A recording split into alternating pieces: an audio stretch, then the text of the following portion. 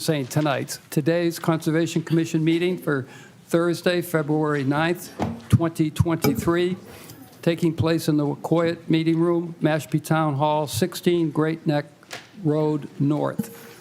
Our meeting is being broadcast live on local cable channel 18, and it is also being streamed live on the Town of Mashpee website.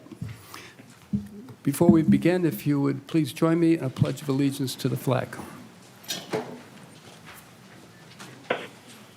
Pledge allegiance to the flag of the United States of America, to the republic for which it stands, one nation, under God, indivisible, with liberty and justice for all. Thank you.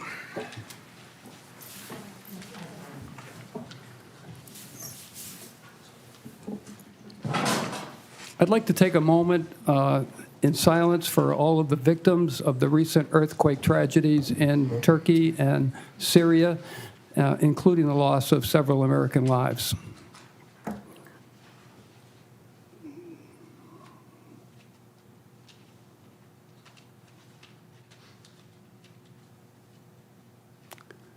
Thank you. Well, welcome to our open forum. We have been looking forward to hearing public comment in terms of our water quality agenda. We've been running this agenda now for several meetings, and we wanted to take the time to reach out to all the residents to hear what you have to say, hear your concerns. So this first part of our meeting will run very much like the public comment agendas that the Select Board has. Each person that has signed up for public comment will call you forward. Please introduce yourself and your address for the record. Our Assistant Agent Dan will be timing you to a 3-minute window of time. If you go 1 or 2 seconds over, I think you'll be okay with that. And then we'll go on to the next person. Once all of the comment is given, I will open it up to a discussion of the Conservation Commissioners. Before we do begin, I know I see a lot of people here that I haven't seen before, and I oftentimes get questions from people in Mashpee about the Conservation Commission, what it is and what it does. And sometimes there's misconceptions out there. This is a 7-member voting commission, and we have 2 associate commissioners that are non-voting unless they come into a meeting where we need them for a quorum, and then they have the power to vote. All the commissioners are, they put in a letter of request, and then they're appointed by the Select Board. We take our authority from a whole range of sources. Everybody has heard the term Massachusetts Wetlands Protection, Chapter 131, Section 40, and that is the main source of our authority. But there are many other areas where conservation commissions not only get their authority, but proceed and have a process. Here in Mashpee, we have the Wetlands Bylaw, Chapter 172. It's a bylaw, and it's also a list of regulations. And there seems to be a misconception about that particular chapter. The bylaw itself, and I believe there are 12 parts to that bylaw, those bylaws, if they are going to be changed and amended, those go to town meeting, and those get voted on. It's the bylaw.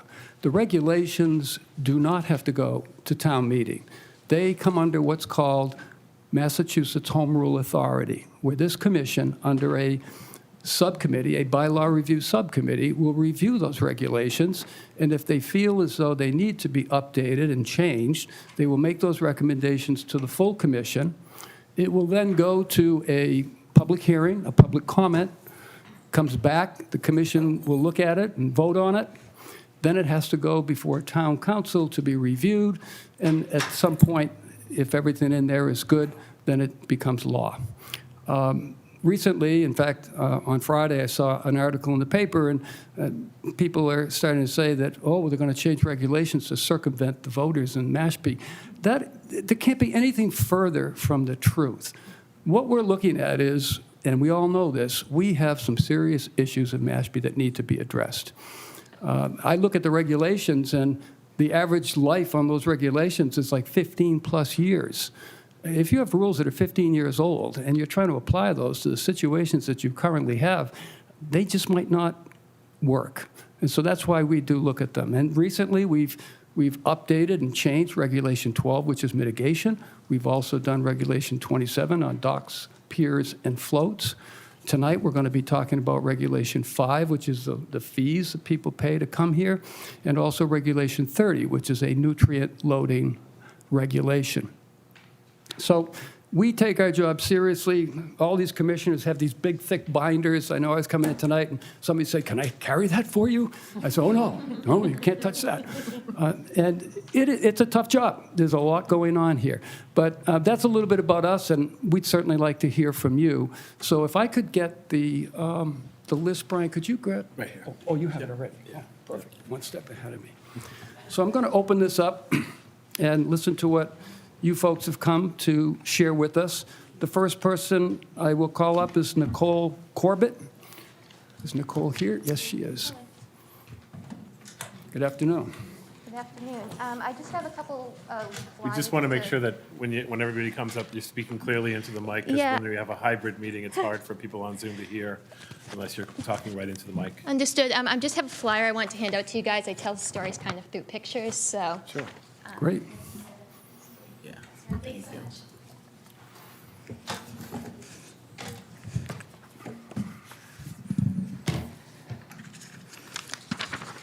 Thanks. All right. Good afternoon. My name is Nicole Corbett. I am the founder of the Popponesset Water Stewardship Alliance. My family's address is 58 Monahans Road in Mashpee. This alliance is a small grassroots and citizen science and education group in Popponesset. While we mostly focus on water quality issues pertaining to Nantucket Sound, Popponesset Bay and Wacoit Bay are very familiar to me. My family has been in Mashpee for over 60 years, and I have grown up alongside Mashpee's waters, particularly the waters right along the coast. I have loved exploring these waters, both above and below the surface. They are, in large part, what inspired my love for environmental science, both because of their beauty and wonder they hold, but also what was tarnishing said beauty. Mashpee's water quality issues are not new, nor are the causes of said issues. I grew up knowing about these issues well, and my science fair projects in high school were inspired by the nitrogen and phosphorus pollution impacting Popponesset Bay.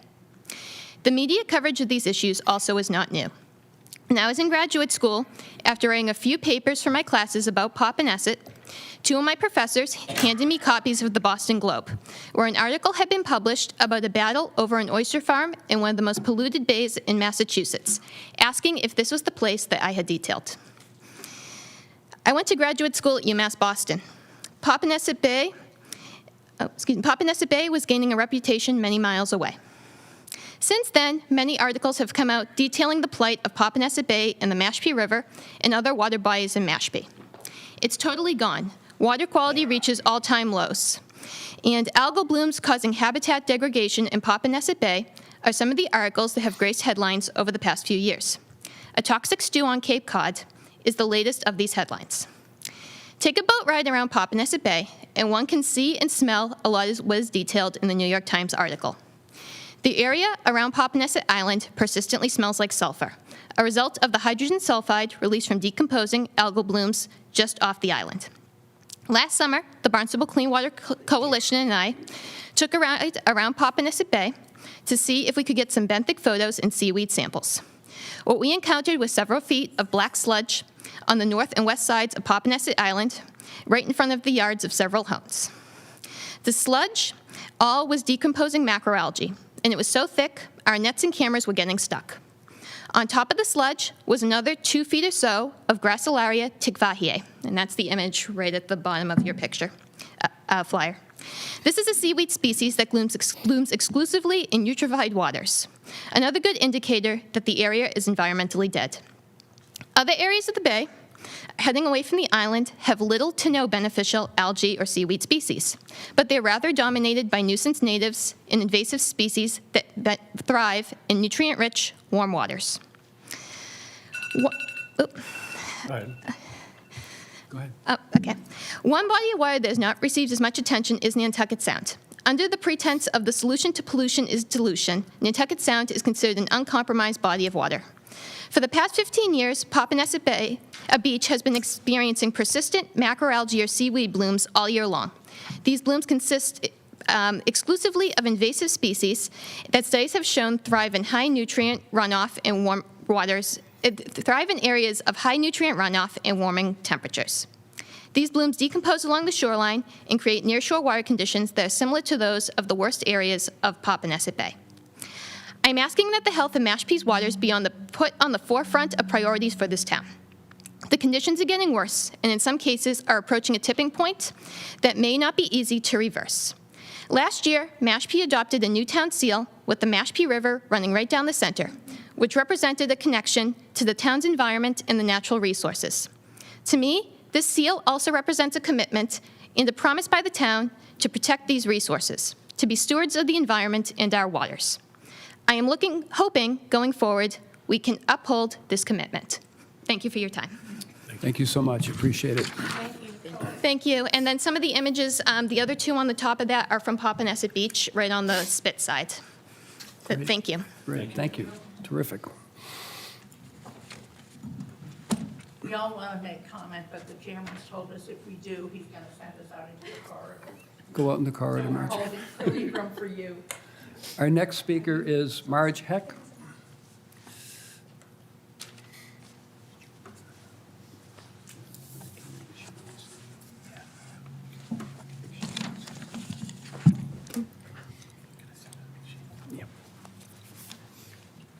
Good evening, everyone. Hi there. I'm here speaking for Envision Mashpee, which is a grassroots group with a mission to preserve the unique character of our town. Our primary concerns are cleaning our waters, providing affordable housing for the people who live and work here year-round, and slowing excessive growth. We support the long-delayed sewer system for Mashpee, and we're committed to seeking more state, federal, and private support to help local residents pay for sewers. We support the articles on your agenda on prevention of pollution and the expansion of the buffer zone in wetland areas. We recognize that we inherit the current environmental situation, which the New York Times termed a toxic stew, from the unbridled construction boom of previous decades, which ignored adequate infrastructure. It is time now to moderate this process and put the future of Mashpee above the aim of maximizing private profits. We need housing that workers and families can afford, not McMansion behemoths on the waterfront with multiple bedrooms and bathrooms that are turned into vacation Airbnbs, with no regard for the resulting additional effluent. This type of construction contributes nothing to the solution. It only adds to the problem. It is possible to find creative solutions to balance the need for additional housing, sewers, and the economy. This is something we're working on. We need to get the proposed clean water articles on the warrant for this coming town meeting. I believe we have the support of most Mashpee residents, and I think it's our views that should be listened to, not those of the few who oppose these measures. Thank you. Thank you.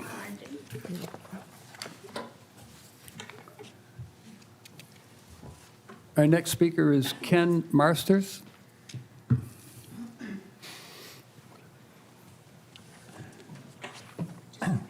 Good afternoon. Good evening. My name is Ken Marsters. I've lived in Mashpee for 36 years, and I'm here also to talk about the proposed wetland buffer zone. From what I understand, and I may give you some misinformation because I don't know much about it, haven't heard much about it, and I'm in the business. And I'm probably going to be the only guy here that's going to try to defend the current article because not too many people who own these properties are aware of what's going on. I know we have a public hearing. It's produced in the Mashpee Messenger, but or the TV here between you and I, how many people read the Messenger or watch our meetings, Most of these people might be second homeowners, they might be out of town, or they're just not informed. So I just wanted to understand why is it we need it? I think everybody painted with a broad brush. And so I'm trying to think, what's the rationale? What do I think the rationale is that what everybody's thinking? Will it increase open space? Well, if it's 50 lots and you increase the no-build zone by 25 feet over 50 lots, you've increased 2.87 acres of open space for the whole town. There's 14,894 square feet of open space in the town. 560 of it, 38% is open space. Now, if you want to decrease the nitrogen going into the wetlands, remember, does anybody really know how far a septic system is typically under the current laws to the wetlands? And I didn't. I'm saying this, I just found it out myself. Does anybody know if nitrogen gets all the way from the wetlands, from the septic into the wetlands? Before town water was presumed on board, we had a distance of 150 feet from septic to well. So in other words, you could do your thing, and 150 feet later, you could have a potable well. That's science. Because once we did that, all of our water met all of the EPA standards. So we were doing drinking water from wells 150 feet apart. So I have just recently done 2 lots on Lake Shore, and I have some other areas. The distance to the septic, to the wetlands, is a minimum 150 feet during the current regulation. Most of my lots are 240 feet. So why can't that water from that septic, if it permeates, if it's good enough to drink, and I'm not a scientist, okay, but it must be good enough to go into our wetlands. I haven't heard of a problem that we've had with any of our wetlands right now that have been polluted. I don't know. I mean, I've been in town for 36 years, and 30 years I've been on town boards, zoning board, select board, and water commissioner. And during all that time, and I'm a builder, okay, full disclosure, I'm a builder, I haven't heard of a problem that we needed to address with our wetlands. And so why don't we take a simpler approach? Is it no build? Are we trying to take away building? Is this a no building, or is it really what we're talking about, something for the environment? Why don't you just require a denitrification septic system? Right? We take care of the major enemy is the stormwater runoff. We put that into dry wells. We can make these houses nitrogen free if you really want to. And as far as building McMansions, that was 3 minutes. Let me end it. And I was talking fast too, Let me end with this thing about McMansions. Grammys, you just. I know, and I had more. Let me just say the thing about McMansions, okay? And this is. I think you have to hear it from me because I'm a builder, right? Right now, what we typically build in the market right now is a 2,500 square foot ranch. You make that blueprint lower. So in order to make I'm going to use a dirty word for this conservation profit, a builder is going to have to go build up into the second floor. So he's going to go up to the second floor, he's going to build out over his garage. So instead of having a 2,500 square foot ranch, you're going to have a 4,500 square foot McMansion with more bathrooms and more people doing what they typically do there. So it sort of could backfire on you in a way too. And just a few questions, if you don't mind. Does this article affect existing homes and any further additions on them? Are any special permits grandfathered like they are for zoning? Will they be grandfathered? So I've used all my 3 minutes. I got more, but I think I hit all my 3 points. And thank you for allowing me to take extra time.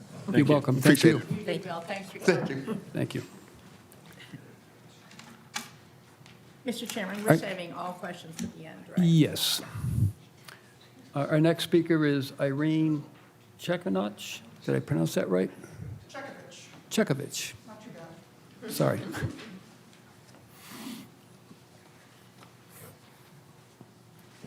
This may serve as counterpoint.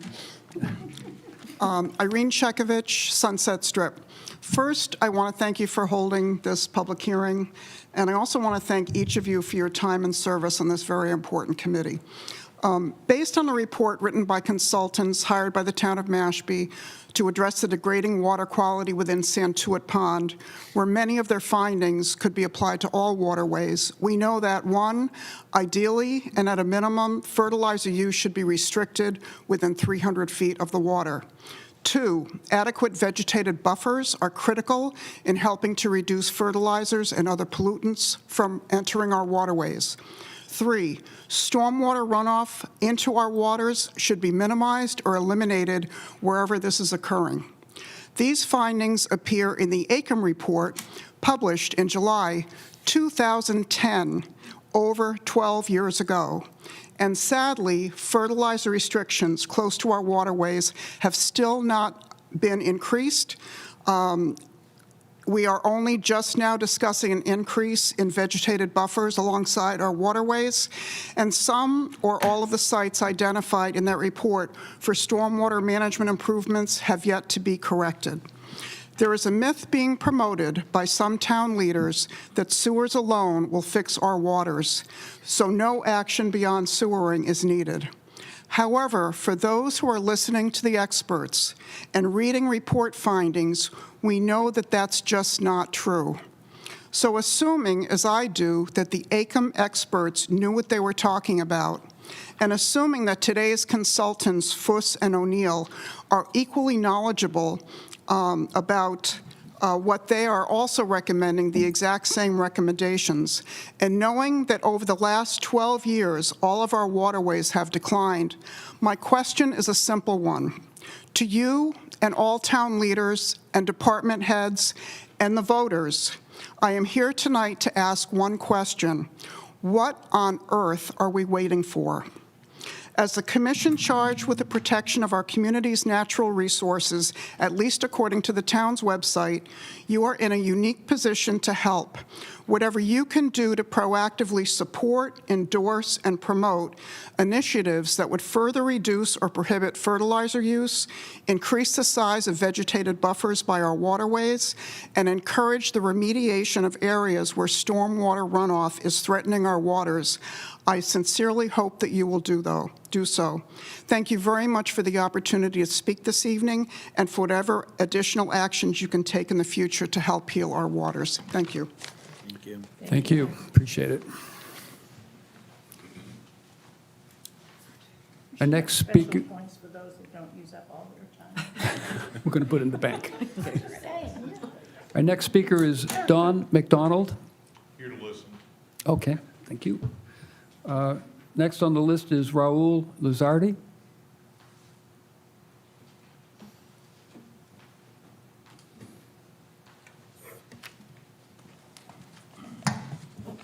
Good evening. For the record, Raul Luzardi from Cape Analysis Engineering at 800 Falmouth Road.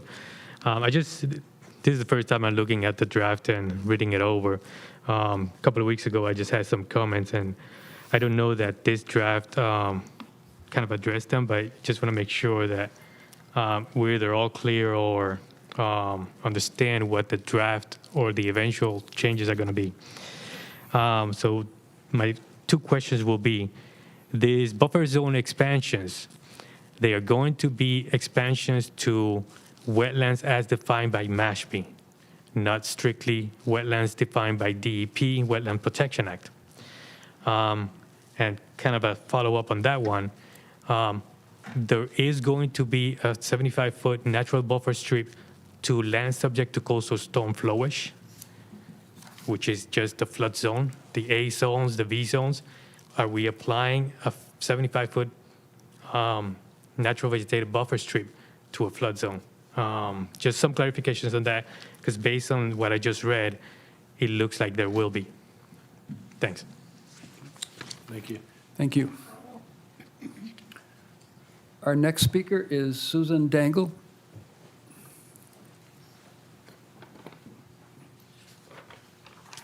Good evening.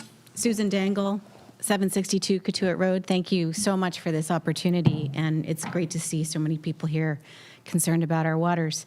I'm the president of Save Mashpee Wakeby Pond Alliance and a new member of the Mashpee Ponds Coalition. So a group of us are together to really focus on freshwater, and these two bylaws that affect the buffer strip and the I don't even know how to say that thing, the vegetated buffer strip, are critical to the ponds, particularly because it seems as though between intermunicipal agreements and locations of our ponds, sewering for the ponds is a long way away.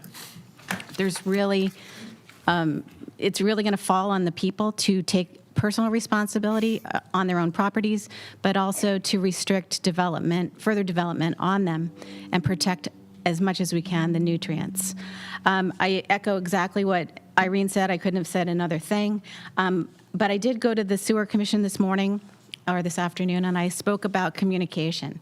And the gentleman who said, I don't know what's happening, a lot of people don't know what's happening. If you're on a committee, you're going to find out. But if not, we really, really need to get an education campaign out. And I am here to say that my group at Save Mashpee and Mashpee Ponds Coalition, and I think Mary Adams-Alexak is here from Mashpee Clean Waters, we stand ready to get the word out to help educate the community between now and May. And furthermore, as we've seen in some cases, even though an article makes it to the warrant, sometimes the select board chooses not to vote it at town meeting at the last minute.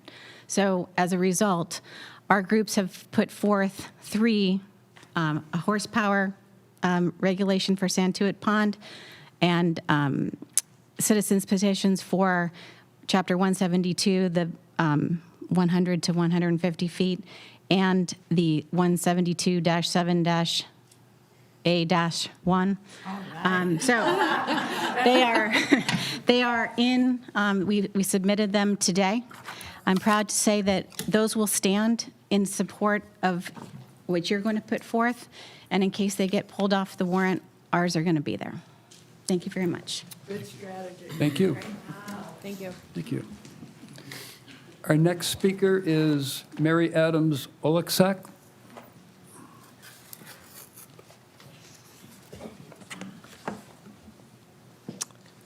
Mary Adams-Alexak, Hello. 18 Capstan Circle. Thank you for holding this hearing, and thank you for all you're doing. Despite the earlier comment that sewering isn't the only thing we should do, it is a very important part, and I think we're all right now on tenterhooks waiting to see what happens with the proposed DEP regulations. I know that's not part of your purview, but I think it would give us a lot of clarity as a town to have a very clear plan about how we are going to tackle the nitrogen issue across the town. One of the challenges that we've seen that's so frustrating about this is that water quality and environmental quality is such an interdisciplinary problem. And in some ways, we're preaching to the choir. You're taking care of some very important aspects of the challenge, but it requires such teamwork. And I don't know if the town has an answer to that yet, of how to keep things coordinated. I won't go into the specifics, but I support. I think most people know me. I was kind of the catalyst that started Mashpee Clean Waters. It's a grassroots effort. It's really an ongoing conversation. We have over 700 people on Facebook, and it's I think a pretty good, thoughtful, active group. And I think most folks support continued regulation and continued thinking, and I thank you for your point, Chairman Colombo, that we have to keep adapting the regs to the reality. But I want to challenge you that one of the biggest problems I see is compliance and the learning part, as Sue mentioned. Compliance, you have the opportunity at key moments to really influence what happens, and these regulations provide a really good base for that. But we all know that what happens later is that people do what they want. They circumvent what they've been required to do.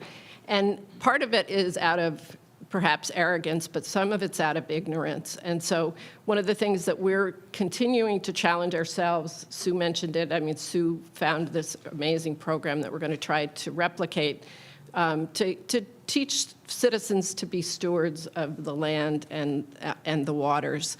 We're not there yet, and I often remember what Dr. Brian House said to me early on when we were talking about the first phase 1 of the wastewater. He said it takes citizens, it takes town leaders, and it takes scientists. And I think what today demonstrates is that we have citizens that stand ready to support you, and we want to be part of the solution. So thank you. Thank you. Thank you. Thank you, Mary. Our next speaker is Lynn Barbie.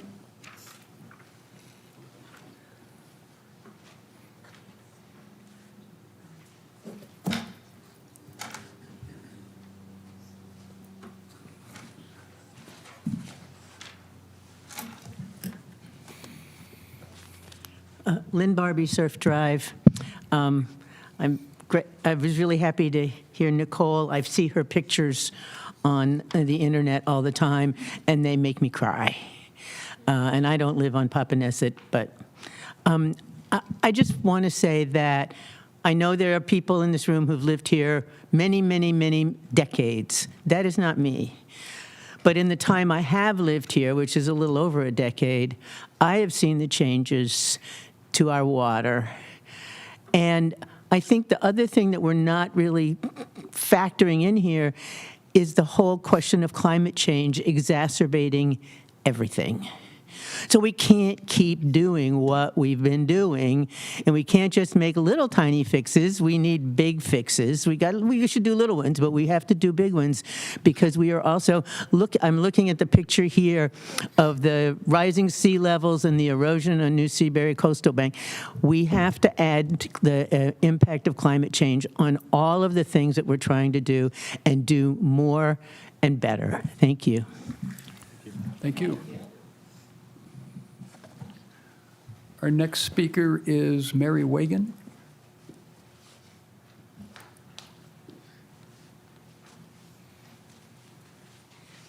Good evening. Mary evening. Wagon, 35 Shumet Road, Mashpee.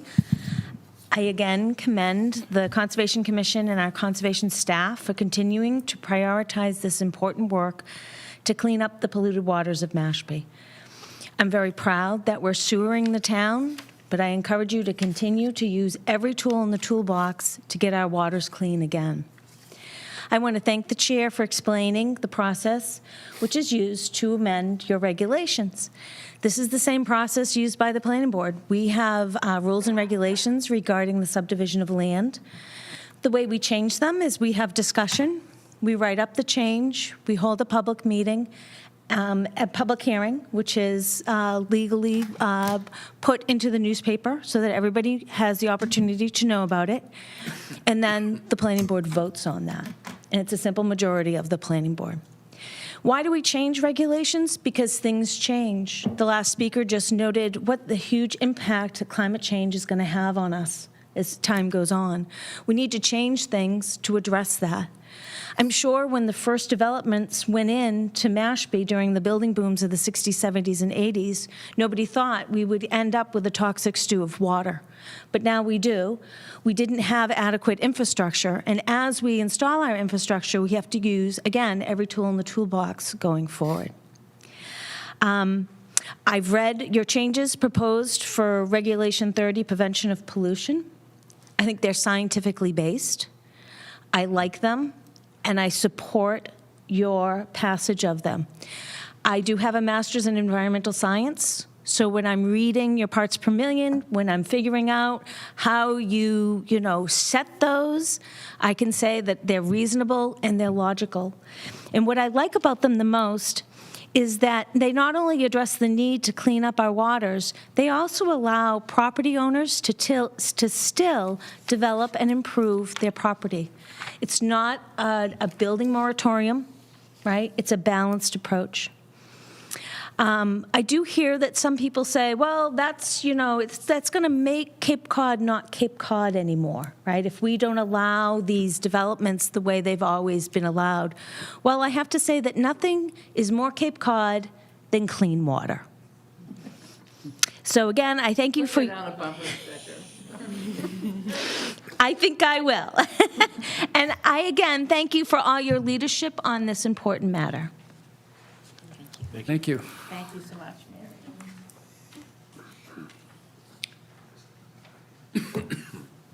Our next speaker is Margie Ross Dector.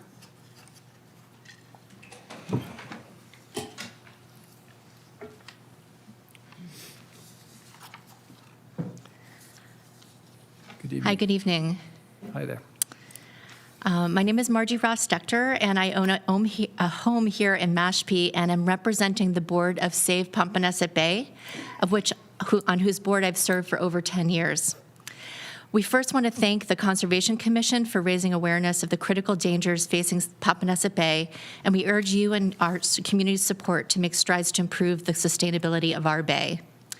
Save Pompanesett Bay was founded by neighbors in and around Pompanesett Bay in 1987, which, to do the math, was 26 years ago. And our board is a 501c3 nonprofit that is 100% volunteer, staffed, and financially supported by neighbors in and around Mashpee. The mission of Save Pompanesett Bay is to preserve and protect the Pompanesett spit for generations to come. The spit, for those of you who don't know, is the barrier peninsula and endangered species habitat which forms and protects Pompanesett Bay and is owned by Save Pompanesett Bay and Mass Audubon, which safeguards the endangered species habitats such as our beloved Les terns and piping plovers. Over the years, the Board of SPB has raised millions of dollars, that's millions, to support and sustain the Pompanesett spit in the bay, including hiring coastal engineers, securing permits, and procuring sand to ensure Pompanesett Bay's channels are safe and navigable, and to rebuild dunes and beach destroyed by coastal erosion. The town of Mashpee and its economy has benefited enormously from our efforts in terms of recreation, boating, clamming, moorings, and housing, and is reflected in the Coastal Zone Management Grant we submitted with the town of Mashpee. We spent many hours interacting with the town of Mashpee, the state and federal agencies, and have won large coastal grants and environmental awards for our coastal and dune restoration projects. We also coordinate and subsidize dredging through Barnstable County Dredge, both by maintaining permits and paying for the dredge sand that helps restore the beach. Through this process, SPB has successfully established that the channel has a right to exist and holds the permits to dredge the channel. As a result, our efforts for water quality and safe navigation have helped preserve and protect Mashpee's treasured bay. We are really moved by the show of support that this room has shown and the town has shown about the future of Pompanesett Bay and, of course, the spit. We wanted to say that we stand ready to join you, our elected leaders and neighbors, to do what we can to support the Pompanesett spit, the bay, so that it's sustainable for years to come. Please let us know how we can be a part of it. Thank you. Thank you. Thank you, Margie. We now have 3 Margies in the room, I just want to say. Very unusual. My mother, she very good taste. What's that? We also have a few participants that are online, so I'm going to move over to those folks. I don't have their names through, so. So is there a Kathy Kramer on the line? Bob Hughes? Is there a Bob Hughes on the line? Yeah, hi, I just got in. Oh, hi, Bob. Thank you. We're taking public comment if you want to if you have any comments to the commission. Not at this point, no. Okay. Is there a Joan on the line? I don't have a last name. Is there a Joan on the line? I think that's it. That's it? Yeah. Kathy Kramer, no. There were some chats that were coming in about difficulty trying to get audio, and I displayed the number to call, so, but I No luck. don't know if anyone was successful in getting on, so. Okay. Is there anyone who came in late and did not get a chance to sign up? Somebody that we might have missed? No? We're good? Okay, well, again, thank you, all of you who have come to express your concerns. I'm going to turn it over to the individual commissioners for anything that they would like to say. Just go one by one. If you want to volunteer to go first, I'll recognize you, and we'll take it from there. I'll be happy to go. Marjorie Clapproot. I want to add to all the Marjories that are here and all the non-Marjories. Thank you, Mr. Chairman. I'll be uncharacteristically brief. I really just want to thank you all so much. I know you're busy. You have stuff to do. We all do. But to have you here tonight and to know that you're going to continue to be there for getting the word out, major league education, something that this commission and all who work for the town in a volunteer or elected capacity, it's tough to get people to come out and to vote at a town meeting or at a hearing. So thank you, number one, for that. And number two, thank you especially for passing on the education. We talk here at the commission and so many other places. I feel so grateful to have the benefit of all the knowledge that's around this table. But so many of you, I forget who it was, I think, Mary, it might have been you preaching to the choir. And in some sense, we are, all of us here.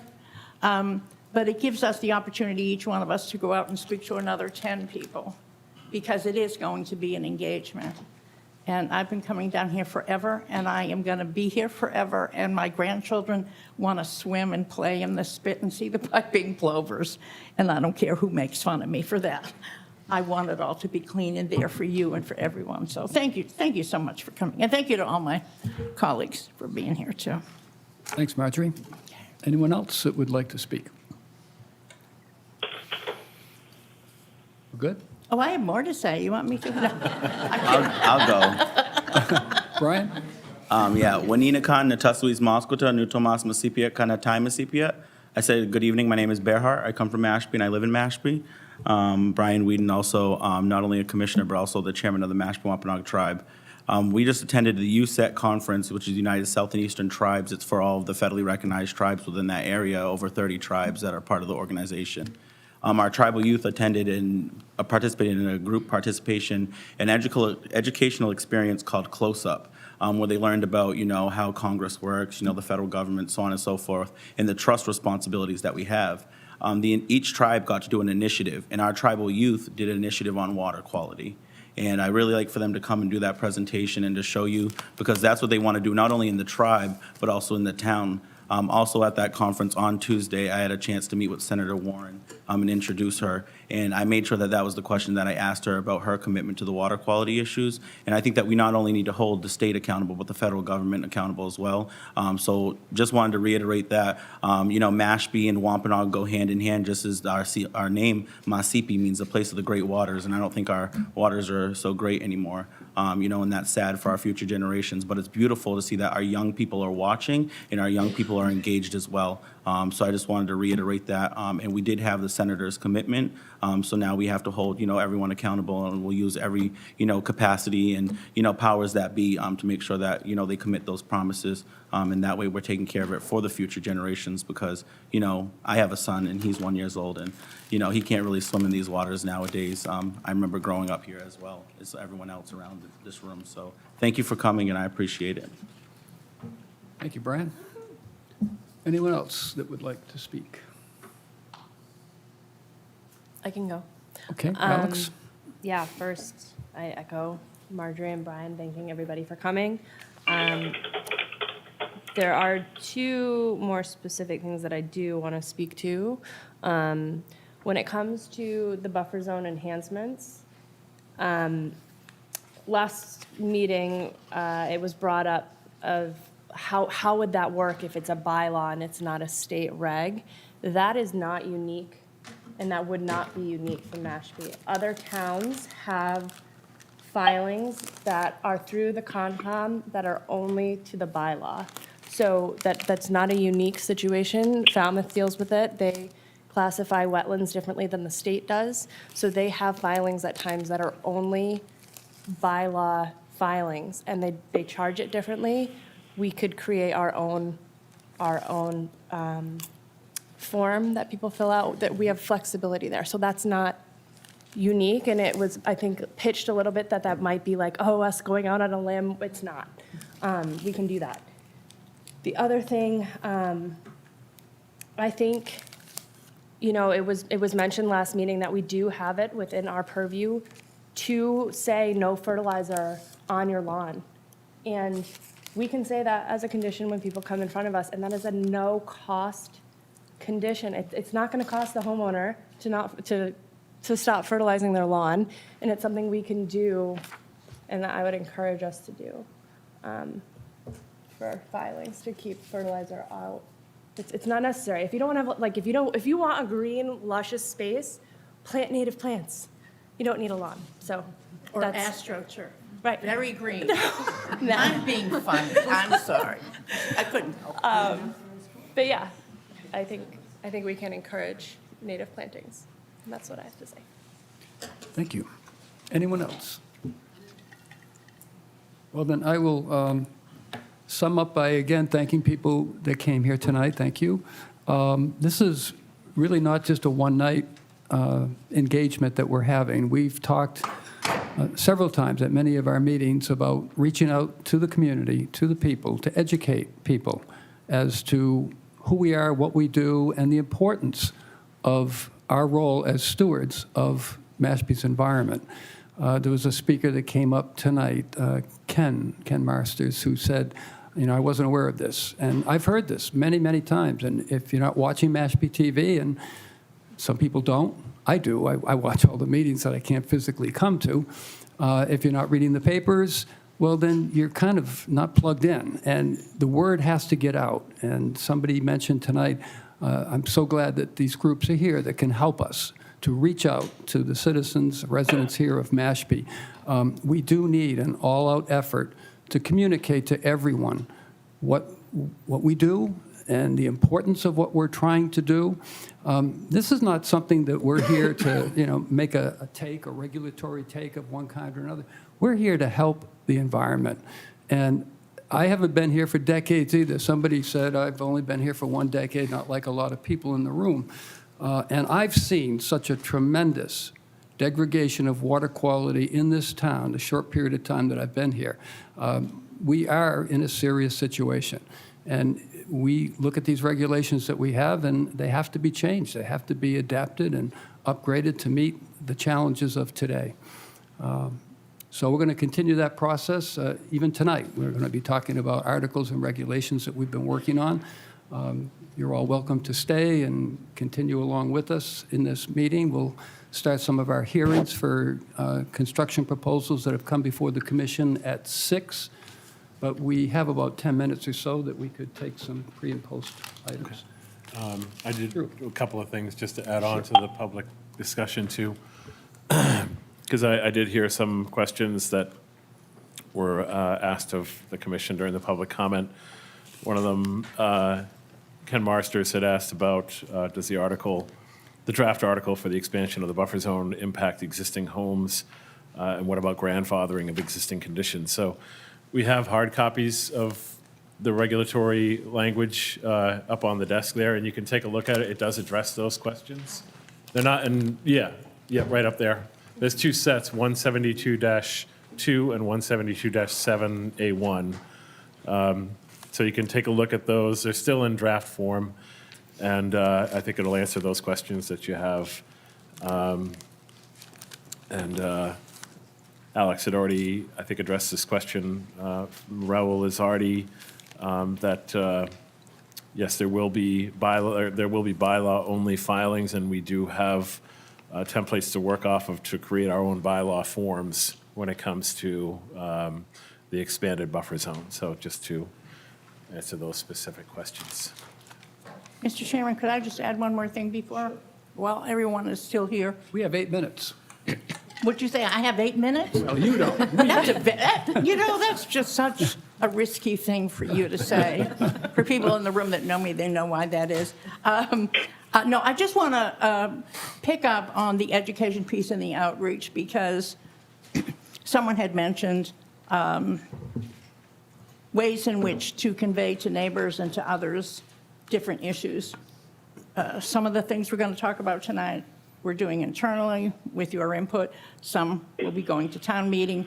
Some, we hope, as Brian had referenced, we hope get to our legislative delegation and our congressional delegation. There's just so much there. The word campaign keeps coming to me. I'm a former member of the House of Representatives here. It's one of the things that got me really interested, not only in conservation, but a lot of other things. And I learned the value of a campaign really being one-on-one. It's really not this big thing that scares so many people. It's getting to people in as many ways we can. And if anyone's interested in the politics of it, there are 13 ways to do it, and I'll talk to you after the meeting if you'd like. But I was being facetious and yet a little serious about bumper stickers. If you in any way can help us, I know, Mary, your campaign, I hate to pick on you, but you did it so well with Mashpee Clean Waters, getting the word out, getting the date out. When we need you there, please show up. Please come vote. And here are 7 good reasons why, I think, is what your flyer said. It got me to call you, right? I mean, so if you want to be part of that, if you have good ideas about that, please feel free to get in touch with any of us or to go up on the website or to in any way connect, because campaign, that's my big word for the night. We can do a lot of these things through a good, organized, grassroots campaign. So I'm so grateful, again, for your being here. So let's do that. I give you back the last 5 minutes. Thank you. Okay. I'm going to move us along to our pre- and post-hearing agenda items. The first one we have is a reorganization of, Sorry, I don't mean to interrupt. Looks like there's people who logged on to Zoom and they're having a hard time with audio, and I don't know if they want to be part of the public comment. sure, why don't you check with them? I'm just going to put this up here so they can see it. Hopefully they can see it Are on they their leaving end. comments in the chat section? They just expressed that they came were in. having difficulty with audio. Ah. So I'm trying to get them to dial in because it looks like they want to say something as far as public comment. Give them just a minute or two.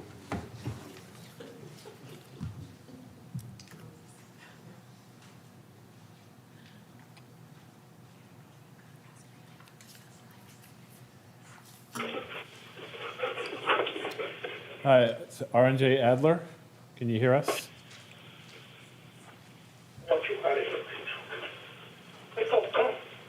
RNJ Adler? Can you hear us? Okay, let's. Yeah. I'm not sure what. I don't know if they can hear us or not. Hi, RNJ Adler, can you hear us? Yes, we can. Thank you. Okay. Do you have a public comment that you'd like to bring to the commission, or are you here for one of the hearings?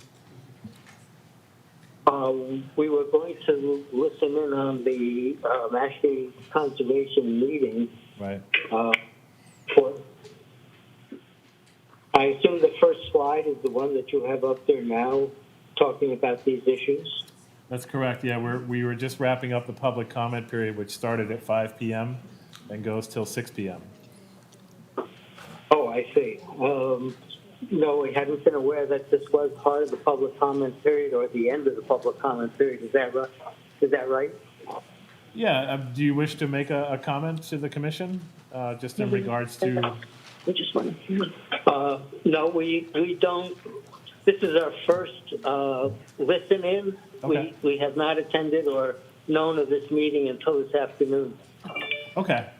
Well, then we're going to move on with the regular hearing agenda, and feel free to stay on if you'd like to listen to the meeting content from here on. Thank you. That'd be great. Sure. It's delightful to have you. Right.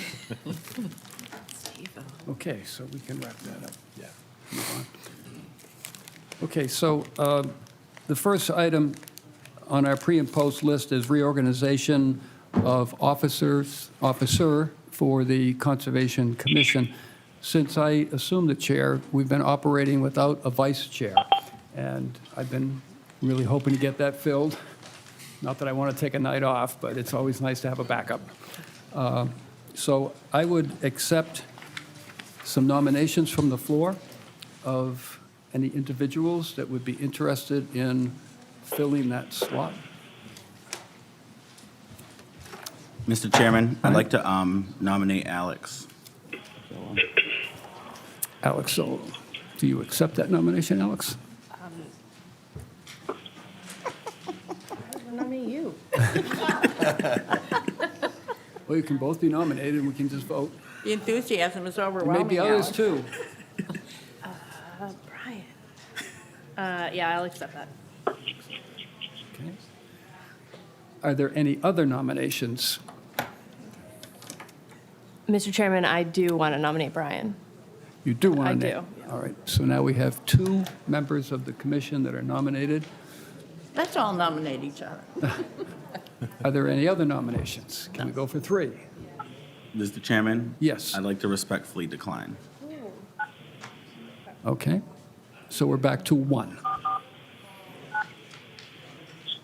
All right, then I would accept a motion that we call for a vote for Alex Zolo as Vice Chairman of the Conservation Commission. I make a motion to appoint Alex Zolo as the Vice Chairman of the Mashpee Conservation Commission. Thank you, Brian. Is there a second to that motion? I second it. Thank you, Marjorie. Is there any discussion on the motion we have for voting before I take a roll call vote? I think I move that we, is it by acclamation or unanimity? Whichever you'd like. Can we do that? Unanimous? Make sure the meeting minutes say Vice Chairwoman, please. Yes. Okay? All right, Do we have to go around? I'll go right around the table. And I will start with Brian. Yes. Alex, I'm abstaining. you're going to abstain. Marjorie, Yes. Aaron, Yes. Steve? Yes. I vote yes as well. Is Charlie logged in? I'm in, but I'm having trouble getting on the computer. Okay. We're taking votes on to nominate Alex Zolo for the vice chair position. Oh, that'd be fine. I say yes.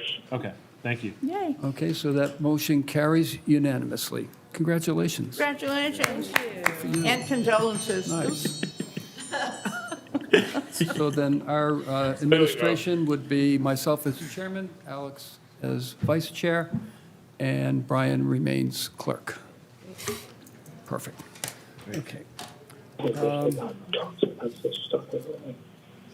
The next thing on our list is the discussion of Mashpee water quality issues, which we've been involved in now for the first hour, so I'm just going to skip over that unless there's something the commissioner wants to add to the discussion. Mr. Chairman, I just had the one question that I had sent you by email, but it should probably really be said at the open meeting, is that at some point, and I'm not sure what the answer is here, I think that the commission should have a conversation about whether we're going to take a formal position on 2 of the issues that have been before us. One is a formal response to the New York Times. I just feel as though we just never defended the town of Mashpee and laid out how we are looking to address all of the very valid issues that were raised. And the second one is on obviously on the sewer, on the regulations and DEP, and whether we're going to actually take that forward with a formal vote. If it's in order tonight, happy to put it at the end of the agenda. If it's not in order, I'd like to place it on the agenda for the next meeting. Right, I believe we would have to post that we're going to vote on that. Yes. So I'll have that on our next agenda item, that we will take a formal vote on both of those issues. That would be great. That way, the public's notified, and they can come and make comment on that, and we will take that up. That'll be on Great. February 23rd. Yep, great. Thank you. Thank you, sir. Do you want to do a couple updates, Drew, before we start the first hearing, or? Sure. I can go Okay, through just a I'll turn couple that of over to you. quick ones. So for the Red Brick Road culvert, we're still waiting, should be receiving an estimate from Horsley Witten Group for the planning and permitting phase for that particular project, which, as you all recall, is creating an 8-foot wide box culvert and doing stormwater improvements at to replace the existing failed culvert at Red Brook Road, working with the town of Falmouth on that, and also, ultimately working on funding to pay for that. So that we need this estimate first, so we know when we apply for grants, which there are a couple of them out there that we can take advantage of, we know how much to ask for. So that's still in progress. For the Upper Quashnet restoration, permit level plans should be finalized and should be moving into the permitting phase soon. I don't have any other updates on that. And so I can cover one more here. Skipping over to Johns Pond and Santua Pond milfoil. So we were given a lot of information, good information from the consultant who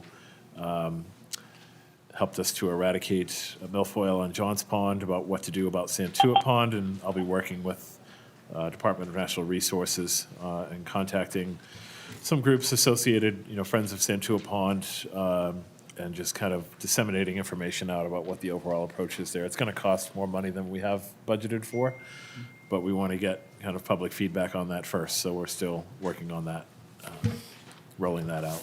So. Okay. Okay.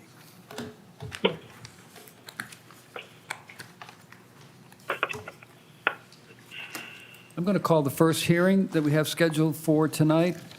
This is for Mark R. and Robin L. Galante, 164 Captain's Row.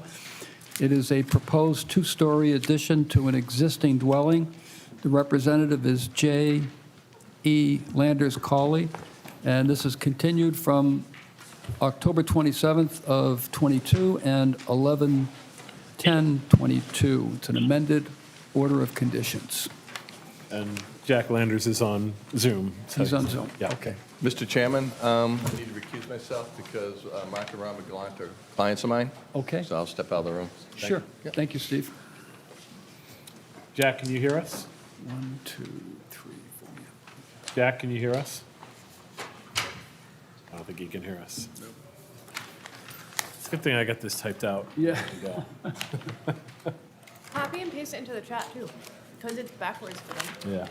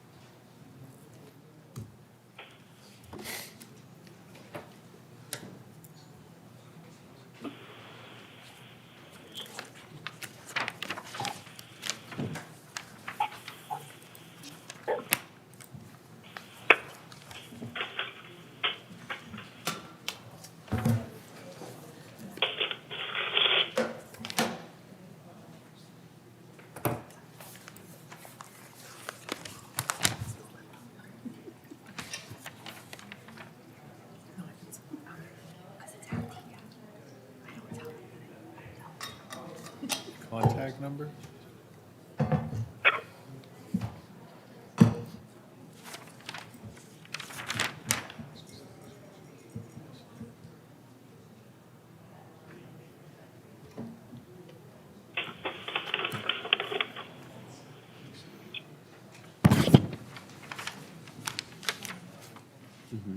You were saying that the tribal Yeah. No, I was trying to have them come to one of these meetings first. Jack, can you hear us? I felt like the tingles when you said that. I was like, yes, thank you. That's what Yeah. That's awesome. I didn't realize that when I was meeting with the senator, it was the same day as the State of the Union. It's true. Connecting now. Jack, can you hear us? Yeah, it was crazy.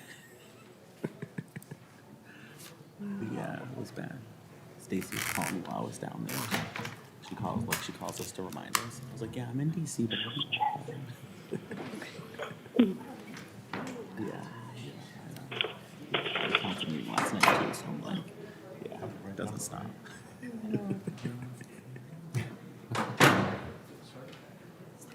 Yeah. It must be another opportunity.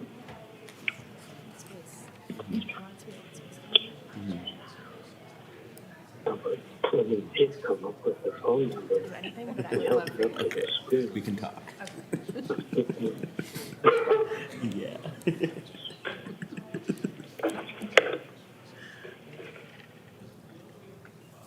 Stacey, when I was pregnant and like having them. She got me a box. What's the birthday? Tonight. It was good. There you go. He's dialing.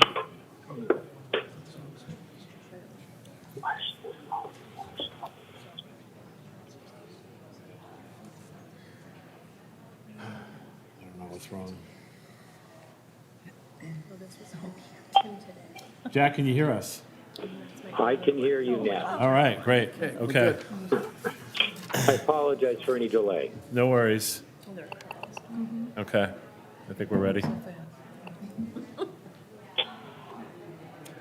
Okay, Jack, the chairman called the hearing, so whenever you're ready. Well, good evening. For the record, my name is Jack Landis-Colley. I'm a civil engineer in private practice, and Mr. and Mrs. Galante has retained me to prepare the plan that's before you this evening and the request for the amended order of conditions.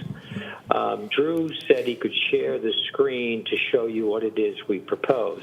While he's doing that, let me explain the situation.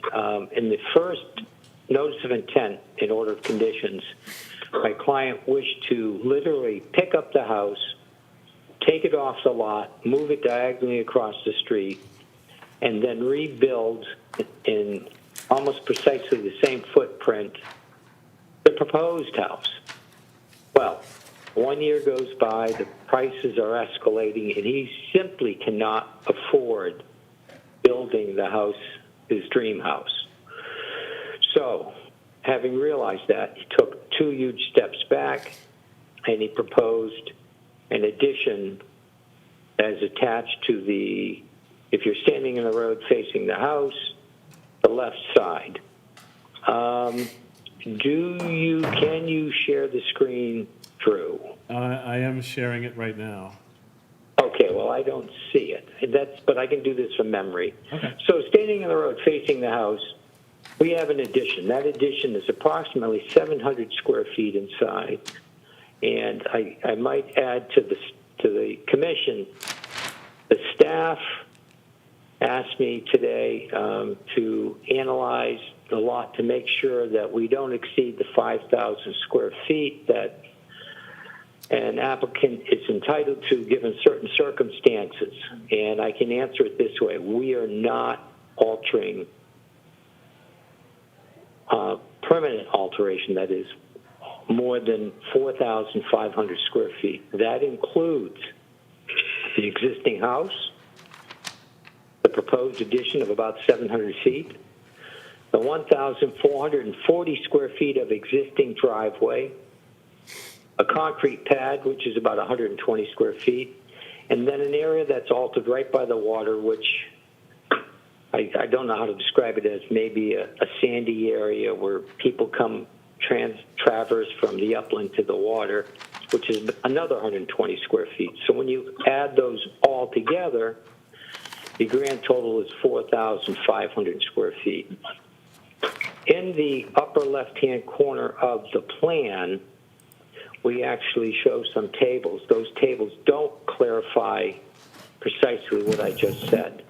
They do show a couple of things. One, the existing house. That is the square footage. They do show that the proposed addition with the existing deck and the existing house has another value about, I think it is 3,000 square feet. And then we add on to it the driveway and the two small disturbed areas. So I believe the application follows the intent of the Rivers Act. I believe it's approvable as an amended order of conditions because we're getting no closer. It's a modest change of about 700 square feet. And I think it's entirely consistent with what is allowed both as an amended order of conditions and what is allowed by the Mashpee Conservation Commission. So having said that, if you have some specific questions, I'd be happy to answer them. Okay, thank you. I guess my first question would be, does this trigger a required hearing with the CBA? That's a good question. Chris Corain rendered an opinion that it did not. I'm certainly not the zoning expert. I know quite a bit about zoning, but to this point, I don't believe it requires a ZBA approval. That is based on his review of the zoning bylaws and the application at which we're proposing. I also believe that he talked to the building commissioner and got him to concur with his opinion that it doesn't need a ZBA approval. Even if it did, what we would do is we would go to the ZBA, or I should say Chris will go to the ZBA, and I would assist him in a what am I trying to say? I would assist him on the technical issues of his application, but he would be garnering the argument as to why it doesn't need a ZBA approval, or if it did, why it should be approved. Any other questions? Well, it's more of a comment than a question. If it does need filing, we would have to have the appointment, we'd have to have the filing before we could proceed, correct, Drew? Yes, I can only, I'm sorry, Jack, I can only say that based on today's comment from the building inspector, it does not need to go to It the does zoning not board. need. No. It's an addition by right. It's further than 50 feet outside the wetland. Yeah. So it's not within land subject to coastal storm flow. Okay. So it does not require ZBA. I do believe you have a form also that is required to be Yes. filled out. We were and informed by submitted. the. So that was the vehicle we used to get before the building commissioner. Yeah, it's gone through a couple of different iterations, so, but this latest does not trigger ZBA. All right, we just wanted to cover that base first. Sure. I'll open it up to commissioners that have questions or comments or concerns. I have a question. Marjorie? I'm not sure if it's the gentleman representing the homeowners or if it's to you, Drew, but I can't find the Board of Health position on the septic upgrade. Am I missing it, or is it not in yet? So it was, I can read the Board of Health comments if you'd like. You could read? Yeah, that would be great. Sure. So Board of Health comments that state that the property is permitted by the Board of Health for 3 bedrooms. The addition of any habitable space that meets the definition of a bedroom in Title V would be considered an increase in flow. Existing and proposed floor plans to be reviewed upon submission to the building department. A Title V inspection is required whenever a change of footprint is proposed. Note the location of septic system and restrict equipment, vehicle traffic over non-load-bearing H10 components. Setbacks and access to septic components must be maintained. So Jack, I don't know if you've had a conversation with Board of Health on this yet, or the homeowner?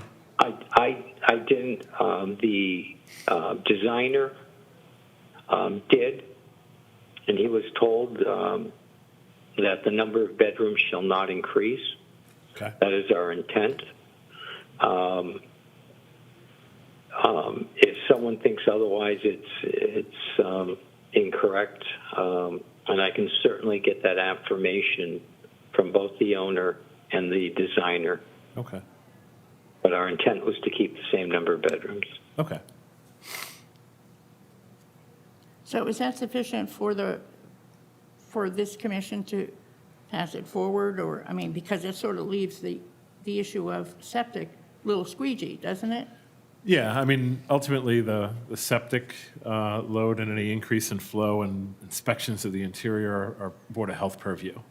So I would say that for the purposes of the commission, you can move on with review, and staff will make sure that things are in compliance with Board of Health.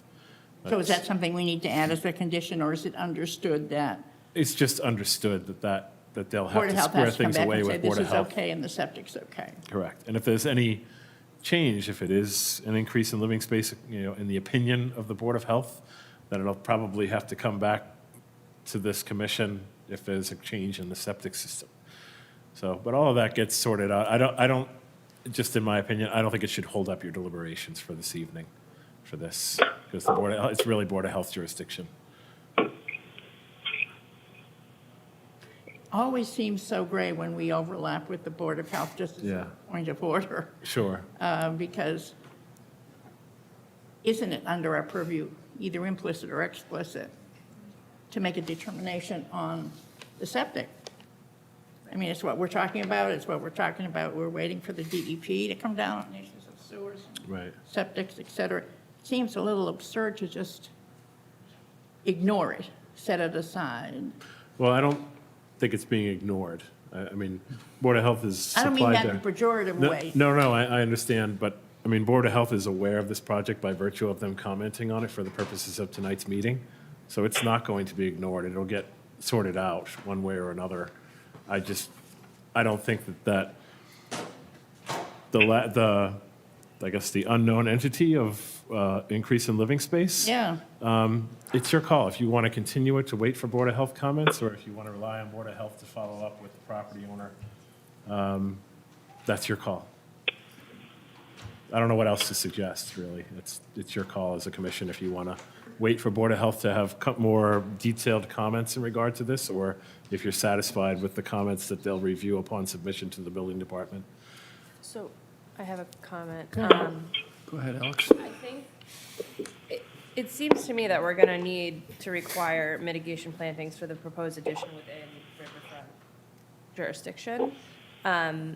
So why don't we continue it so that to give them a chance to put the mitigation plantings on the plan, and hopefully by the time we have our next meeting, the Board of Health will have weighed in and we can kind of do it that way. That's perfectly acceptable to me. I'm wondering if there's something even more direct. Have there been other, I seem to recall several other proposals that have been before us that we had to continue. And it wasn't just the Board of Health, they were the very unknown issues of what the floor plan, as approved, and this is the second floor plan for this particular applicant, right? Yes. And so when they come forward with the second, and we don't have that floor plan, and we don't know the square footage, and we don't know how many residents, inhabitants, and I know everybody keeps saying, well, gee, that's not your purview, but in essence, anything that has to do with the septic is, by virtue of what the Conservation Commission's mission is. So, Alex, I'm happy that if that's a continued mitigation or condition or whatever we want to call it of putting it forward on a continuance, I'm for that.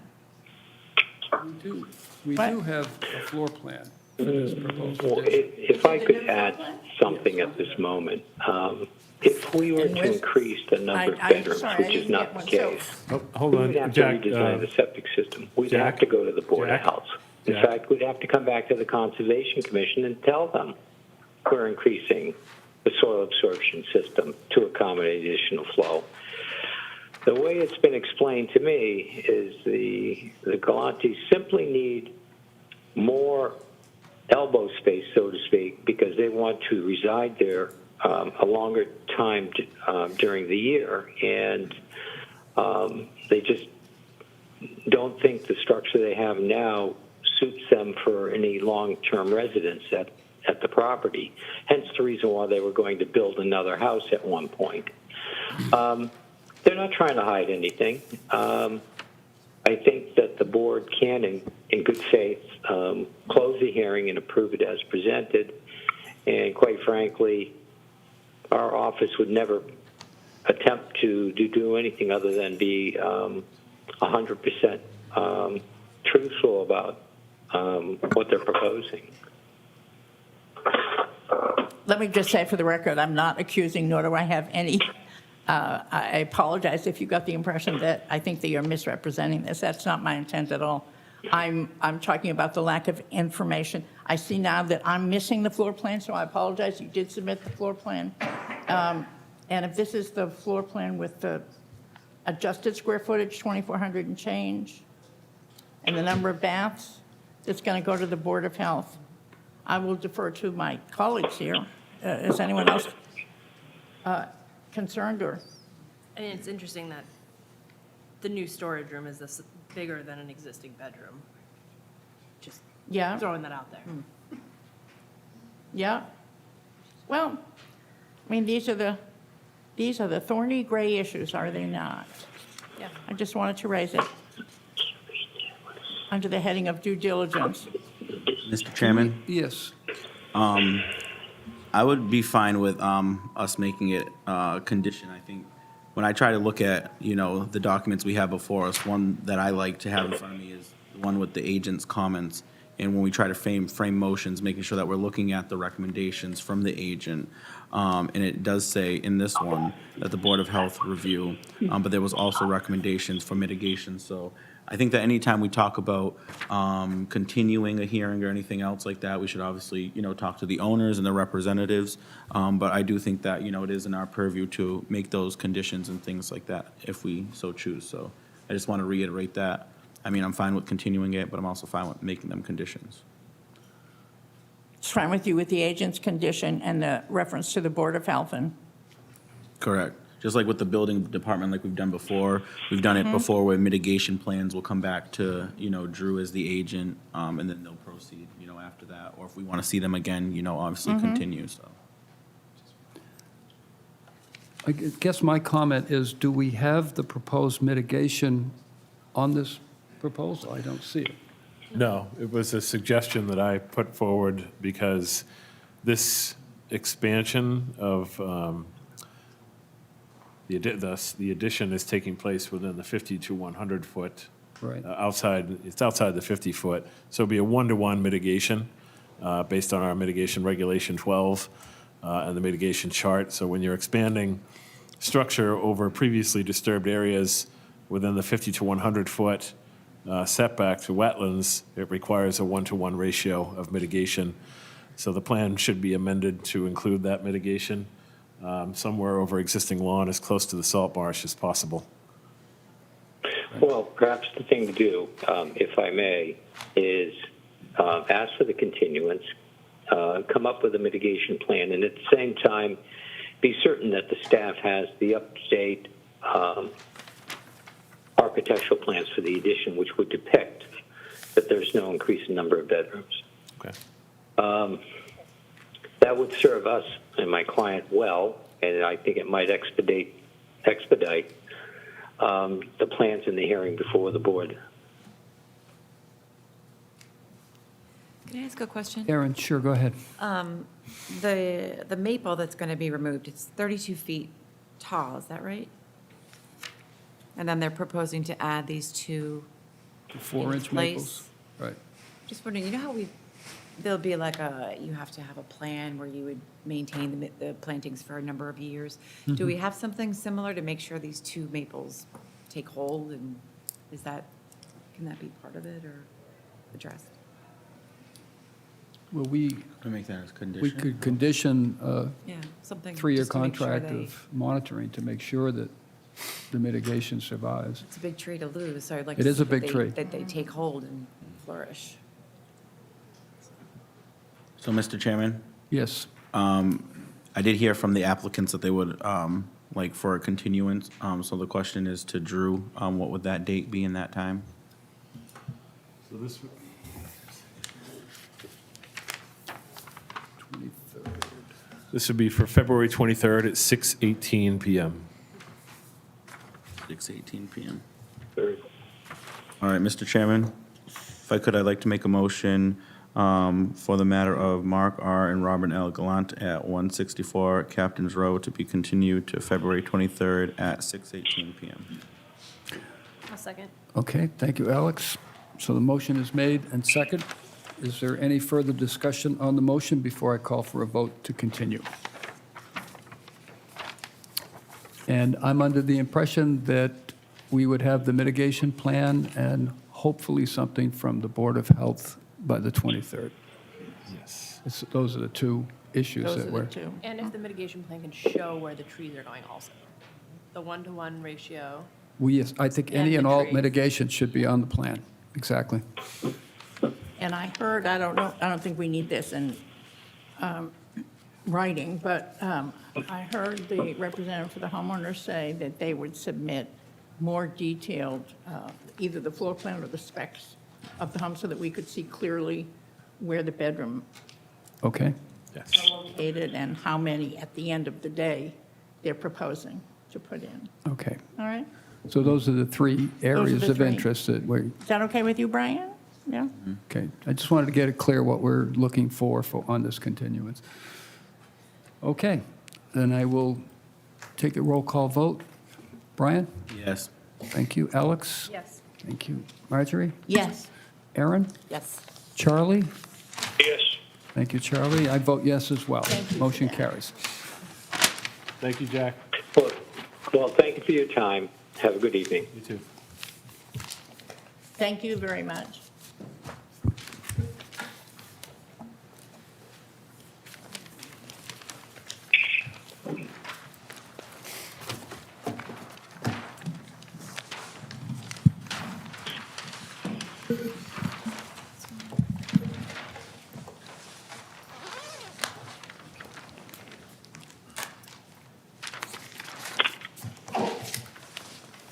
Bless you.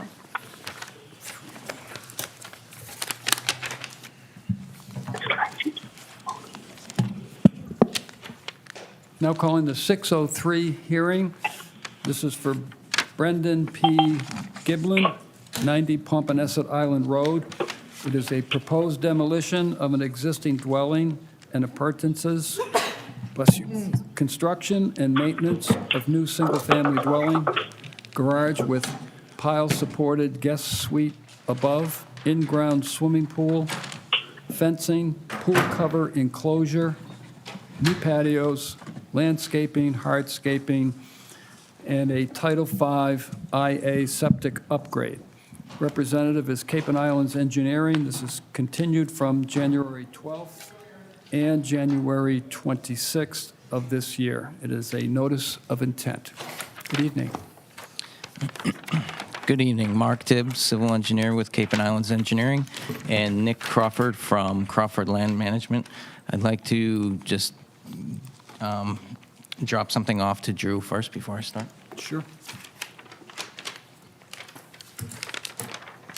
Revised.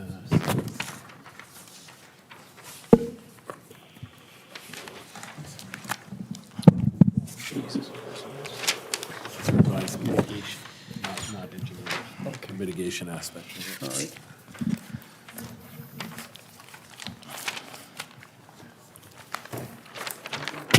What you're receiving now is just a revised hard copy of the mitigation portion of this project. I'm sorry?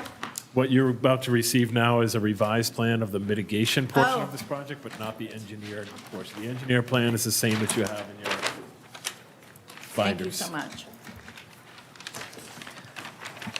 So we are here tonight for the proposal of a raise and replace at 90 Pompanesett Island Road. We filed a notice of an intent application for a single-family home, deck, porches, a pool, dry wells, and a detached garage.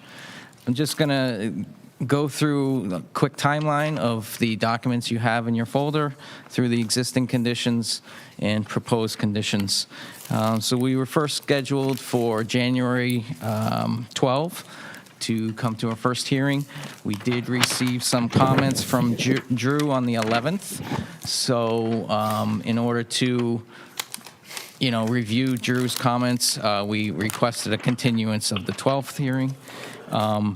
Then we did submit revised civil engineering plans that were dated January 27th to try to address Drew's comments for the project, as well as then the new plans you just received are plans that reflect the restoration and mitigation of that previous civil plan, the revision. So I just wanted to outline that. So what you receive there is not a change to any sort of footprint of the pool, patio, anything like that. It's just the updated plantings of the surrounding areas and to match the current civil plans. So the site tonight is at 90 Pompanesett Island Road. Pompanesett Bay is to the east, with Pompanesett Island Road to the west, and two existing residential properties to the north and the south. An existing dwelling is on the property now. There's also an existing pier, ramp, and float at the property. Parking is to the south of the house, and some parking along Pompanesett Island Road. The existing resource areas on the site are the land under the ocean and shellfish, land containing shellfish, along with a salt marsh along the property edge, as well as a coastal bank. And then the buffers associated with that salt marsh and coastal bank are shown on the plan, as well as the flood zone. There's a VE flood zone to the east of that blue flood zone line, and then an AE11 flood zone on the other side of the flood zone line. The proposal is to remove the existing dwelling and build the dwelling that is proposed. Shown on the plan, the dwelling will be in approximate same footprint as the existing, as well as the decks and stairs from the decks. And then a new portion of the project is the patio and pool area that's in between a detached garage, as well as the driveway out to Pompanesett Island Road. The existing project does already contain a 4-bedroom septic system with an IA treatment, nitrogen-reducing treatment system at it. The proposal will have drainage, dry wells, and drainage for the patio area, as well as a pool drain down area. And other items associated with the design are an area for dewatering if necessary. We don't believe that for installation of pool, patio, there might be a small portion of a foundation somewhere that might need it, so we've applied details and the methodologies for dewatering if it's necessary. And the difference in the plan you see in front of you that Drew has up in the previous plan was, and Drew's comments were, on the southern side of the property, there was an amount or significant amount of work in the naturally vegetated primarily in the 50 to 100 foot buffer zone. There was even a small portion of work in the 0 to 50 buffer zone too, as well in the naturally vegetated area. What we did is reduce the pool and patio area, the garage, the driveway, by about almost 70% out of removed from that naturally vegetated area. There's still a small strip on that, and basically where you see those two symbols of the cars are, there's a very small strip still, but it's a significant reduction of any kind of work in the naturally vegetated area.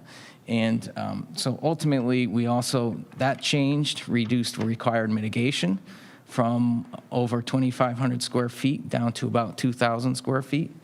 And what we did not do, though, is reduce the proposed mitigation.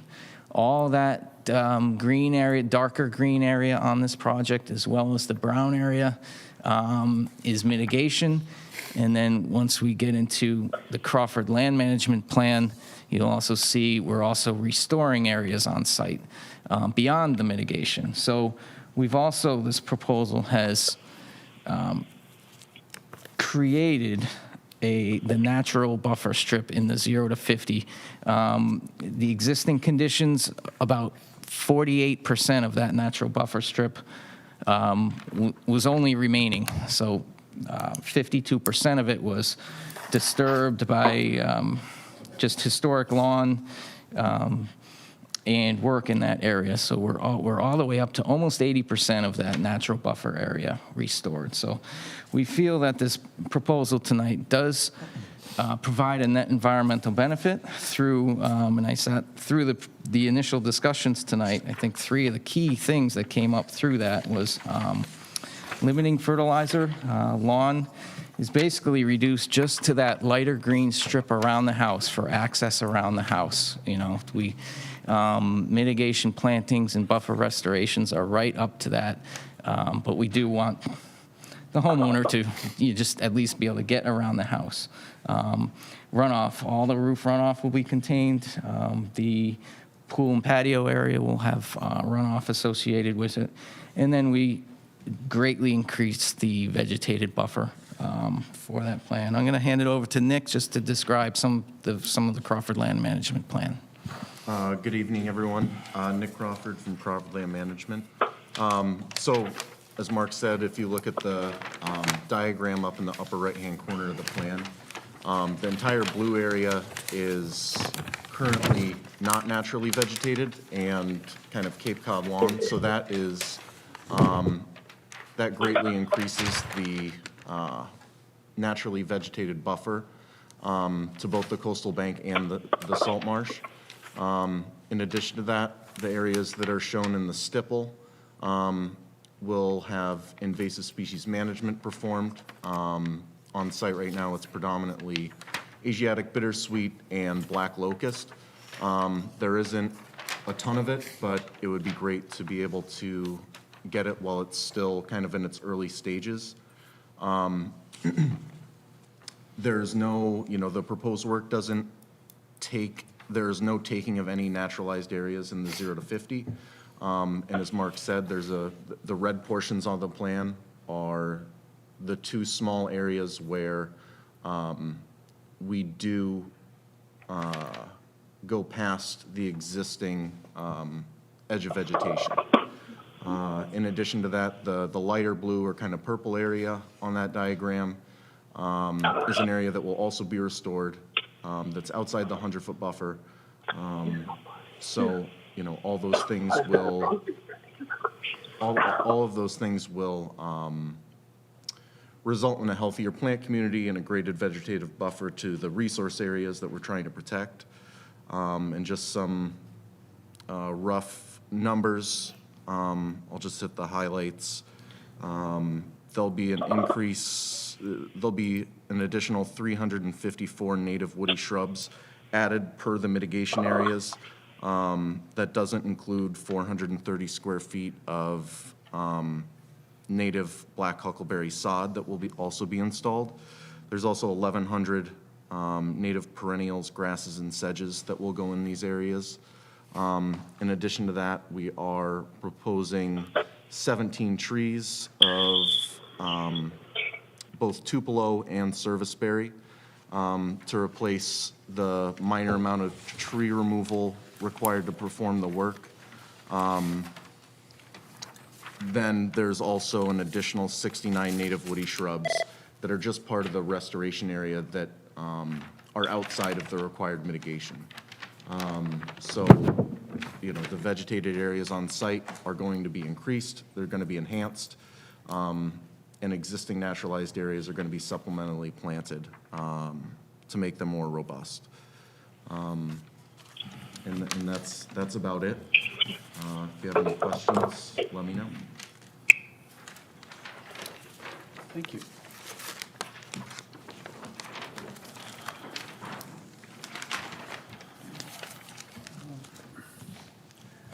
I have a question on the filing itself. I'm looking at page 4 of the notice of intent. And under mitigation measures, it says Town of Mashpee Regulations, Chapter 172 of the Mashpee Code, Regulation 12, adopted June 30th, 2005. We've updated that regulation, and I'm just curious, are we okay in meeting the guidelines that are set forth in the new reg? Yes. So that's just a non-issue. Non-issue. Okay. My other concern is the velocity zone. And I'm looking at part of the pool and the patio and a pretty good piece of the proposed garage. I know it's on piles. The concrete pad for the mechanicals of the pool, and they're all in the velocity zone, correct? Correct. How do we square that with Regulation 25.5? I don't, I'm having a difficult time with that. Regulation 25.5 says, new structures, including buildings, sheds, and garages, additions, and substantial improvements to existing structures supported on solid foundation or proposed below the base flood elevation, that these are all counterintuitive to the presumed significance and characteristics of land subject to coastal flow. So I'm a little uncomfortable with all of that development going into the velocity zone. Like you said, the garage will be on piles and built per building code for the velocity zone, as well as the deck. There's a portion of a deck that'll be a freestanding deck built in accordance with those regulations. I don't have Regulation 25 in front of me, but did you say it was prohibiting those things? I'm just trying to. It's saying, as per section 12 of chapter 172, the burden of proof is upon the applicant for any work alterations described above to demonstrate that the said work or alterations will not have unacceptable significance or cumulative effects upon the critical characteristics and presumptions of significance as for Part B of this regulation. When I see a lot of development in velocity zone, it's a red flag to me. So I'm asking, make me feel a little bit more comfortable of putting this kind of development into a velocity zone. Well, there's portions of the existing house, there's a stairwell and part of the deck that are already in that, but those would not be to today's current codes for that work. Even the house itself, I believe it has a full basement that doesn't have, is not to today's code. So the new house would meet all those building code requirements for development in that velocity zone. So for that reason, that improvement of both the house that's in both the VE and the AE being completely brought up to today's codes, we do feel that, and as well as all the other environmental benefits, we do feel that this does meet your requirement for not being more detrimental to the floodplain. And what about the patio and the in-ground swimming pool and concrete pads? I mean, I get the house, I get the piece that it's a better house, but I'm a little concerned about absorption characteristics of a floodplain, especially in a velocity zone. I mean, that's the first place the water is going to come in. So again, I feel a little bit uncomfortable covering up that zone with solid infrastructure, pool, patio, concrete pads. Well, we have provided both all the roof drains as well as there are patio drains, and the existing driveway, which is over, I could highlight it potentially on the plan, over 70% of that infrastructure already. It's not, I think, the improvements of all the drainage, as well as just the mass of all the native new species versus bare ground that's there, would also, those changes would also offset any kind of increase of runoff from these areas, since they are being managed by the drainage improvements. I'll turn it over to other commissioners that may have questions or comments. Yeah, Mr. Chairman, I had the same questions you had about the flood zone because if you're looking at the elevation of looks like the patio is 4.80, if correct? Yes. And then I'm looking at the first floor dwelling at 14.67. So if the deck is at elevation 14, I would assume in the outer part that's in the flood velocity zone, which is elevation 14, that you're going to get wave action coming in on that deck and wave action on that pool. I understand the garage is elevated, and that's fine, but I'm concerned about the pool and the deck, that you're going to have wave action. How will that, wave action inundating that pool and that deck for causing, damage and so forth? And then I know the rest of it's all flood zone, so, you know, once you get past the wave action, it's just flooding. It's all water. Yeah, so that was just my concern about the pool. You know, 'cause that's How deep is the pool? wave action. It's, and just to clarify, the edge of the pool is at 6.5, but it'll be roughly 4 feet, because, we don't want it in the groundwater and things like that. So the depth of the pool will be roughly 4 feet. And the pool is raised a couple feet above that surrounding patio area. And, there are a lot of pools sited in floodplains, and yes, it would very well at that elevation potentially be inundated, yes. Right, so that's, my concern is, is it a saltwater pool or is it a? It is proposed to be a saltwater treatment pool. Okay, but then if you had a storm on, then all that water's going to mixed out. So does that go against where we're talking about having the, for the drain, when you drain the pool into a dry well or pumped out? Is that a Well, we could contradiction there? We could condition any kind of drainage of a pool to go into a truck and taken off-site, rather than get into dry wells and mitigation and dealing with that, even though it's salt water, so it's not as bad as a freshwater pool, but it still has issues. I'm just concerned if you get a flood event with wave action, what is it going to do to the structures and the water in the pool? Where's that, water going to go? If we put a condition to pump it into a truck, or if you get a storm, that just. Right.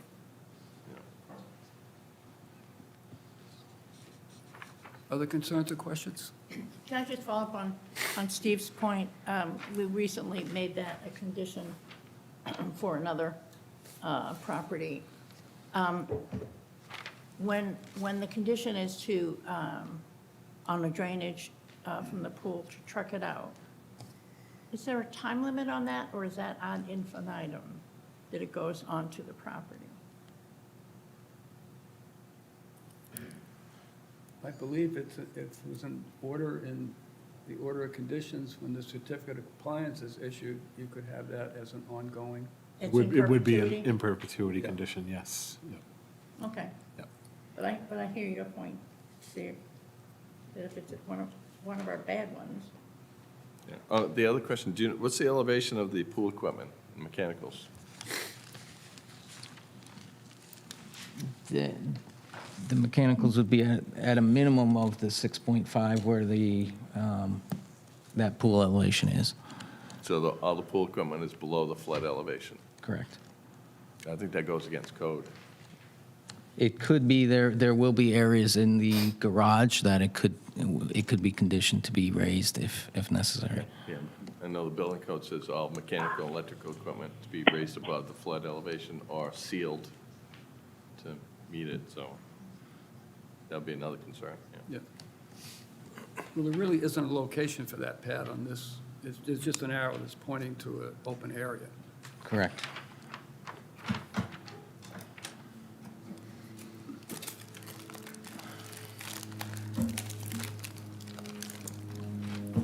I have something to add. I just want to say, Nick, I love a plan like this, and seeing all the plantings, it makes me very happy.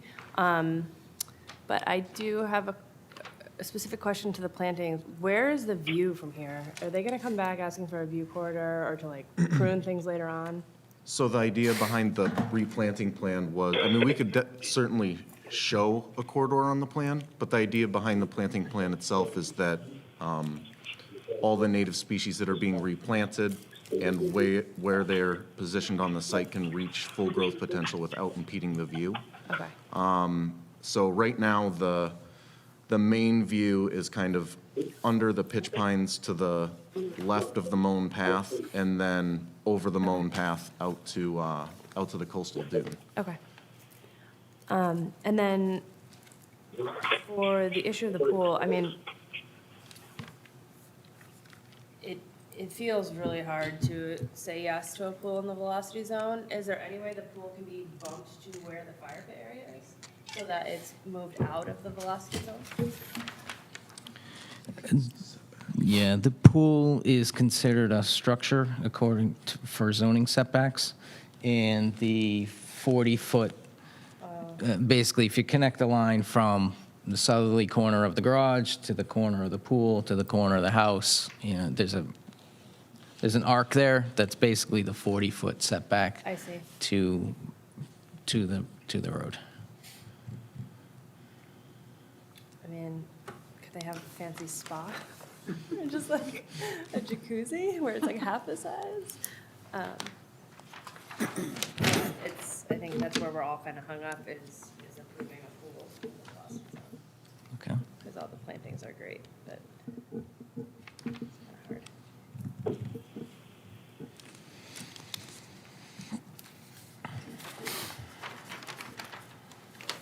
Any other questions, or concerns from commissioners? Charlie, are you all set? Have any questions? Yes, I am. Said all set. He said all set. He said, okay. Let me open it up first, I'll come back. Is there anyone in the audience that would have a question, concerns on this proposal? No, hearing none. Drew? Some other things you would like to? Well, you all have my comments in writing. and Yep. As far as the velocity zone, I mean, looking at the building comments, project needs to request a special permit, written finding and variance from the Zoning Board of Appeals. So he doesn't really touch on any issues with, not venturing to guess what his opinion is on the pool and the velocity zone, but I think that comes down to, you know, whether it's compliant with structures in the velocity zone.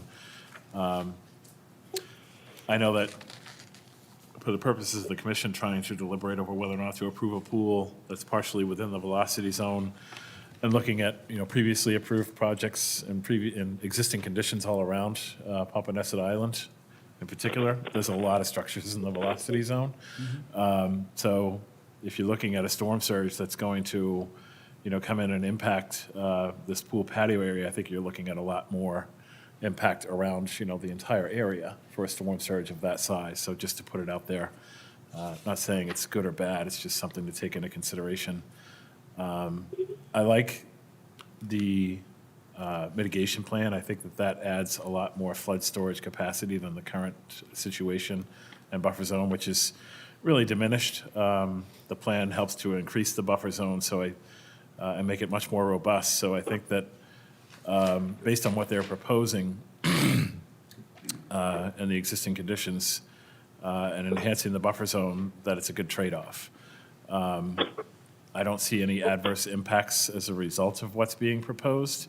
That's not to say that you can't speculate about storm surges and the you know, the robustness of that, but on the surface, it looks like it's a good exchange. You've got a diminished buffer zone that's proposed to be enhanced significantly in exchange for expanded development, mostly outside the 50-foot and completely outside any naturally vegetated areas within the 50-foot.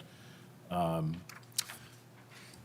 if the commission were to approve it, I have recommendations of conditions of a signed contract with a qualified professional for 3 years of monitoring and maintenance of all mitigation plantings.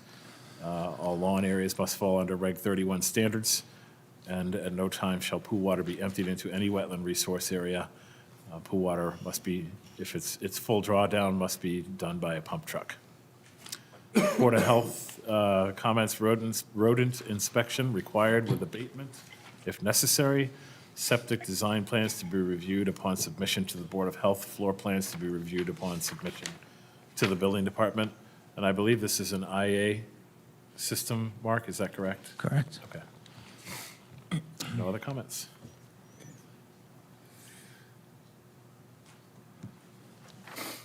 Has a request been filed with the ZBA for a permit? Nothing, we understand it's required. Nothing has been filed yet. So without that being filed, this is really incomplete. Yes.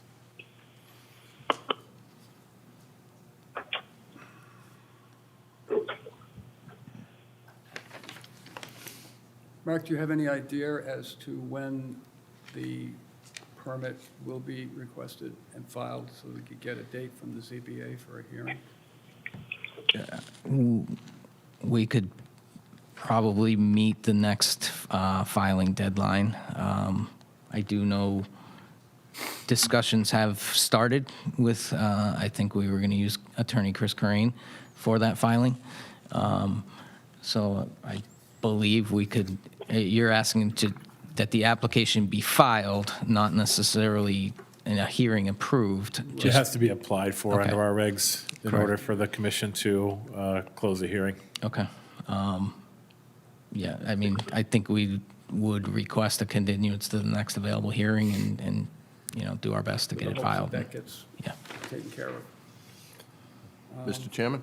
Yes. Going back to your questions, does this project meet the requirements of your questions in that section that you noted in the regulation? Or do we need more clarification on that? Well, obviously, we're going to continue this, I'm assuming, and I would like to take a closer look at, when I read Regulation 25 and I see this kind of development in a velocity zone, I have a lot of concerns. Okay, that's what I I'm know- saying. I If know it's there's going to be development continued, is everywhere, this something that we just need more clarification on since it's going to be continued? Maybe if we come back in 2 weeks, we might even, well, I would assume we're going to see all of the equipment for the pool. You said you would move that under the garage so that that's out of the velocity zone. Yes, we will review pool equipment, review Regulation 25 as well. If there's changes, we'll present them at the next meeting. Right. You might even come back with a smaller pool. Maybe. We've seen that on other jobs, where people have shrunk the size of the pool. Bring it back and twist it around. Yeah, that's what I was thinking. All right, then, I guess I would entertain a motion for a continuance. What would that date be? This would be February 23rd at 6:21 PM.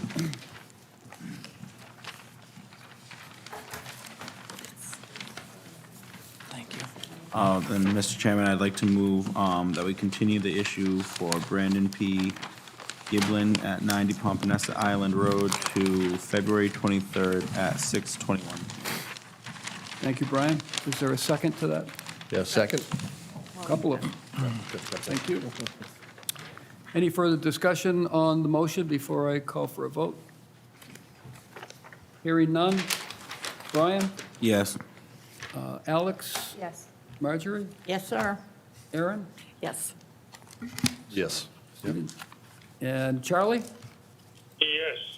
I vote yes as well. Motion carries. Thank you. Thanks. Thanks for your time. Nice mitigation. That's beautiful. Yeah, I love it. those are nice when they're all. What did you say about April? No, I love the plan. It was a beautiful mitigation. Oh, that's good to hear.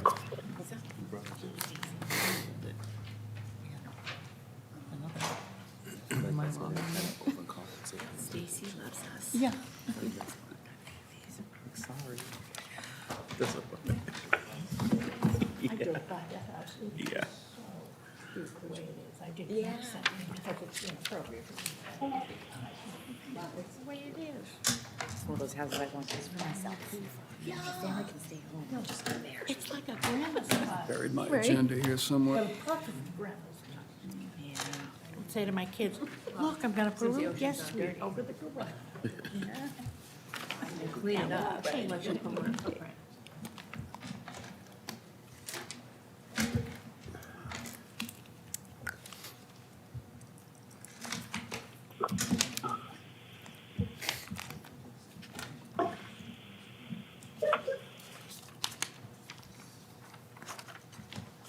Sorry, I just want to pull something up here on my.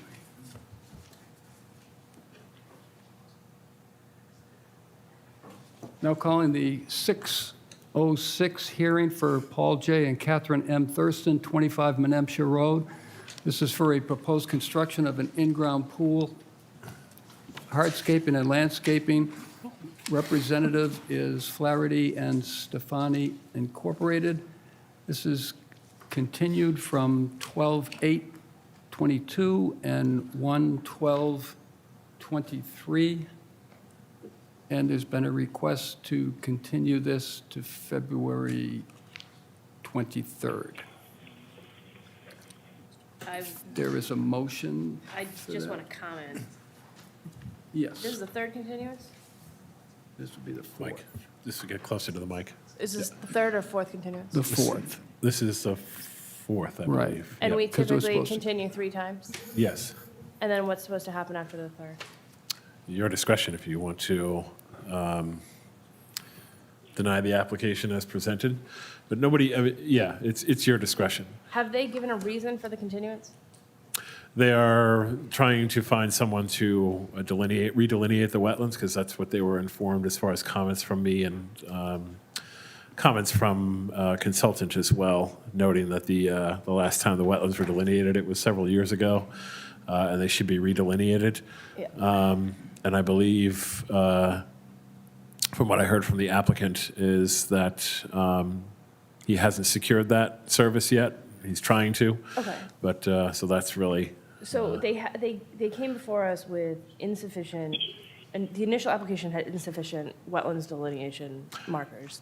So can we stop continuing this? I don't want to just like deny it outright, but can we tell them to, they don't need to like repay for the filing fee, but can we just tell them, get back on our agenda once you have everything?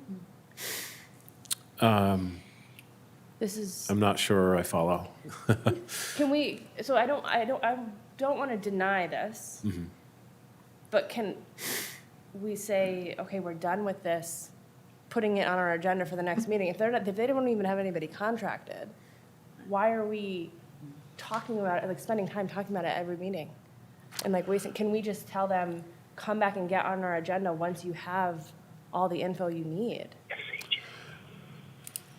I think the only options that you would have would be to go on the information that's before you currently and render a decision on it, or accept a continuance. I mean, the only other option would be for them to withdraw, but there's no way to get them to, state that at this current time. It's already Then before we could you. deny this based off of the lack of You could. information in front of us. Yes. I would like to make a motion to deny this application for 25 New Hampshire Road. And they can come back before us. All right, so it's to deny the continuance, or to deny the I'm a little confused Well, on that. nobody made a motion to continue. Well, does anybody have the language, I'm sorry, I don't want to interrupt you, but I think the language what Drew is referring to is that once you get to the third one, there is language somewhere that tells us how we handle it from here don't on think out. we And I do. believe So- that's, I think he's run out of time. So the protocol would be, and there is a request for a continuance before you, so there would need to be a motion to deny the continuance request, and then another motion made if you want to go on the information before you and render a decision. It would be 2 different motions. Oh, I see. So what would happen if we just denied the continuance? Then you would act upon the information before you, Right. We can't just deny it and then have them resubmit once they have everything? not without them requesting a withdrawal. Okay. Right, because I've opened the hearing, so we are in the hearing right now. I see. And if we deny the continuance, then we would go with the information that's before us. Okay, so I'll And make if a we motion. didn't have enough, then we could deny the project. Okay, so then I'm making a motion to deny the continuance. I'll second that. Okay, so there's a motion before us to deny the continuance that was requested to February 23rd, and a second. So I'll open that up if anybody else wants to ask or comment on that discussion amongst the commissioners. Charlie, anything? No, nothing. All set. Okay, so there's no discussion, so I'll go to a vote. Brian? Yes. Alex? Yes. Marjorie? Yes. Aaron? Yes. Steve? Yes. Charlie? Yes. I vote yes as well. So The motion carries, and the continuance request has been denied.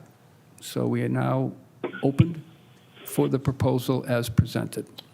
So as presented, I would like to make a motion to deny the application for 25 Menemsha Road. I'll second. So there's a motion made and seconded to deny the application.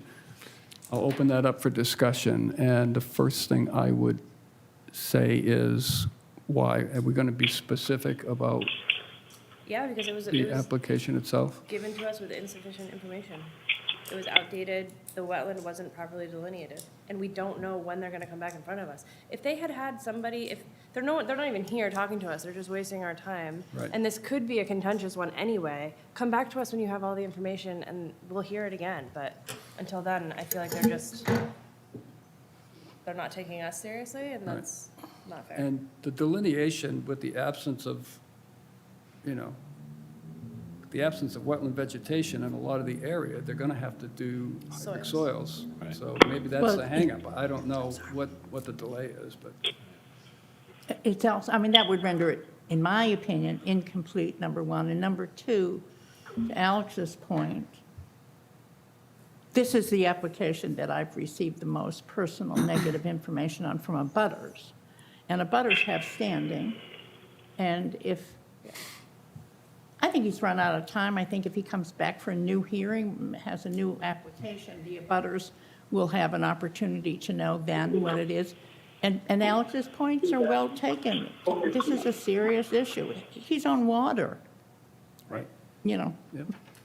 Yeah, I just want to say too, for the record, I can respect, the abutters and everyone else, and I think that we need to stick to, what is in black and white, and the fact that this is the fourth hearing, I think that needs to be the top of the priority as to why we're denying this request, and make it very clear, this isn't personal, because they should have the right to be here and to be heard. We should hear everyone's, different inputs and views on this situation, which we have heard some, but not the applicants. So I just think we need to just put that on the record as well.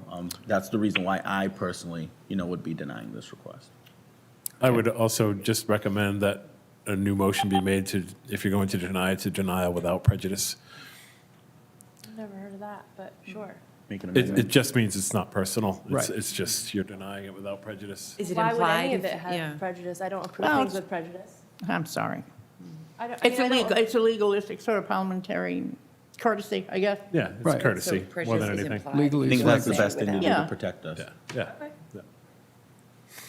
Alex is going, I'm not prejudiced against him. Well, I don't approve anything with prejudice. No, so no, it's no, I know. not, I know what you're saying, but I think- Sure, we, then, so, I think Drew makes a good point, Do an though, amendment. to come back to. okay, so I'll make an amendment to the denial to make sure that it's understood that it's denied without prejudice. And I'll second that. Okay, thank you. And that's second. And what were the reasons again for denial? The lack of information from the initial filing. They didn't have the proper wetland delineations. Along with what Brian said was the fourth hearing. Yeah. Those two are the main reasons. Hearing. Right. Yeah. Well- And they could be in front of us and withdraw it until they have the sufficient, but they don't have that. They're not giving us any information, so. Okay. Yeah. All right, just wanted to, I Great. thought that was it, just Okay. clarifying. Thank So you. those are our two main factors. Anything else before I call for a vote? Charlie, anything you'd like to add? Nothing at this point. Okay, thank you. All right, then. I'll take a roll call vote on that motion. Brian? Yes. Alex? Yes. Marjorie? Yes. Aaron? Yes. Steve? Yes. Charlie? Yes. And I vote yes as well. Motion carries unanimously. Okay. Hopefully, they can get their stuff together and come back and get back on the agenda down the road a bit. All right.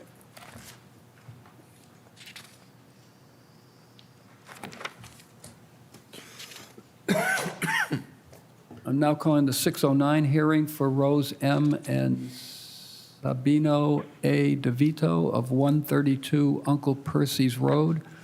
This is a proposed replacement of a rotting back deck with natural stone flagging pavers. The representative is the homeowner, and this is a request for determination of applicability. Good evening. Hi, good evening, everyone. I'm Rose DeVito. My husband and I are here tonight to request your approval to replace our current wooden deck, which is original to the home that my dad built over 40 years ago. It's getting rotten. It's a little iffy. So for safety purposes and for better usability, we would like to get rid of the wood and replace it with stone and increase the size of it a little bit.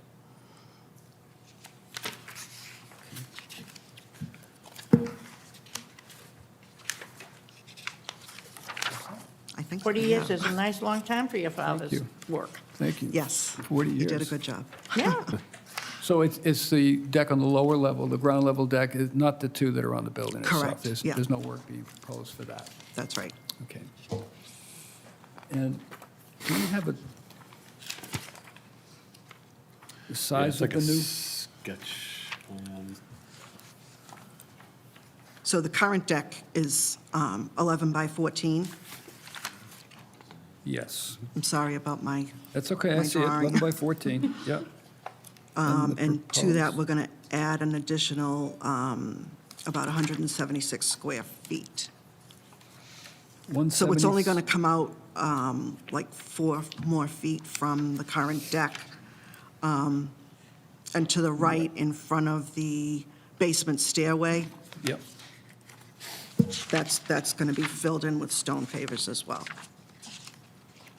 Okay.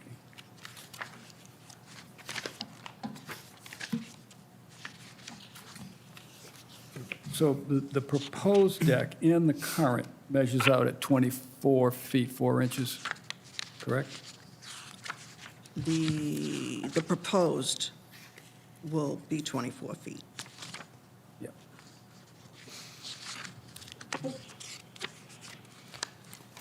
Okay. Right, currently, it's only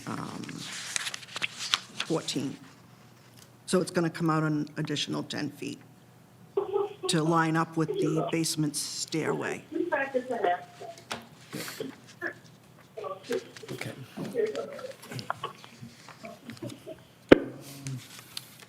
I'll turn it over to commissioners for questions you might have. Yeah. You have a question? Okay, I have a few questions. Sure.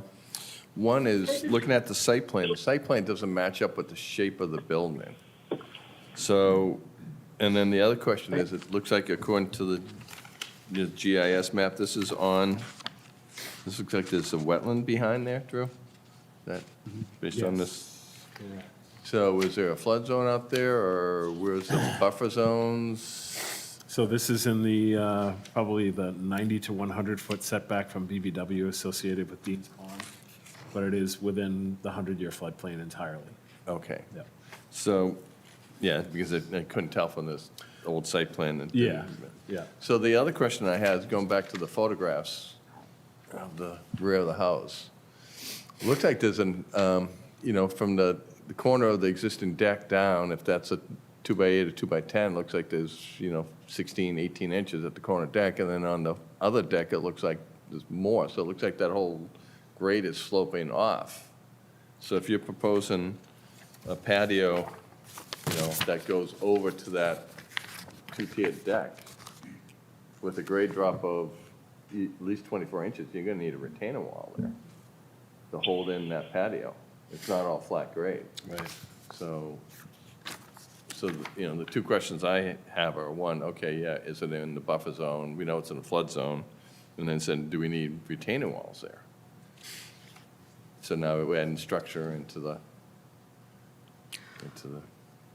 If it's necessary, I believe that the mason was going to build it up so that there wouldn't be any problem. Have you had a mason come in and do a He came down A to look at plan? it. Yeah. Did Yes. it include the retaining wall that he's talking about?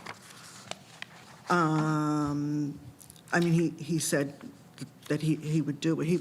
I guess it depends on when he's doing the work, how much it needs to be leveled off. Yeah. Where did you get your number, Steve, on the topography? Well, I'm just You just- looking at just the from photograph and saying, to me, eyeballing that looks like, all right, it's a 2x8 joist on the deck. Yeah. And there's, like 6 or 8 inches below that deck open, so there's 14, 15 inches, and it looks like the grades drop down further on the other Yeah, side. it does. So my concerns are saying, all right, we have a flood zone, we have a buffer zone, which we don't know where it is, and the site plan doesn't match up to the shape of the building. And you're gonna need retainer walls out there, so we're adding structure in the buffer zone. So to me,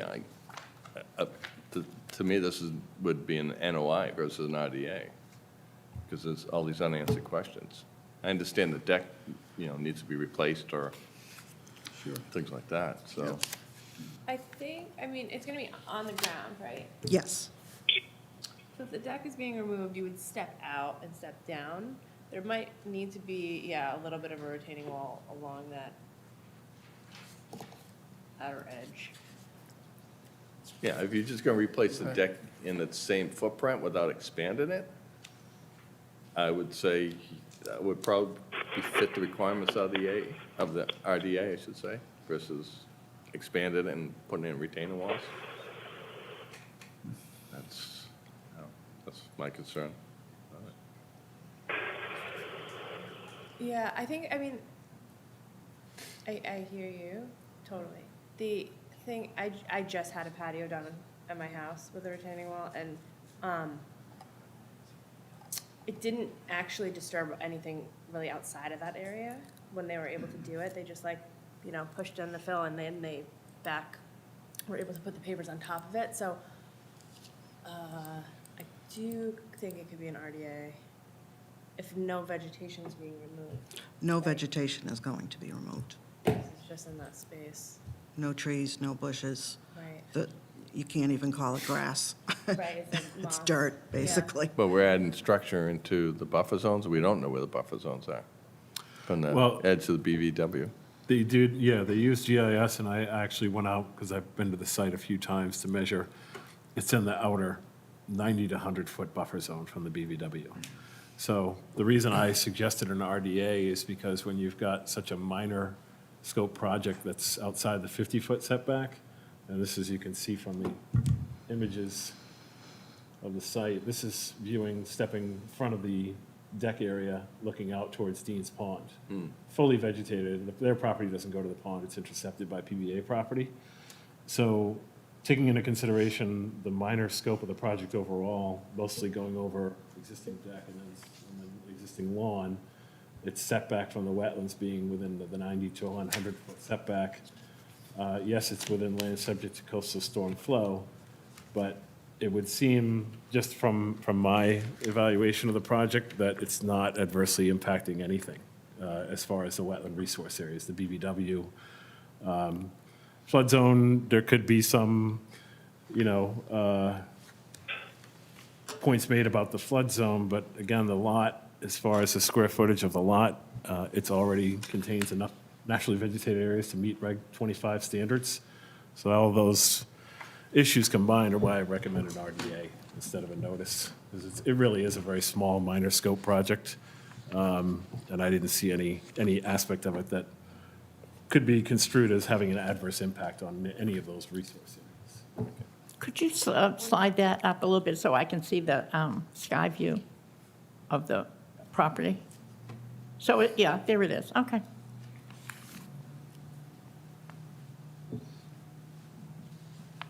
And do we have the flood zone classification? Is it?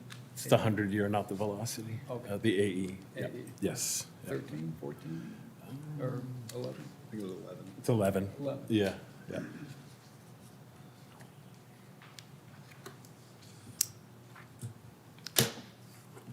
Anything else from the commission?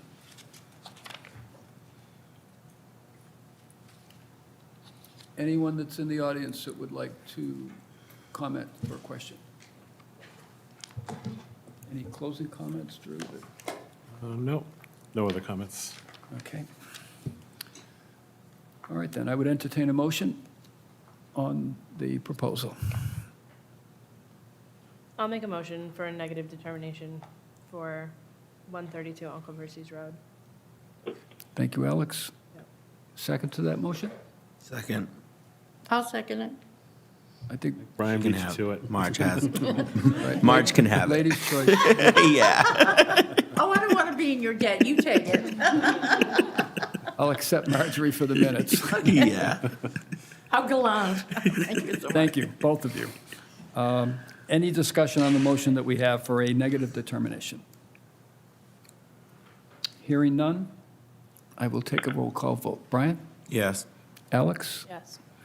Marjorie? Yes. Aaron? Yes. Steve? Yes. Charlie? Yes. I vote yes as well. Thank you. Yeah. Thank you. Thank you very much. Thank you. Nicely done, even though you're drawing, Good it's a luck. little. Stay off that rotting deck Yeah, we're in the meantime. working that art thing.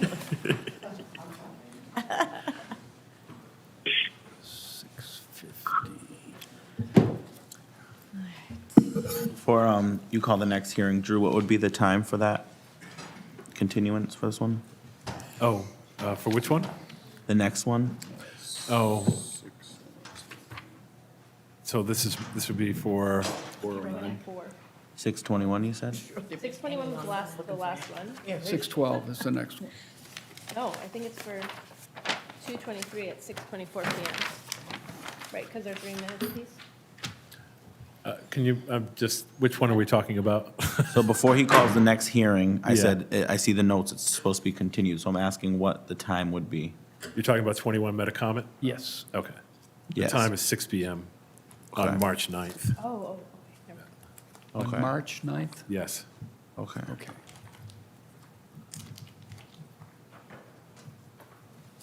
March 9th. Okay, so let me open up the hearing. This is 612 hearing for James Whitney, NJCJ LLC, 21 Metacomet Road. Proposed reconfiguration of a previously approved float and the installation of a pier section. Representative is Falmouth Engineering. This is continued from 1/26/23. Public hearing notice was not published in the Mashpee Enterprise. And the request is to be continued to March 9th Correct. at 6 6 p.m. 6 p.m. Correct. I'll entertain a motion for that. Make a motion that we continue the issue for James Whitney at 21 Metacomet Road to March 9th at 6 PM. Thank you, Brian. Second. Thank you, Alex. Any discussion on the motion for continuance? Hearing none, I'll call for a vote. Brian? Yes. Alex? Yes. Marjorie? Yes. Aaron? Yes. Steve? Yes. Charlie? Yes. I vote yes as well. So that, we'll continue that to March 9th. Okay. Now calling the 6:15 hearing for Thomas J. Guard and Michelle Guard, trustees, 409 Monomoskoye Road. This is a proposed raise existing shed, construct and maintain a new detached garage with a second floor loft, install a new storage shed, and expand the stone driveway. The representative is Cape and Islands Engineering, and this is a notice of intent. Good evening. Good evening. For the record, Raul Lizardi from Cape and Islands Engineering, representing the applicant and property owners, who, for introductions, he is here in the audience along with his attorney, Tom Guard. The project before you, as just mentioned, it's a notice of intent for a proposed redevelopment of the site. The wetland resources on or within 100 feet of this property are land under the ocean, which is Little River. There is land containing shellfish, which is the same body of water. There's a salt marsh along the shores of the river, and there's a little bit of a portion of a coastal bank just because of the definition of the slopes of the land. The property has been developed as a single-family dwelling since the 1950s. And a few years ago, I believe about a decade or a decade and a half ago, this property received a notice of, or an order of conditions for an addition, a 3-bedroom addition in front of the existing dwelling that's right now on the property. That addition did not take place. That notice of intent has since, or order of conditions has since expired. What did took place from that approval back in that order was the septic system. The septic system was installed for those approval. It is an IA innovative nitrogen reducing septic system. It's located as far as possible from the wetlands, just coming up the driveway to the left, entering the site off of Monomoskoye Road. What the applicant wants to do is first remove the shed from its current location. They're going to try to relocate it instead of just removing it and destroying it. So they're going to try to just lift it and reposition it closer to the front of the property. And in the area where portion of the shed is and a lot of the driveway is, they want to build a garage. So the garage is completely in the flood zone. That's another resource that I did not mention earlier, but the entire property is within land subject to coastal storm flowage. So in that particular area that is currently used for parking as just gravel parking, they want to build this garage. Above the garage, there's going to be living space. The whole project does not increase number of bedrooms, so there is no increase on septic flow. So the septic system does not have to be altered from what is currently on the site. Other improvements that are proposed here is there's a little portion of additional porous driveway, which is going to be the same crushed stone that's on the property, just to allow the entry and exit of into the garage. The garage and the new shed location is completely outside of the 50 and 100-foot buffer zones to the coastal bank or the salt marsh, but it's completely within the flood zone. For those who went to the site and entered the driveway, there is that big first oak tree at the bend of the driveway. The oak tree, it's a good size, but at about a height of 15 to 20 feet, it splits into 2 main trunks. One of the trunks are really completely dead, and the other trunk is starting to die from the top down. So we're proposing to remove this tree before it becomes a hazard.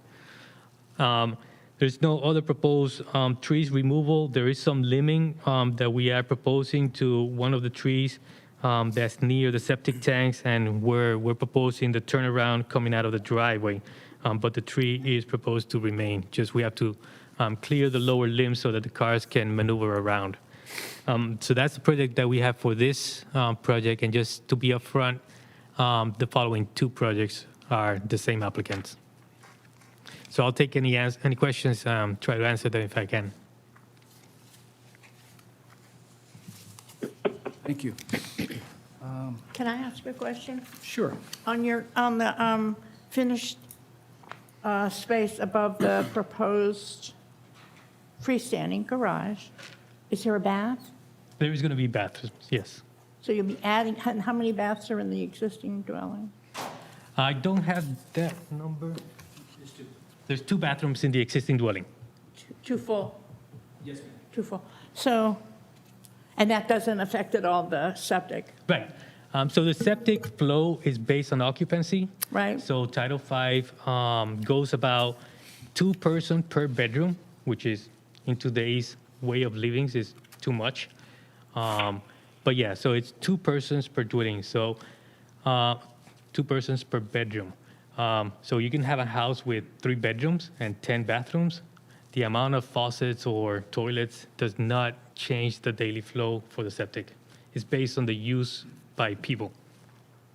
So the fact that you're calling it a family room instead of a bedroom is what you're going on? Right, except that Title V also has ways of defining bedrooms that are not necessarily spaces that have a bed. Yeah. It's enclosures, so you could have a den, and it meets the definition of a bedroom, so that will be a bedroom For the purpose of septic designs, yes. So the current septic design is what? This one is a 5-bedroom system, and it's not going to change. We're keeping it as a 5-bedroom system.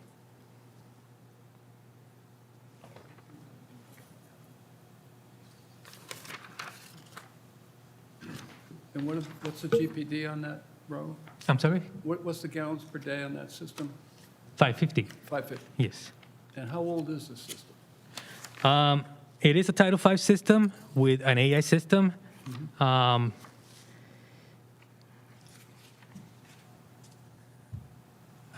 know it's after 2000. I just can't remember After what. 2000. Yeah. I have the plans from when it was designed. I don't know when it was installed because it had to do when the project was proposing a new dwelling in front of it. Part of the project was done. The dwelling was never built. The system was built and it was signed off. But it was, I believe it was post 2000. Okay. All right. The system has been maintained as required for AI systems. There have to be routine maintenance of this type of septic systems, and the homeowner has been doing so. Has this project been filed for, in front of ZBA yet? It's been filed, yes. Filed, okay. Other questions from the commissioners? Charlie, any questions? He's all set. Okay, I'll open it up to members that are present here. Any questions or comments? Hearing none. Drew, you have anything else you want to add? Nothing above and beyond the comments that I provided. Just to review some photos of the site. This is the general area of the proposed detached garage, upper left image. That's So you the can see- existing shed? That's the existing shed, correct? Yeah. That's the one that's going to be proposed to be moved to this area. Uh-huh. So going back to satellite image, basically back in here is where the shed is being proposed to be relocated. This large tree right here, this is the one Raul pointed out, and I'll go back to the images. That represents a hazard, and I agree, it's this one right here. So you've got portions of the trunk portions of the tree that are outright dead, and because of its size at the entrance and proximity to the driveway, I completely understand why it represents a hazard as it currently exists. So this, again, the area, this is one of the structural corners for the detached garage. So the garage is going in with the exception of some minor pruning of a nearby cedar to accommodate some of the driveway expansion. There's no alteration of any naturally vegetated areas on the lot. So it meets the standards for land subject to coastal storm flow under Reg 25. No other comments. Okay.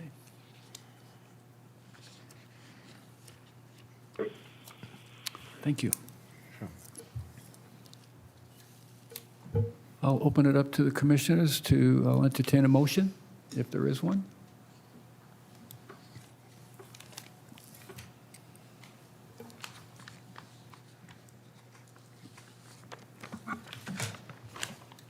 Shall I move?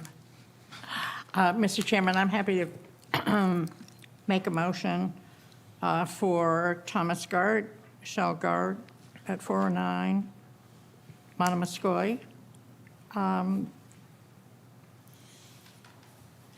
Pending, did you want me to put in something there, Steve, about the ZBA, or are we assuming that they've already They filed? have provided proof of application to the ZBA. Yeah, They're all set. they're all set. So I recommend close an issue. I'll second. Thank you. Any discussion on the motion we have on the table for close an issue?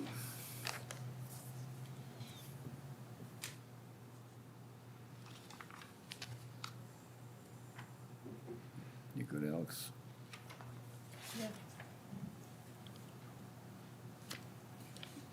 No discussion? I'll call for a vote. Brian? Yes. Alex? Yes. Marjorie? Yes. Aaron? Yes. Steve? Yes. Charlie? Yes. I vote yes as well. Motion carries. Thank you. Thank you. There you go.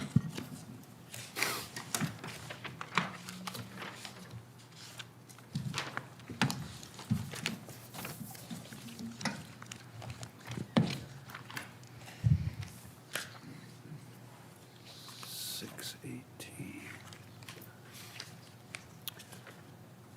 I'm now calling the 618 hearing, Thomas J. Guard, MT Guard, LC of 411 Monomoskoye Road.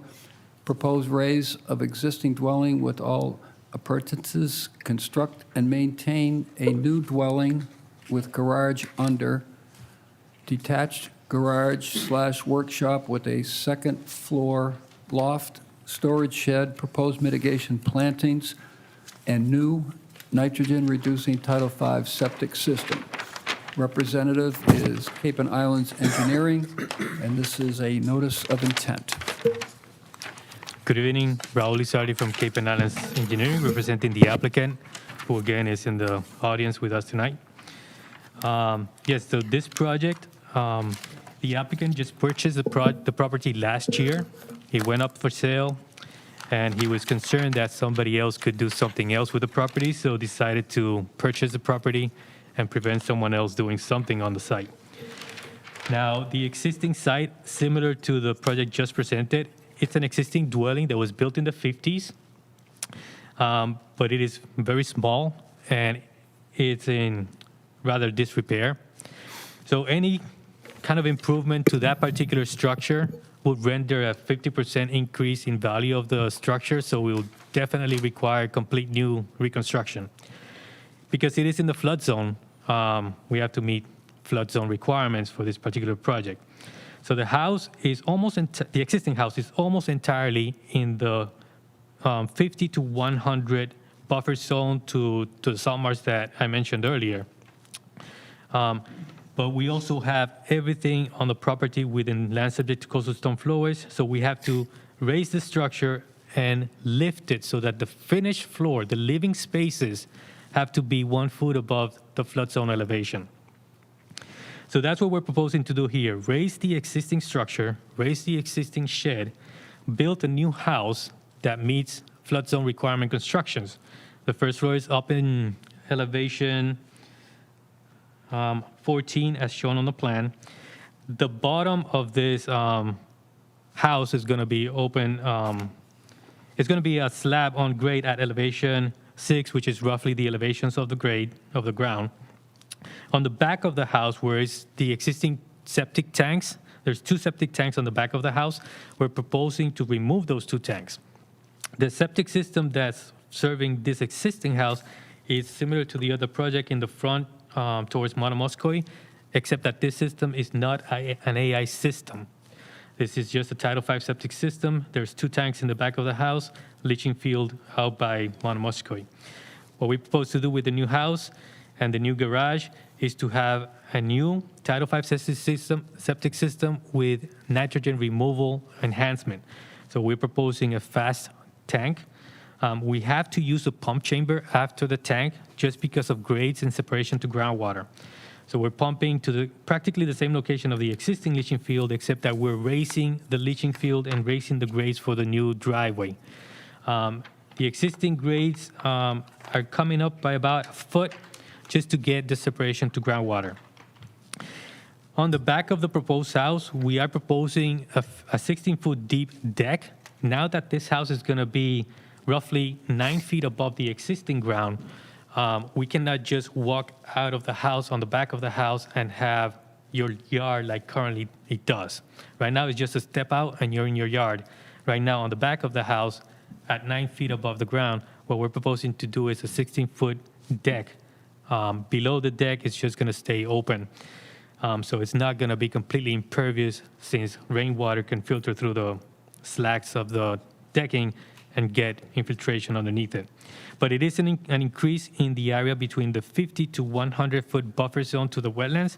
So we're proposing a mitigation at a ratio of 1:1.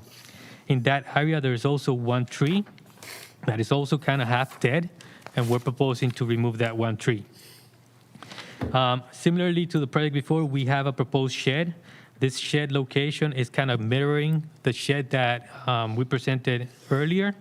He owns the 2 properties, so he's going to have sort of 2 sheds kind of side to side on the 2 different properties. The vegetation that's being affected with these sheds is arborvitae, which is non-native, and it's ornamental. and that's the project that we're presenting before you. We are proposing, instead of the typical dry wells that we propose, we're proposing trenches, just to cover more area with an elongated kind of leaching system rather than the circular deep systems. If there's any questions, I'll be happy to answer. And also, this was also submitted to ZBA because it does need relief from CBA.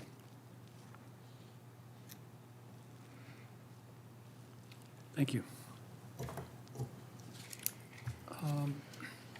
On the proposed garage slab, you have that trench drain.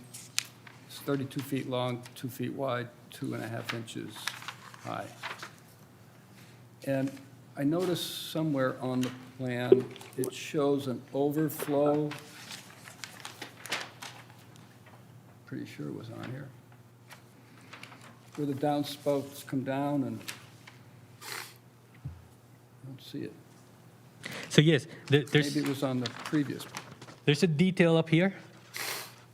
I believe that's the overflow splash. Yes, that's right. So yes, that's a typical detail. What we don't want. So we've lately seen big storms, a lot of rain come down. We designed drainage systems to handle a typical 25-year storm. That's a prescribed kind of volume. There's no doubt that there are storms that are bigger than 50, bigger than 100, bigger than 200.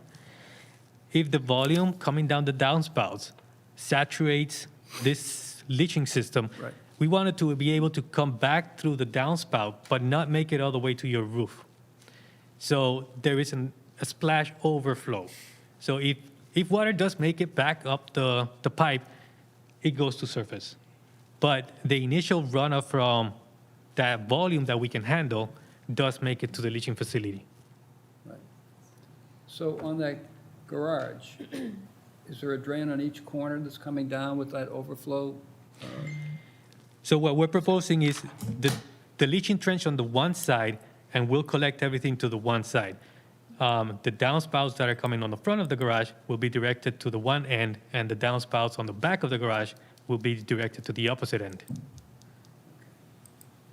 So in the case of an overflow, what's to prevent that water from, because that's awful close to the property line, what's to prevent the water from going on to the neighbor's property? So the grading on this site, from the back of the garage, we have it that is grading towards, like it's doing now, it's grading towards Little River.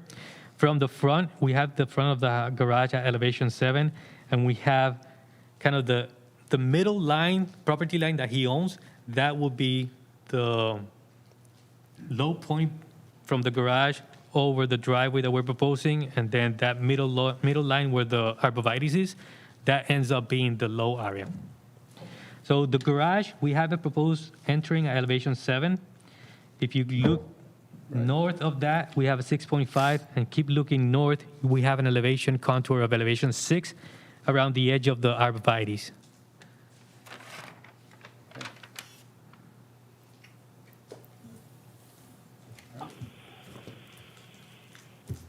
It's fairly flat, the property. I mean, we're talking 7, 6, but in a span of about 40 feet, that's going to seem fairly flat. The driveway is just to add more, is the recommended porous crushed shells or crushed stones, so it's not going to be completely shedding water all the time. Drew, do you have photos of the site? Yeah.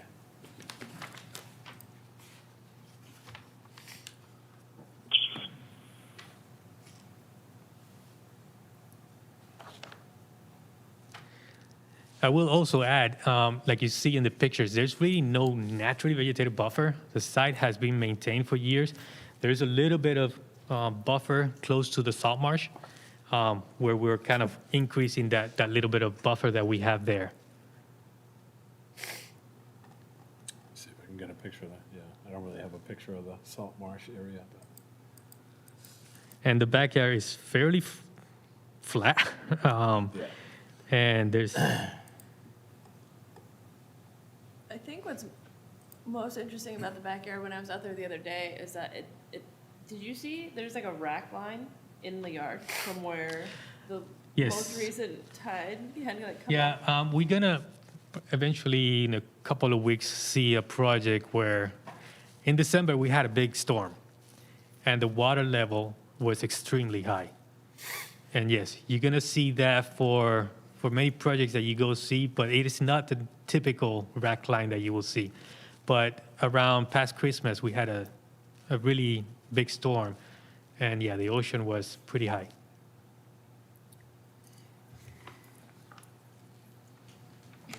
Can I ask a question on the proposed home and the garage? How many bedrooms? and 5. bath? 5. Altogether between the two structures? Yes. Yeah. And that fast system has been in for how long, or is it? No, this is Oh, new. this is not in, This is completely new. Brand This new. system is completely new. and it handles It's designed for 5. for 5?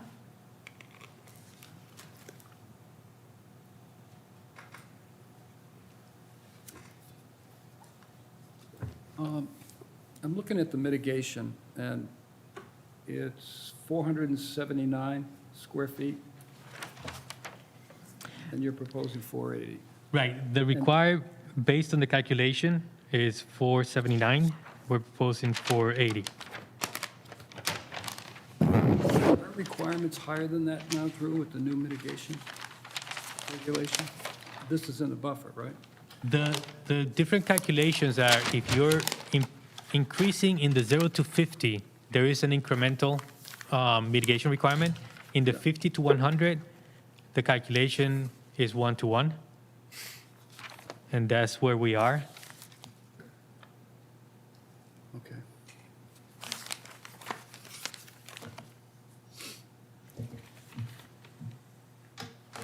It's not 2-to-1, Drew?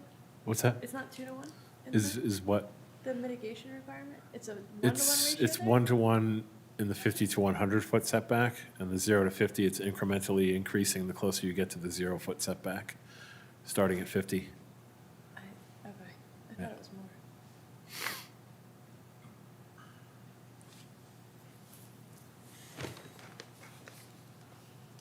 I will say, the cherry tree that is marked as half-dead is definitely old and dropping some limbs, but it is beautiful. And it is sad to see that one go for a deck.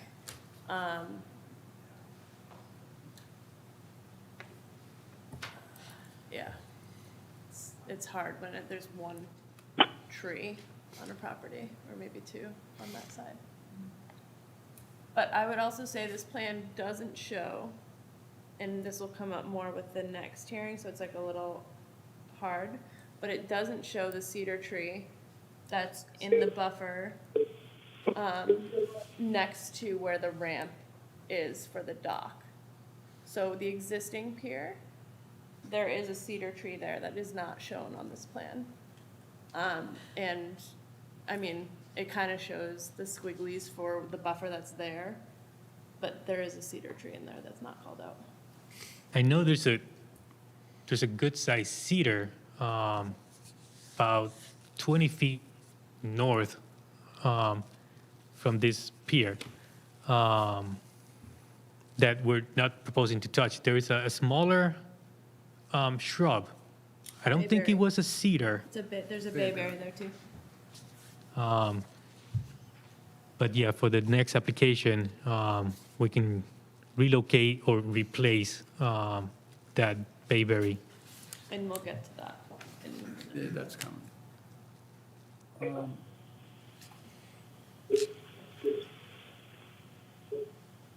So where the driveway is drawn out and we have all of the leach field area,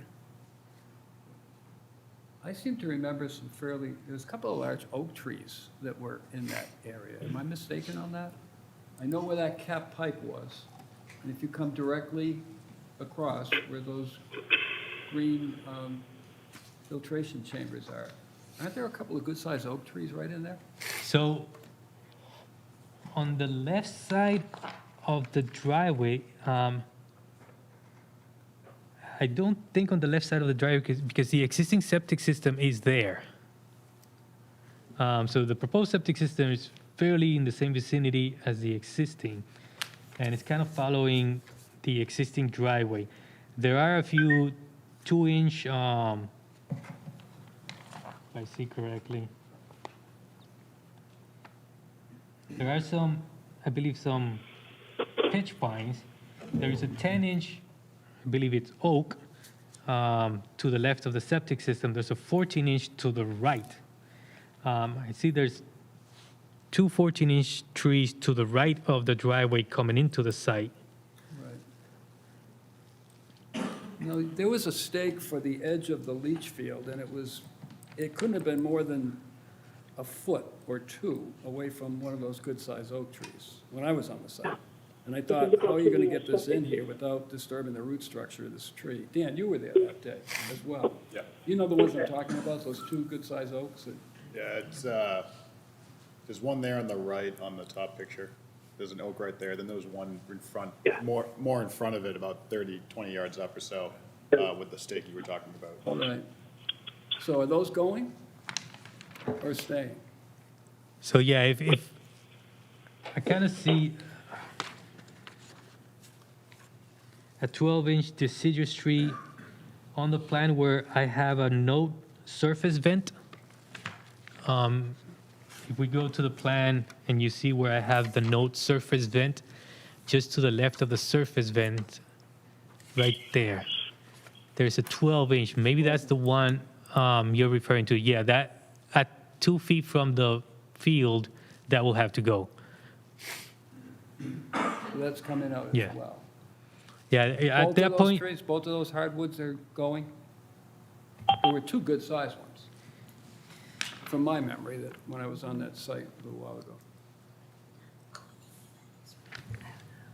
the other one that I see of a good size is a 10-inch, but it's almost at the property line next to the fence. So that one does not get affected with this work. No, I thought they were pretty much in line. I didn't take a picture the day I was out there, but Dan, you were there that day. Weren't those 2 oaks pretty much in line Yeah, with each they were other? pretty There were much a in couple of line. pitch pines that were, on either side, but I don't see them on the plan. Yeah. So I was just curious, they stay in, they're going? I know they're there, I saw them on the site, but I don't see anything on the plan. Yeah, physically, if there's a tree 2 feet of a leaching field like this one, it is going to go. We have to remove it before we actually begin excavation. So I can tell you that 12-inch definitely comes out. I don't see the other larger tree that was mentioned, so at the moment I can't comment on that one. So given the fact that those will go, what kind of mitigation are you proposing in lieu of that coming out? If the commission so chooses, we can agree to a condition for cedars or tupelos. I don't know if probably Drew would probably guide us better. Maybe a replacement with consultation with staff. If it's a deciduous and you want to see a deciduous come back, I'm thinking it's probably going to be either a maple or a tupelo. And Mr. Chairman, in relation to that, is Drew's comments here about meeting Regulation 25 for the vegetation on the front of the property that will disappear also, too. Right? So that's kind of tied into what you're saying? Yeah, so I had, in my notes, Raul, I noted in the narrative that you pointed out the only area on the lot that's naturally vegetated is the fringe vegetation and then the salt marsh. But in the beginning of the property, and you can even see it, from the GIS image, you've got this area here that's also naturally vegetated. Granted, there's not much understory. The way that I consider an area to be naturally vegetated is if it's dominated by native vegetation and not ornamentals.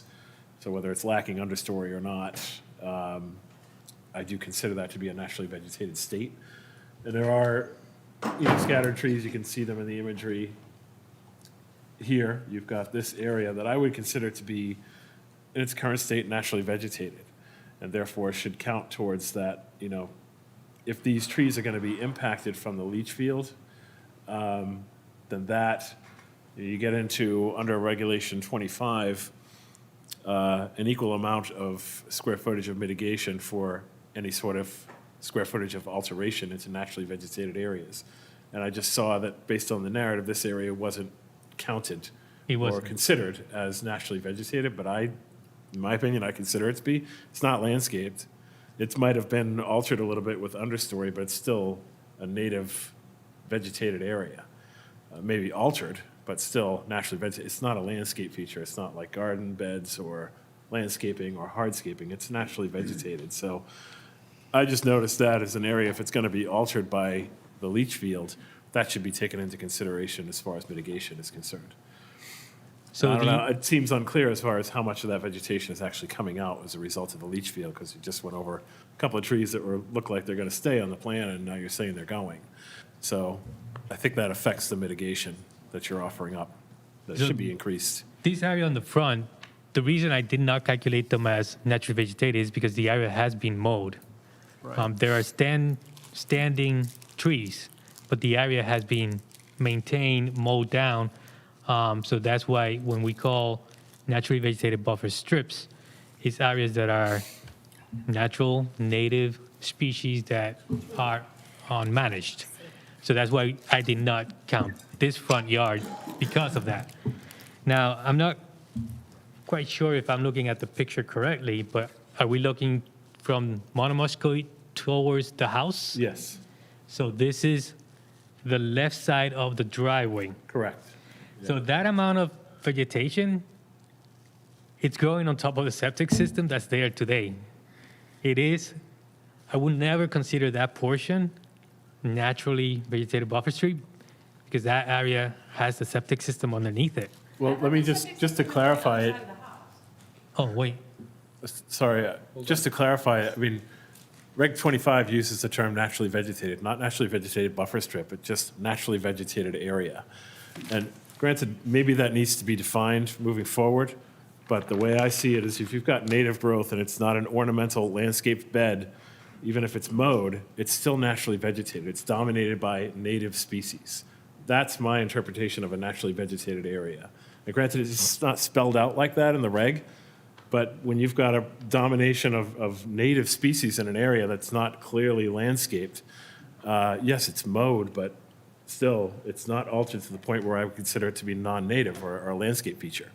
So that's my opinion of it. And maybe it needs to be defined under the regs, what is a naturally vegetated area? But it's not, it doesn't, Reg 25 doesn't use the term buffer strip, it just says natural vegetation. So yeah, on the plan, we do show those 2-inch size trees. Yeah. We have that the septic system is going to take 1, 2, the driveway turnaround takes another 4. And the proposed garage takes another 1. Right. So there's 7 plus the oak. So we're talking about 8 trees that at least I can count from what we're talking about from that picture. If we Right. consider that area naturally vegetated, I wouldn't consider it as a square footage like I would typically calculate a naturally vegetated buffer, but in this case as trees, as 1 tree. So if the commission so chooses, we can propose or we can agree to a condition of 8 replacement trees, native trees. The location, I think it has to be like coordinated. I can see some areas now that we're moving the septic system completely underneath the driveway towards the front. There is some area that will be available for more mitigation on tree-wise. So the positioning of 8 trees, we can just kind of work something with Drew for during construction, but we can agree to replacement of 8 native species.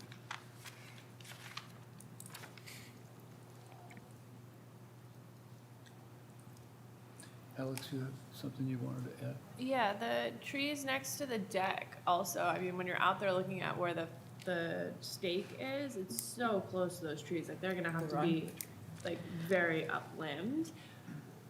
But, I mean, it's also a raised deck. So you're looking at, yeah, so on the right side picture, the stake is under, you can see it's like under the limbs, and if that's gonna be then raised up, like that tree, those 4 trees. So yeah, we will have to manage the limbs of those trees with pruning, but not necessarily cut the trees, because if you picture the house that's there right now, what we're doing is with that same footprint, we're going up, and then the deck comes forward, the deck being like one step down from the house. So in that particular case, what we're talking about is pruning those limbs, not necessarily cutting the tree. Once you get on the ground level, you can walk around the house that's going to be elevated. Right, but the whole, looking at that from this side, the whole left side of those trees is gonna have to be limbed. They're gonna be very one side heavy. I think, Alex, I can take it a step further with, if the corner of that existing house matches up with the corner of the proposed house, with an overdig for a foundation, you're going to be out at least 4 feet with soil, so those trees are going to be gone. Those trees will not survive construction. Right. Yeah, definitely not, because it looks like it's only within 5 or 6 feet from the corner of the house. So, yeah, you're going to have a 4-foot, at least a 4-foot overdig for a foundation. Well, based on the stakes, I didn't think they would survive the pruning, because basically you would have. You're like shearing them up. Yeah, so you wouldn't even get to that point, they'd be gone. Yeah.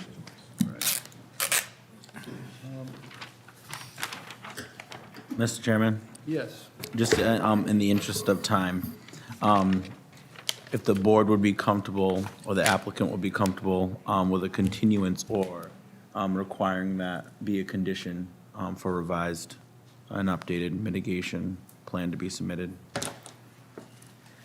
I think also with the lawn too, my concern would be, the last precedent that we set, with that much lawn, also making sure that the fertilizer is also included. No fertilizer as a condition. I would rather have like the fertilizer just be a condition, so no fertilizer, just be condition, but no. I just talked to my client, and he's willing to replace those 4 trees, 1-to-1 within the same vicinity, just moving it further south. So I wouldn't want to continue this if the matter is replacement trees. So if we replace 12 trees for 12 trees, those in the back, we can reposition them so that they're safely away from the new house. And I believe that could be dealt through a condition rather than having to come back and extend the hearing.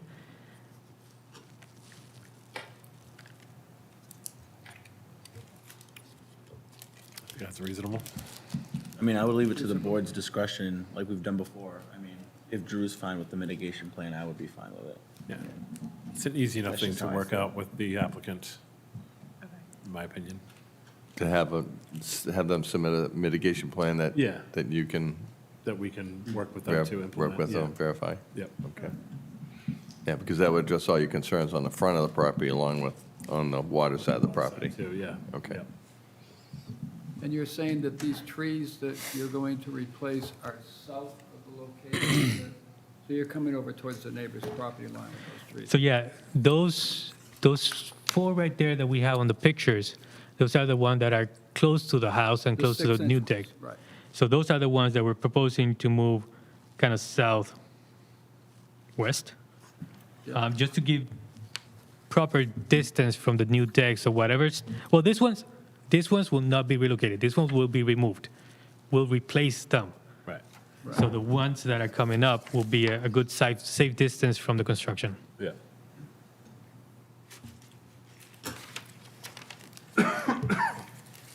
I have just a curiosity question. The galvanized pipes that are capped, there's one on this parcel, I think there was one over on the other parcel as well. What are those?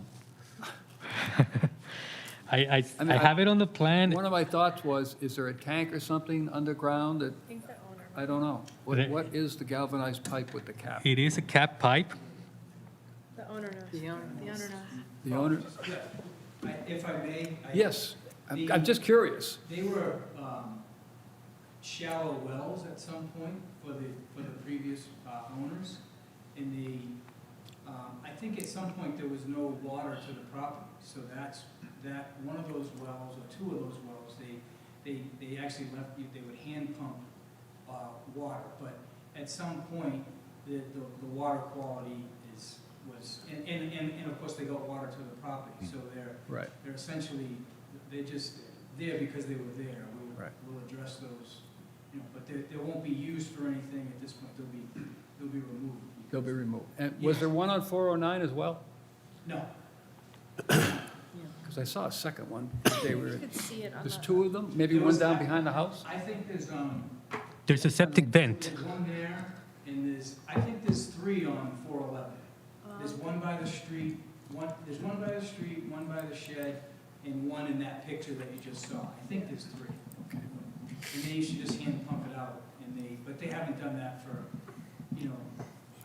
I don't really know, I didn't know the folks well, but he left the pump thing, and he said, you can mount this.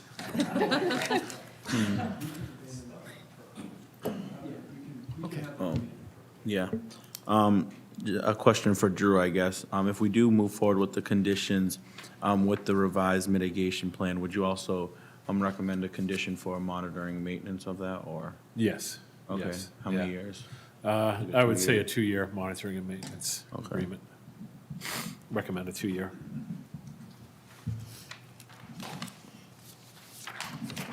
Any last questions from the commission before I call for a motion? Okay. I'll entertain a motion if there is one. Mr. Chairman, I move that we close an issue for Thomas J. Gord at 411 Monomoskoye Road with the condition of a revised mitigation plan to be submitted and approved by the conservation agent, as well as the condition of no fertilizer, and a 2-year monitoring and maintenance of the mitigation. Thank you, Brian. Is there a second to that? Just I'll second it. People are quick. I think it was Alex who got it in first. Alex. Alice got it first? No, hang on.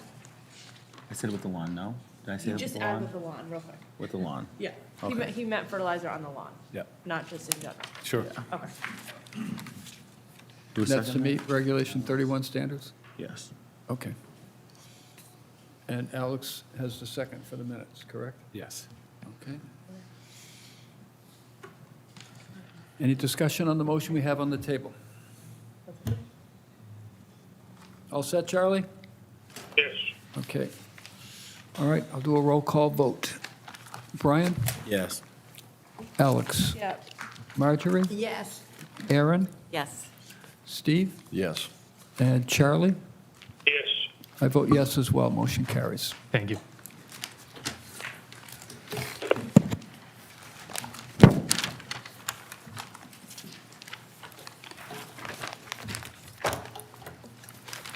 Okay. Now calling the 621 hearing for Thomas J. Guard, MT Guard LC, 411 Monomoskoye Road. This is for a proposed removal of an existing pier and replace with new pier, stairs, ramp, and float. Representative is Cape and Islands Engineering, and this is a notice of intent. Good evening. Raul Lizardi from Cape and Islands Engineering, representing the applicant, Tom Gard, who's here in the audience with his attorney. The project is a pier replacement project, but also an improvement. The wetland resources are land under the ocean, which is Little River, land containing shellfish, the same body of water, salt marsh, and then on the abutting property to the north, a bit of a coastal bank. So the property has an existing pier. It has an interim license. Hopefully those who went to the site to take a look around did not attempt to walk on this pier. It is not safe, to say the least. Not just that, the terminus point of this pier is a large platform, but there's barely a foot of water at that position. So when you boat onto this pier, you're dragging your boat through muck during low tides. So what we're proposing to do is remove this existing structure completely and propose a new structure. So the beginning of the pier starts at elevation roughly a little higher than elevation 2, comes up 3-4 steps onto the fixed platform boardwalk to reach a point approximately 70 feet from the beginning, at which point the fixed pier ends. Then we have a ramp, and that ramp ends on a 200 square foot new float. The new float is going to be supported or held in place with 4 piles, internal mounted piles. The proposed pier, the fixed pier, is going to be supported by 10 piles. So the intent for this project is to reach water depths that are adequate for boating. So we're proposing to reach water depths of 2+ feet. At the far end of the pier, we're roughly 24 feet away from the channel on Little River. The delineation of this channel is from a plan that this board approved for the dredging project that's going to happen on Little River. That plans for the town delineated this channel pretty well, so we were able to copy it over to this plan and show that we're not any closer than any of the, or at least the neighbor to the south. We also show how it aligns with neighboring piers on the project. We did receive comments back from the harbor master that this proposed pier does not have any navigational issues on Little River. We did not, however, get any feedback from the Shellfish Constable. So I don't know if Drew has anything on record, but this is the project that we're doing. We're just trying to reach adequate water depths from what's currently existing and also propose a pier that is safe. If you look at the details, this is not an overly wide pier. The Mashpee allows for up to 4 feet. We're proposing a 3-foot wide pier, so this is not an overly large or wide pier. Of course, it's twice as wide as what's there, but still, it's not that wide. I know there's some comments about a potential tree where the proposed pier begins. I remember seeing a shrub. I don't remember a cedar, but I know the shrub, it's best just to have the shrub removed and replaced in kind. If we have a cedar, the best thing for a pier is just to prune the lower limbs and not remove the cedar tree. If there's any questions, I'll be happy to answer. Okay, thank you. I want to focus on the public access, the walk around for the pier itself. Is that 3 feet on either side and 3 feet in front of the entrance to the pier? So, right, the public access is either to you allow the public, not that people are walking around this marsh, but it's either allow the public to walk all around your structure or to walk up and over your structure or to walk under the structure. So those are the 3 options. To walk under the structure, we have to elevate this pier about 5 feet above the marsh, which seems kind of illogical for this situation. To build stairs to walk up and over, it's like introducing more structure on the marsh. Mm-hmm. So with the knowledge that people aren't really walking here, we just want to allow people to just walk up and around. Around. Right. So the way this is drawn, the new pier is not aligned with the old pier. I know you're going to take that all out, but you're proposing that a little bit further northeast of the existing pier. I don't see any way that you can do that without taking that cedar that's there. It's there, I saw it, and it's good size. So how do we deal with that? I guess my memory doesn't help me well, but I do remember a shrub. I remember a cedar. There's a good-sized bayberry, and the cedar's right aside of it, side by side. You can see it. You have a picture of it? You can see it in the aerial, but it's right there too. So yeah, The cedar's right behind the bayberry. so if you look at that, that pier, the beginning of that pier, Yes, we're going to be 3 feet from the beginning of that pier to the right. to the right. So on the plan, you can see where the beginning of the existing pier is, and we're going to be 3 feet to the right, 3.5 Plus- feet or so. Plus the 3 feet to walk around it. Right, but the 3 feet doesn't mean we're clearing the 3 feet. It's just that we allow people to walk in that area. It's fully vegetated. It's going to be tough for them to walk through unless they have a machete. or Right, something. but public access does not mean that people have to create a clear path. People don't go along the shoreline and create and clear a path for the public to actually walk through. It's just that people are allowed to use that area for public access. Why not slide that pier over the existing footprint of the pier that's there, and maybe even a little bit further over, and get away from the existing vegetated buffer of that bayberry and cedar and everything else that's in there? Why are you moving it up into an area that's going to have to be, and I don't know how you're going to get it in there without doing damage to what's there. So the alignment was based on the 15-foot setback from the projected property line. So that was what I used to align the float, and then centering everything else with the float. That's what I used to align the pier. I can see we could do a slight rotation from the middle 2 piles. And if I introduce a slight 2-degree rotation, I can align with the beginning of the existing pier.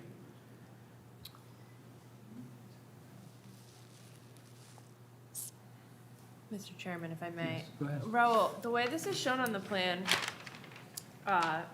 so if you're looking at this right here, can we agree that what is to the left of the pier looks different than what's to the right of the existing pier? Yes.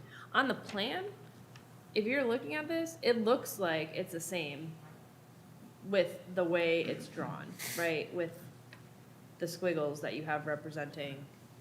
So, right, what the plan represents is just the edge of clearing, what the edge of the homeowner has cleared. So from that point forward, what we have on the left is, I believe these are salt marsh grasses. On the right, there's more shrubbery. Right. So that shrubbery has to stay in order for the mitigation plantings that are approved in the previous one that we just approved to actually take and thrive. Because if they're exposed, and if that's cut back, then the plantings that you have proposed are way more exposed. And they don't, I mean, you want that buffer there. That's gonna help protect this property. It's gonna help protect this property, ultimately. So if you're gonna build upon that, I don't know, I'm struggling with the placement of this one. What was the answer, Mr. Chairman, what was the answer to your question, which seemed like a very logical remedy? It was the setback issue from the lot. So, line. right, I started with the setback, but what I can agree is at that midpoint tandem pier piles, introduce an angle point. And I don't know if you're following me with what I'm saying. At that point, I can angle, and it's not a substantial angle. I'm talking about probably 2 degrees, 3 degrees. Yeah. And from there on, I can align with the existing pier. Wouldn't that answer Alex's issue too? More so. Yeah. More so. But, I mean, if you were to build it over what is to the left versus what is to the right, you'd be doing Exactly. way less damage. Right. And even just aligning over it, that, what's currently there is very skinny compared to what's being proposed. Right. So it's just, Yeah, and going back to what you said, Alex, the 2 plans don't match up. No. If you look at the previous plan that shows the mitigation and shows that alleyway, and then now this plan's taken away from the vegetation that's there. Right. So the 2 It's- plans do not match up at all. like, that's a lot bigger. I think that Yeah, If we can go Right, so we look plan to plan, over the existing contradicting pier, each other. can we get ZBA relief for that? In other words, because you're gonna be too close, right? The existing pier. How far is the existing pier? CBA doesn't approve this. It won't approve the 14 No, because they it's don't get pre-existing. involved with peers. So why do we have to worry about the setback? The 15? No, I don't have to. That's why I can do this. anyway. Oh, you can do it without it. So let's just go over the existing Right, pier that's but- there, like that. Yeah, but that one And then we showed new avoid the the trees. previous plan had new mitigation plantings, but now this plan proposes taking away from existing mitigation plantings that are, existing plantings that's there. Right. So, Yeah, it's one plan is showing you confusing. adding, and this one's taken away, so. It's confusing. You know, if it was in the same spot, then it would be, So yeah, I just heard back from the applicants, and yeah, they're willing to just realign the new pier so that it follows The whole pier. holding the right side, but going the 3 feet to the left. Yeah. So it'll protect the integrity of the existing bayberry and. So the shrubbery to the That's north there. stays put. Yep. It will cover over the salt marsh grasses on the left, on the south. And I know these are filed separately, and it's neither here nor there that they are. I'm surprised it wasn't just one filing, all on a notice of intent for the dock and the house and everything else. But is the plan to do the mitigation after all of this dock work is done? I hope, because I can't believe you're going to put all this mitigation on either side of this thing and then have people trouncing around it. They're doing all kinds of work. Right, so the applicant understands that there's two different filings, so that one project doesn't hold the other. But he can start off with the shed relocation that he wants to do. Then he can move on to the next structure. And he understands that the mitigations are too close to this pier. So he understands we can't close one project without mitigation, but he can't build the pier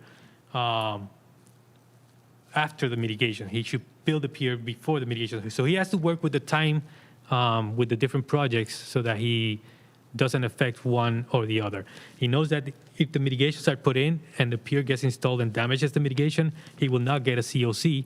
Or if he happens after getting a COC, he will be an enforcement order. So he understands that because there's a COC for the house project, and if the mitigations are there and he gets a COC, there will be a COC for the pier.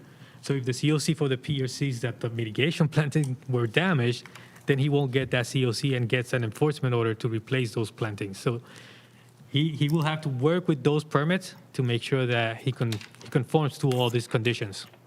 It was my advice to the applicant and to Raul to file these in separate forms. When I typically have side-by-side or multi-projects, we always have separate NOIs in case there's one denial, so I don't get a denial on a multiple faceted project. So, and the applicant clearly understands the construction sequencing necessary to preserve the mitigation area. And that he'll work with Drew, and the contractors will work with Drew to make sure that the construction sequencing makes sense, because it's just going to cost him more money if it doesn't, and the mitigation doesn't take, so. And also, the house has other local reviews. The pier has state reviews. And based on the knowledge we've got, or the last few state projects that we've applied for, it's upwards of 8 months where we can get a permit for the house in a few months. Yeah, this pier will require Chapter 91 as well as Army Corps of Engineers approval before it can be built. And the first step, and they're going to ask us, is have you gone through conservation yet in the Chapter 91 application? Then that application will also require that the building department as well as the planning department sign off on the zoning requirements for it as well before it even gets out of the box. So that's why coming to you now was really to make sense. So it sets us up for, at least for the pier separately, for that further permit process.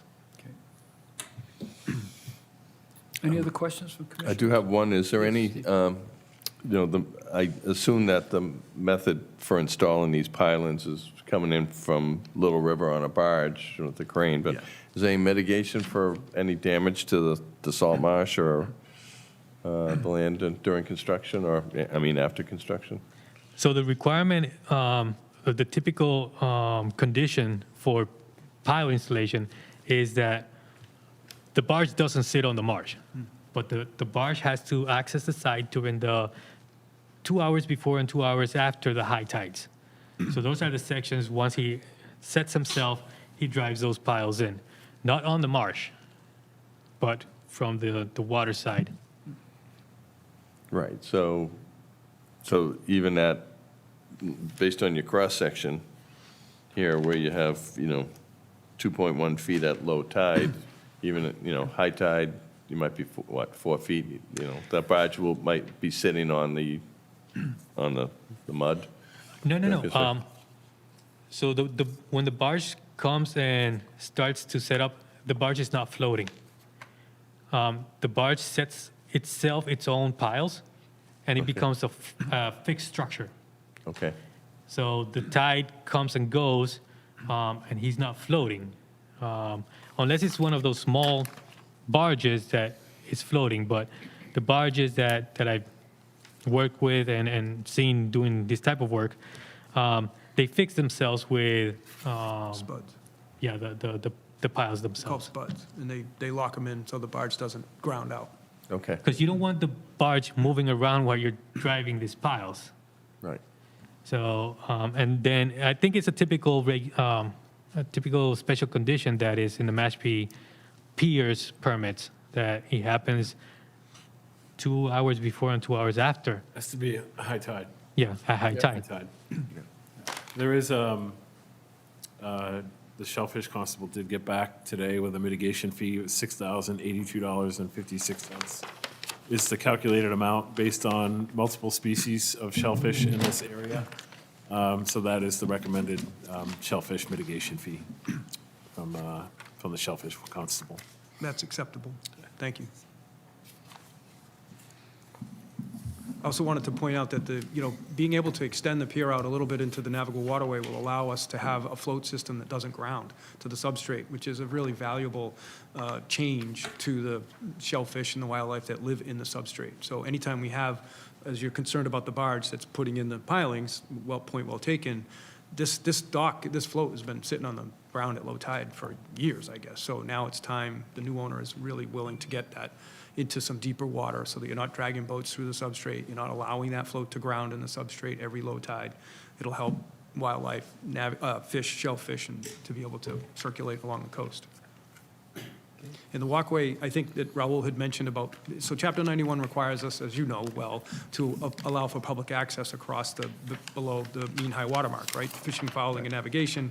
So we have to make sure that there is an area that the general public can go by this dock, this pier, and get around it. In fact, if they can't, technically under Chapter 91, if they can't traverse the dock, the pier at below the high water mark, they're entitled to actually come up into the yard and go around the pier, and then continue on their way. So it's an important part of the Chapter 91, and it will require us to post signs to that effect at the property lines for this pier. So, and I can assure you that will be taken care of when we do the Chapter 91 licenses. Very good. I will entertain a motion if there is. I have one question, Drew's comments. You mentioned about 4 pilings versus 2. Do you have a concern on that? Yeah. I was just wondering if the float configuration could be reduced to 2 piles instead of 4. Is 4 really necessary? Just a question. I would prefer the 4 just from a stability standpoint. Yeah. to having Okay. flow of the river. I've boated a long time. Yeah. And I was, of course, at 409, we've been there for 2 years. Right. And I was surprised at the amount of current that. Yeah, it is. That does flow through the river. And the flow currently at 409 does need to be repaired as a result of the pilings are. Okay. What's the top of the piling going to be? 16 plus what? Right. 16 plus 3 or something? Whenever it ebbs For and flood flows, purposes. Right. depending on what it is, You know? Typically around tide. here, Okay. go by that, And we you don't don't normally typically see that Okay. like at a marina, so cut to speak. no So I Right. less think than the flood zone, with but the flood zone here is proper really high. rollers Yeah, on the dock. I was just Yeah. curious. The flow would be more stable, in my Sure. opinion. Okay, thank you. All right. Good. Okay, then I'll entertain a motion. Mr. Chairman, I move that we close the issue for Thomas J. Guard, MT Guard, LC, 411 Monomoskoye Road, with the condition of the shellfish mitigation fee of $6,082.56. Thank you, Brian. And amend that to, the plan to match Yep. the existing dock, right? Right. Yeah. We want to have, was it 2 degrees or 3, you said, on that pivot point? To match the alignment. To match the Don't alignment. quote me on the angle, but it's to match the alignment. No, we're going to quote you for 1.5. Okay, yeah, with that condition as well. Okay. Is there a second to the motion? Yeah, second. Thank you, Steve. Any discussion that we have on the motion? All set, Charlie? All set. Okay. All right, I'll take a roll call vote. Brian? Yes. Alex? Yes. Marjorie? Yes. Aaron? Yes. Steve? Yes. Charlie? Yes. I vote yes as well. Motion carries. Thank you, guys. Thank you very much, folks. Good night, guys. Well navigated. Have a good night. Thank you very much. Nice job.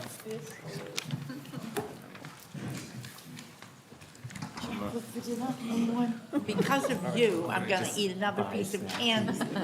Oh, you're welcome.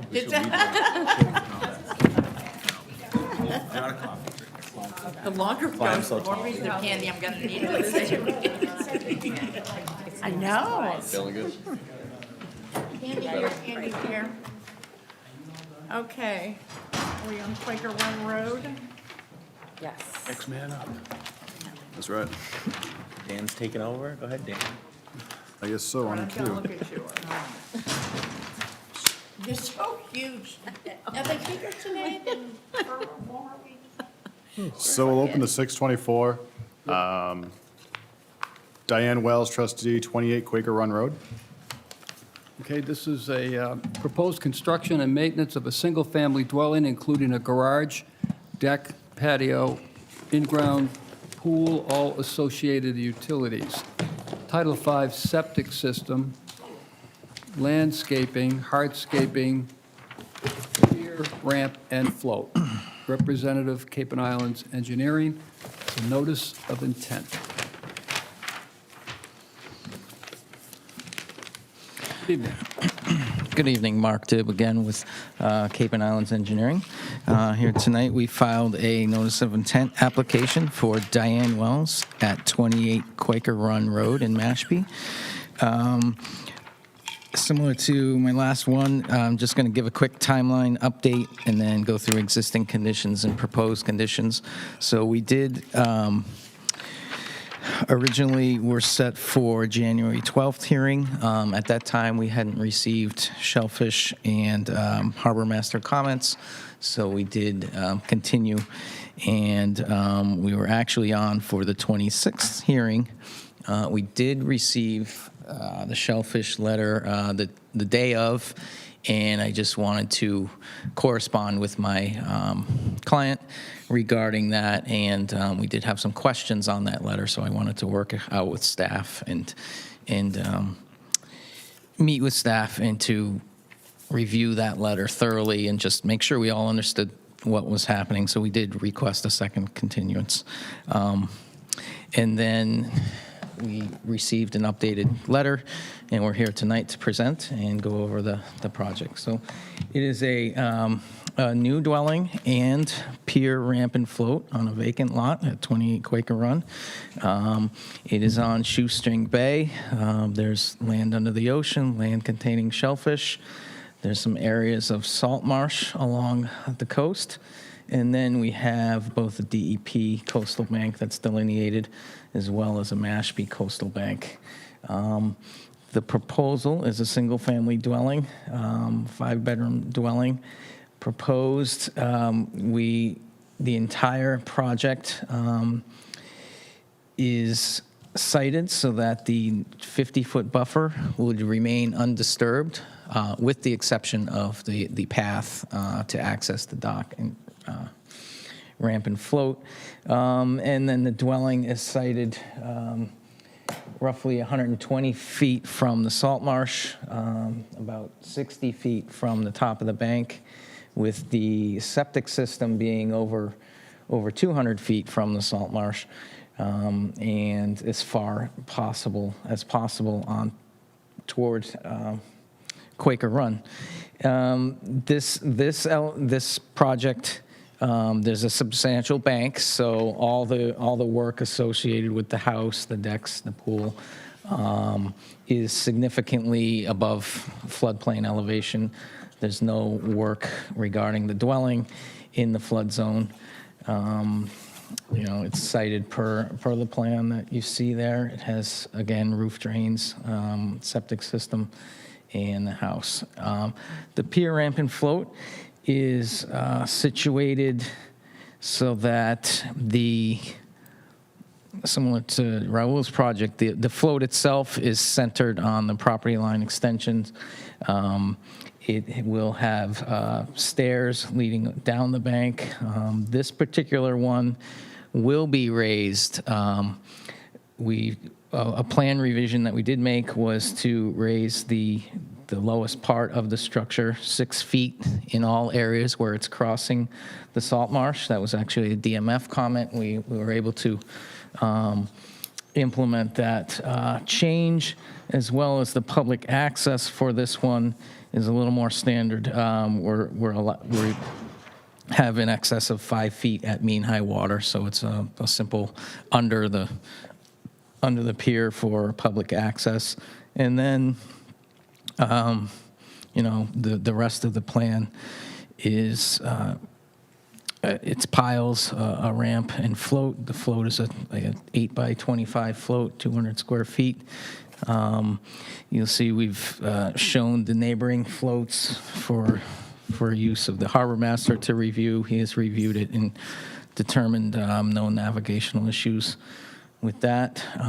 We did receive the shellfish mitigation letter, and my client has agreed to that. I would like to just make 2 comments regarding that. That as a consultant, I'd like to just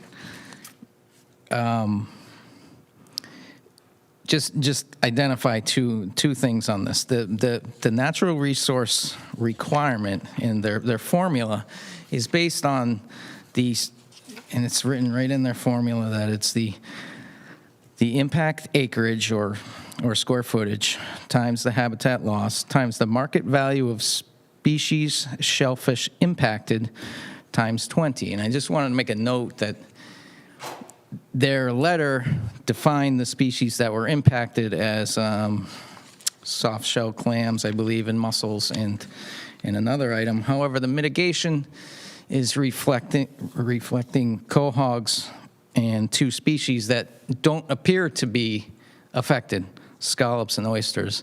Again, we're agreeing to the fee. I just wanted to make a note of that. It's the formula and the letter just, in my opinion, do not match each other. I just want to bring it to the commission's attention, as well as the formula in your actual regulation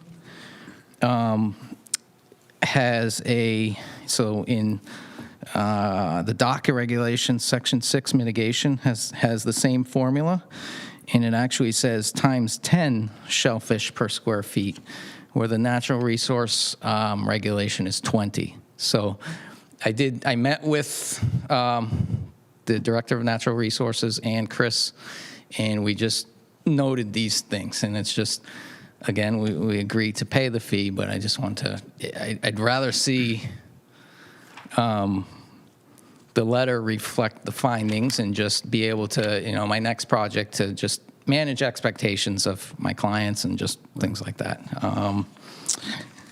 And lastly, when we first filed, again, we continued once because of not having the comments, and the second time to review this letter, just as kind of I identified. Drew's initial comment contained a suggestion to add an IA for the property, because it is new construction, 5-bedroom house, coastal property. At that initial time, I responded to Drew, then it was okay to add that IA system. And then 2 weeks later, we got a mitigation for $10,000. Again, Just a little bit of timing concern on my side to, again, manage clients' expectations. I did want to just make a couple comments to the board to see if Drew's suggestion for an IA is, I mean, I know water quality is a big issue. I just wanted to point out a few specific things about this project. The IA is on the plan. I just wanted to point out that, again, we're over 200 feet away. There's actually a vertical separation for this particular project of almost 36 feet. So, you know, that treatment to where our leach field is. And this is also in town sewer phase 2A. So, again, that could be 5 or 15 years down the road. So I want to make sure that providing an IA is a suggestion from the commission as well as Drew.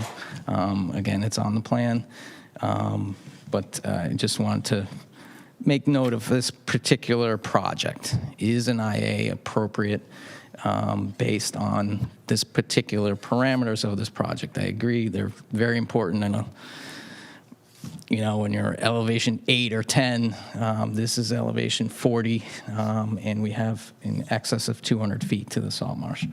Otherwise, that is my presentation. If you have any questions, I'd be happy to answer them. Okay, thank you. I'll make a few comments first. I obviously was not at that meeting when the mitigation fee was explained to you. Was there talk about that area being identified as a town shellfish propagation area? There was talk of the importance of the habitat. Right. You know, if the calculation said instead of species affected, if it said habitat affected or something to that effect, right. You know, it's what it says and what they found are two different things. So yes, they described it as very important location for habitat for in the future, and described that it's basically all 3 of those species are calculated within that area, you know, so it's like 3 times that for those different species, resulting in that amount. In regards to the IA system, and I know that area that you have located is out of our jurisdiction, everybody's well aware of what the DEP is up to these days. And my thought is to you that it would behoove you to really reconsider that. Phase 2A is, in my lifetime, I'd be surprised to see it. You're a long, long, long way off from wastewater treatment collection in this area. Given the fact that we have a successful watershed permit and it goes well, great. But if it doesn't, you end up putting in a Title V system, and not that long down the road, you're going to be taking it out. So it's something to consider. The one thing that I saw when I was on the site, Alex, you were there with me on that site visit, when you stand on the bluff and you're looking at the proposal for the pier, I was looking at the trees that are there, and there are some really nice, good-sized trees on that embankment. I would hate to see any of those go, and I could see a pathway through a couple of, I'm going to say they were at least 12 to 14-inch diameter trees, and there was one tiny, small white oak that was coming up between the pathway that I could see. And it appeared to me as though the angle of the pier could go through that pathway and only sacrificing that one small, I believe it was a white oak.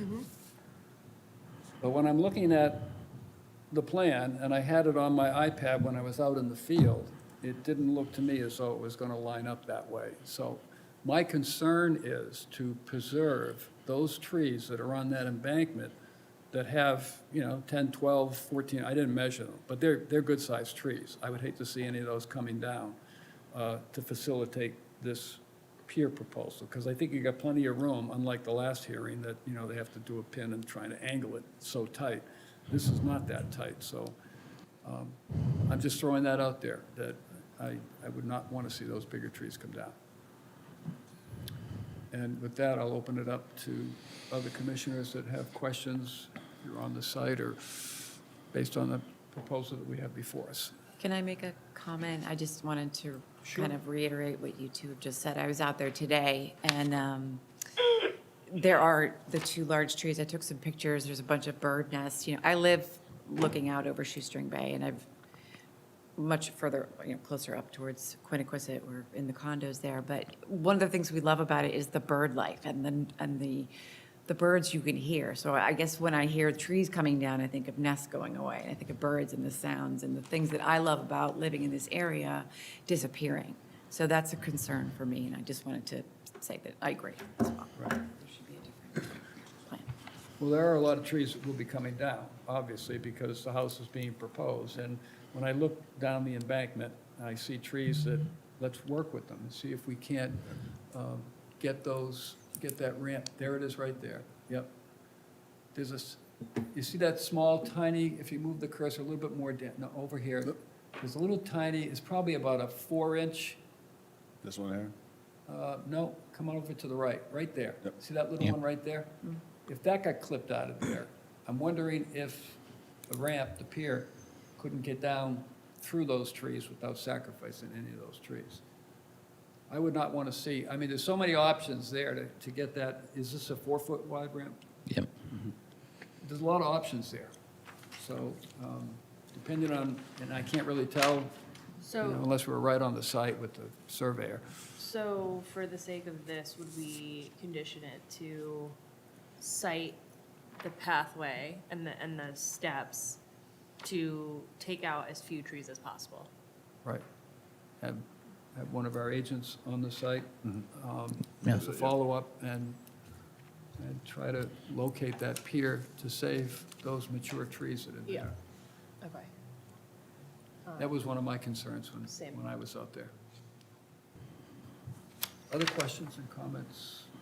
I had a question on, going back to the IA system. I was a little confused by your commentary, so I just want to make sure that you get an opportunity to clarify. You sort of linked the issue of what you think might be a miscalculation on the mitigation fees. And I suspect you did that so that the commission could consider, which, as you know, we don't do that. None of us were there at the time. But are you suggesting that there's not some parity there and you want to have that adjusted, and you somehow linked it to, and we've got the IA. Is the IA in or is it out? It's on the plan, so it's in. We don't plan to, it's in by way, you'll see the fat, it's on the septic tank, it's called out, fast septic tank. Otherwise, I don't. Were you suggesting you'd like to take it out? Well, it was, if we had received all the comments at once, we may not have quickly agreed to the IA, just because the shellfish is $10,000, and implementation of an IA is $15,000. We just, the IA comment came in prior to the very first hearing from Drew. It was a suggestion, it wasn't a requirement. And then the shellfish letter came 2 weeks later, and this is our, as a company, this is prior, other than the one you just heard, we never had a shellfish letter exceed about $2,500 for floats that were much bigger and much larger. So, you know, there was a shock, and even the first shellfish letter said $16,000. However, there was a calculation error in that letter.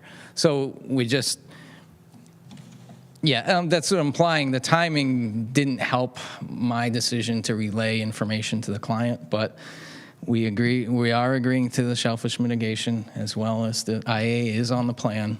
I was, you know, if one of you had suggested for this particular site an IA might not help, then maybe we would take it away, but we're just going to leave it in since You know, you're. I would never suggest.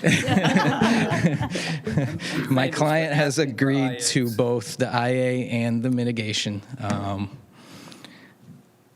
Just You know, end it there. I'm sorry. I just wanted to share with you, I think you could, I know it's hard to say, you could be the leader here. The IAs, it seems crazy not to. It just seems, given the time, the calendar, what's happening on the state level, and given the importance of the issue and a brand-new construction, it just seems insane not to. And number two, I know it's dollars and cents, and I'm sure that at your company, you're always trying to do the right thing, best product by your customer at the best price. But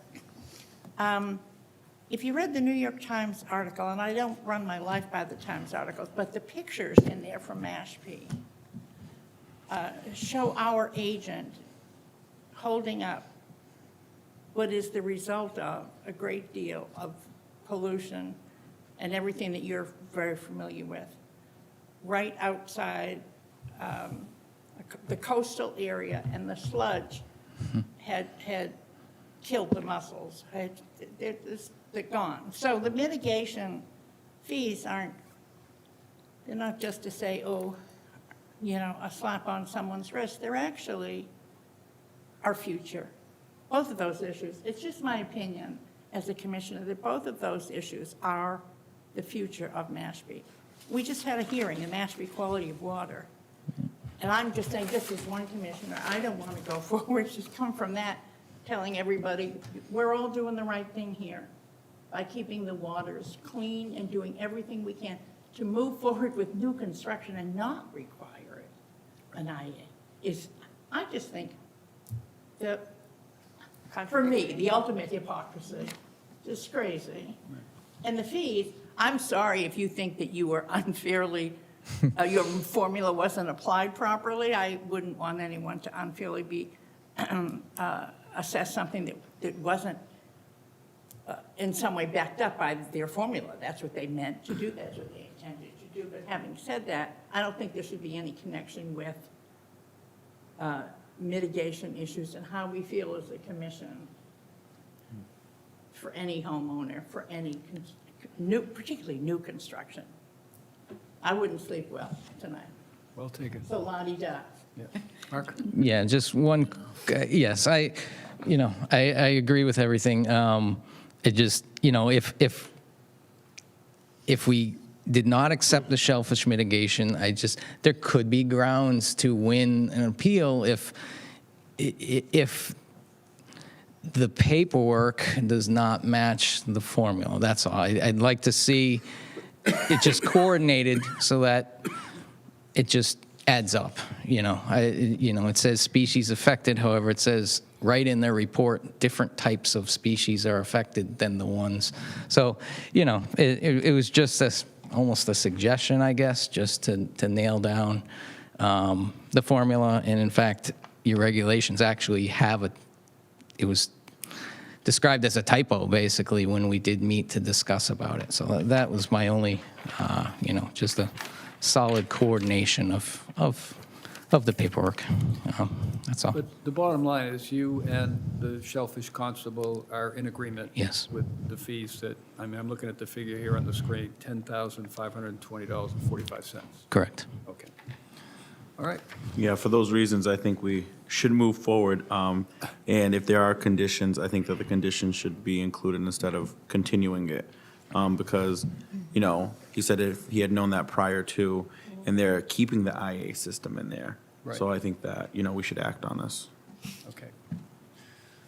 With that said, yes, Aaron. I just wanted to clarify, I saw the real estate sign, out in front. Your client purchased this property, or your client is selling this property? Is selling. So this is just for like a spec? Correct. For whoever might buy it? Okay. Thank you. Okay. So I would entertain a motion on the project as proposed. Is there a condition that you had about moving the tree or something, or Work moving? with staff to cite the the location of the pier. To cite the location with the least amount of trees taken down. location of the steps to. You can do it.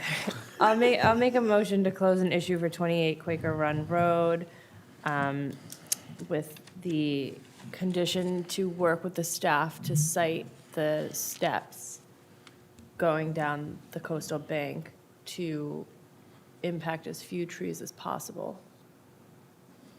I think that was it, right? We've got the mitigation fee. for the shellfish. Okay, and with the condition of the shellfish mitigation fee of $10,520.45. Okay. Is there a second to that motion? Second. Thank you, Brian. Any further discussion on the motion that we have? By the Can I ask a commissioners? question of you, Yes. Mr. Chairman? Of you. Standing in here. Can we assume that everything that's in here, it doesn't have to be cited as a condition, that he is going to include the FAST system, the IA system? Yes, it's on the plan. It's in the plan. It's on the plan. And that's what we're approving. Yes. As is. Mhm. Thank you. Yep. Yep. Any other discussion? Charlie? No. No? All set? Okay. Just taking a minute to look over my notes here on the screen. Can I ask a dumb question? I'm sorry. We're still in discussion, Aaron. Okay. Sure. There are no dumb The questions. new owner would have to follow whatever we approve, right? This would be, Yeah. okay. Yeah, it's an order of conditions that would be recorded at the registry, and it Okay. would be ongoing for a 3-year time period. So they'd have to follow it, sure. Yeah, if they have a different footprint or something, they'll have to come back. Come back for an amendment possibility or something to that nature. 4-foot wide buffer strip.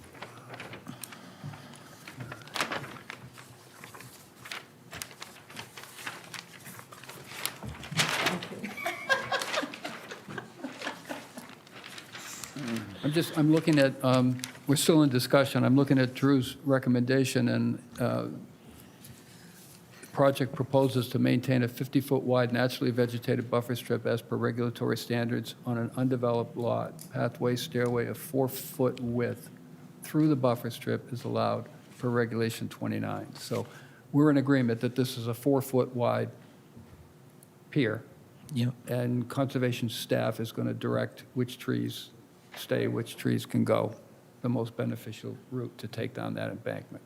Yes, Okay. as well, it is noted a 4-foot wide path too, when up above the pier. So yes, 4-foot wide. Mhm. Okay. Okay.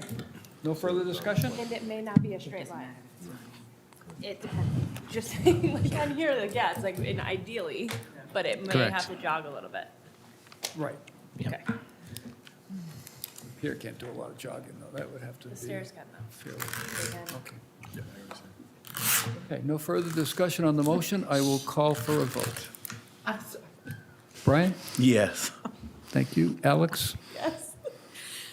Marjorie? Yeah. Aaron? Yes. Steve? Yes. Thank you. Charlie? Yes.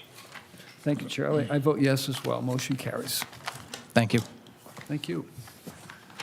Thank you very I much. think we have commissioner fatigue. The marathon continues. That's all, Mr. Chairman. This meeting going so late. It's a long night. What's for dinner, Paul? What's that? What's for dinner? There is no dinner. We have another hearing for dinner is what we have.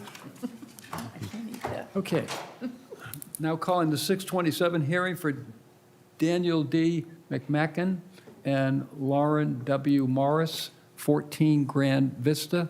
This is a proposed modification to an existing landscaping and hardscaping. The representative is Baxter Nye Engineering and Surveying, and this is an amended order of conditions, DEP number 433142. Do we have someone to Good represent? evening. Can you hear me okay? This is Matthew Eddy with Baxter Engineering. Can you hear Yes, me we okay? can hear you perfectly.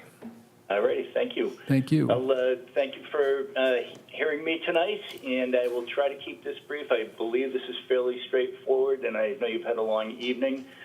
This is an amended order of conditions request for 14 Grand Vista. This is a lot in Willow Bend. The changes proposed are fairly minor changes in hardscape, which are mainly, there's a shell driver that's proposed to the right side of the garage that you can see. That constitutes the majority of the hardscape change. This lot is all in the outer riparian, so we're not in the 100-foot, and there's no 100-foot buffer to bordering vegetated wetland, and we're outside of the inner riparian. So again, it's in the kind of outer half of the outer riparian zone. And then the main request here was modification to the limit of work. The homeowner and applicant has requested a little bit of additional clearing. What we had submitted to you and had proposed is, you can see on the plan, there's the lighter gray line, which is the approved limit of work, and then there's the darker black line, that's the double dash line. That was the new proposed limit of work. I had a conversation with Drew earlier today, and he and I it was more of an emailing it through, I'll say, and he was not supportive of the additional clearing in the rear of the lot, so at the north end of the lot. So I've agreed that we would kind of take that off the table, if you will, and so that the additional limit of work area is just on either side of the house, just so that there's better access around the house for getting around the house. And that would really be the extent of it. So with that, I'd be happy to answer any questions that you would have. Thank you, Matthew. So we're going with that lighter gray dashed line as the area for the limit of work? If you go, well, no, it's going to be a combo of it. Dan, could you go to the second sheet, the landscape plan? That might be a little bit easier to see. Yeah, there you go. So if you see there's the lawn edge in the back of the house. Yep. See where it says lawn, and there's that solid black line. You got it right there. That's the edge of lawn. So Drew, in my discussions with him, we agreed to that. And then going up the sides of the house, the limit of work will be pushed out along the sides of the house. But then in the rear of the house, where we were requested to clear further back in the rear of the house, there you go. All of that area will take off the table. So basically, it will follow the gray line, if you will, on the back, but then follow the edge of lawn and then wrap back into the side property line or the proposed limit of work on the side of the house. Okay. Can I ask a question, Mr. Chairman? I think, if Drew's not here, maybe Dan can answer this question. He said this would likely need to have a continuance. I'm assuming it's because what's before us is going to be amended again. So shouldn't we just continue and have him come back with an amendment, instead of just saying, I'm taking it off the table, have him come back with a new plan? Yes and no. So he's taken that part off the table where they wanted to just reorganize the natural buffer zone beyond the work limit. But what Drew has also pointed out is the 5,000 square foot area limit. Since this is a riverfront, you can only do 5,000 square feet of modification. And he wants a number. Is it 5,000? Is it below? Is it above? Is really what Which he is wants. missing from this one. From Drew's notes, yes. Yep. So I don't see how we can deal with it. I mean, yeah, I think I have the same concerns because I think these things need to be addressed. And I think that moving forward, like we should have a process, for the department to vet these applications and things, because if they don't answer all of the questions, I don't feel comfortable moving forward with anything until they've addressed all of it. If I may, that information is provided in the narrative letter. I'm sorry, what did he say? In the narrative letter. Well, I read the narrative letter, but it Part of the application information submitted. And the reason this is a second amendment is if within Willow Bend, Willow Bend, before the lots were developed, they did order of conditions for all of the lots out there, and they got what was referred to as a generic approval for each of the lots. Once they then sell the lots and they have a new homeowner who's now going to actually, has the plans of how they want to develop the lot, we then come in with those actual plans and amend the original order of conditions. That's the only reason that you see a prior amended order of conditions. This amended request here, again, I think is very minimal change. Just as the house is under construction, it's near completion, there was just some adjustments that they were hoping to make out there. So the adjustment is from 3,599 square feet to 4,066, is that correct? In regarding to, for what are you referring to? I'm sorry. I'm referring to the letter that you said, the narrative letter that came with this filing. Those are the figures that I see on it. That is in the, hold on, let me get it to the letter if I could.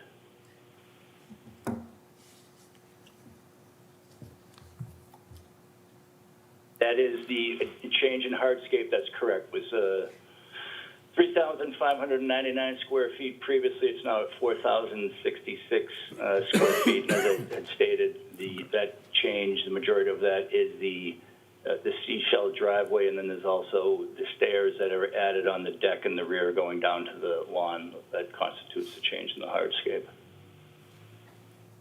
So then the total amount of alteration is 4,066. No, that's the total amount of hardscape within the Okay. lot. If So you look we- down further, this paragraph below that, work within the outer right parent is 5,866 square feet. It's over the 5,000 square feet. This is dialogue that I've had with the commission previously and with Drew. Willow Bend was done and approved as a open space development, as I'm sure you're aware, and so the rear of all of these lots have already conserved the natural open space. So that's why the lots in Willow Bend, as a cluster and open space subdivision and development, the lots are smaller just as far as the actual lot size that each individual homeowner owns. And so with that, the dialogue that I've had with Drew is there is additional area. Under the Rivers Act, you have 5,000 square feet on a lot, or you can do 10% of an overall riverfront area. When you look at the riverfront area along Grand Vista within Willow Bend, the allowable square footage, if you take 10% of that area, would be over 5,000 square feet per lot. That's the reasoning there. So we're proposing 5,866 square feet. But are these the numbers before you spoke with Drew or after you spoke with Drew? The 5,866 is the number that does not count doing the clearing. The clearing that we were proposing in the rear of the lot, which that was then going to be revegetated. It was just, we felt that we were going to be able to enhance the riparian area, actually.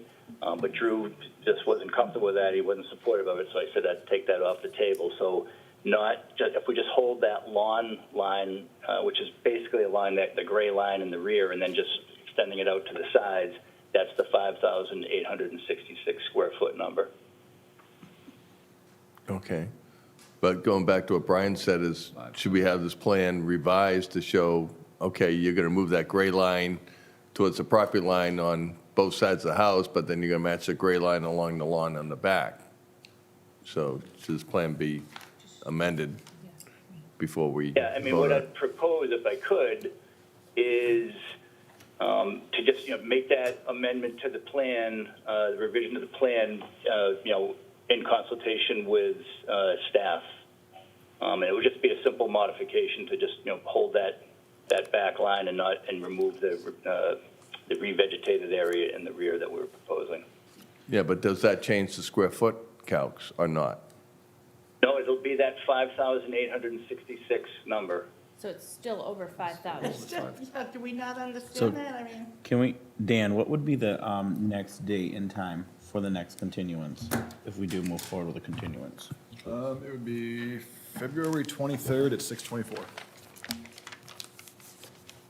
Because we need to clarify this, it's in excess of 5,000. And there is a recommendation from the agent to require a continuance to get this situation squared away. So, Mr. Chairman? Yes. I'd like to make a motion to continue the hearing for Daniel D. McMacken and Lauren W. Morris at 14 Grand Vista to February 23rd at 6:24 PM. second. Thank you. Third, fourth. Is there a discussion or comments on the motion for a Yeah, continuance? I have a Yes, discussion or a Brian. comment. I think that moving forward, I think that we need to apply this across the board. I don't know how many times I've seen since I've sat here, people just come forward with different proposals. They're giving us different things that the department doesn't have. I think that all needs to go through the department, and I don't consider that, fully, vetted applications, so if they're gonna come back. I don't think that we should just be receiving documents here at the meeting, because some of us, like to take our time and do our due diligence. So when you're showing us different plans, it's very confusing, and, I just want to reiterate that for the record. In disrespect. Right. This cover letter is dated January 24th with the numbers. If I may, real quick, so for Sure. this continuance, There's a motion on the what am I coming back with? What are you requesting me to come back with? An accurate application. Oh, no, just a revised I'm plan, sorry? right? Revised plan. Just And- revising that limit of work along the back edge there. And no more than 5,000 square feet of alteration. All right, well, I'll have to talk that through with Drew then. If we stay at the 5,000, it'll be the prior plan then, so there would be, so just go ahead and continue it, and I'll have dialogue with Drew. If we're staying right at the 5,000, that's what that prior plan that's been approved already is at. Right. That it may not be amended because if it's. So I'll talk it through with Drew, and it may not be, we may just end up withdrawing the continuance if we're not going to be allowed to have any. I'm sorry, could you come closer to your phone or your microphone and speak a little bit slower? It's hard to hear you. I just want to hear Can you your hear me a little bit response. better right now? Yeah, well, just slow down just a bit, please. Yeah, I just said that I will review it with Drew. If you're saying that we're going to be held to the 5,000 square foot, then the prior plan that was approved, under the order of conditions, that limit of work was at 5,000 square feet already. So if we're not going to be allowed to go over that number, that we may not need to, we'll do the continuance now, but we may end up withdrawing it because if we have to keep it at the 5,000 square feet, that's what the existing current approved plan is at. Right. Okay, then. Okay. I will take a roll call vote on the motion. Brian? Yes. Thank you. Alex? Yes. Marjorie? Yes. Aaron? Yes. Steve? Yes. Charlie? We don't have Charlie anymore? Oh, yeah. Charlie? Can we have your vote on the continuance? Yes, I just said yes. Okay, I'm sorry, I didn't hear it. Thank you. I vote yes as well. Motion carries unanimously. All righty. Thank Okay. you very much. Thank Have a good you. evening. All righty, thank you. Thank you. Mr. Chairman? I made a mess of my binder tonight. Just a point of order, just because of the interest of time, I don't know about the pre and post agenda items, but the request for the vote of endorsement, I did hear Sue or somebody say that there were citizens petitions that were filed, I believe, for both of these matters. So should we leave them on the agenda to vote on them and support them, or support the petition citizens? Yeah, I think we need to. Because I don't want to leave tonight without taking a vote on this before Right. we adjourn. If the No, draft articles are absolutely added not. for. Let me back up. Hold on. Under communication and correspondence, there is a request for vote of endorsement for the 2023 Maytown meeting. It is for the proposed article to restrict boat horsepower on Santuit Pond to to no more than 10 miles per hour, and this is through the Mashpee Department of Natural Resources. So you have in your packet, I believe, the article itself. Maybe somewhere. You have that in your binder? I mean, yeah.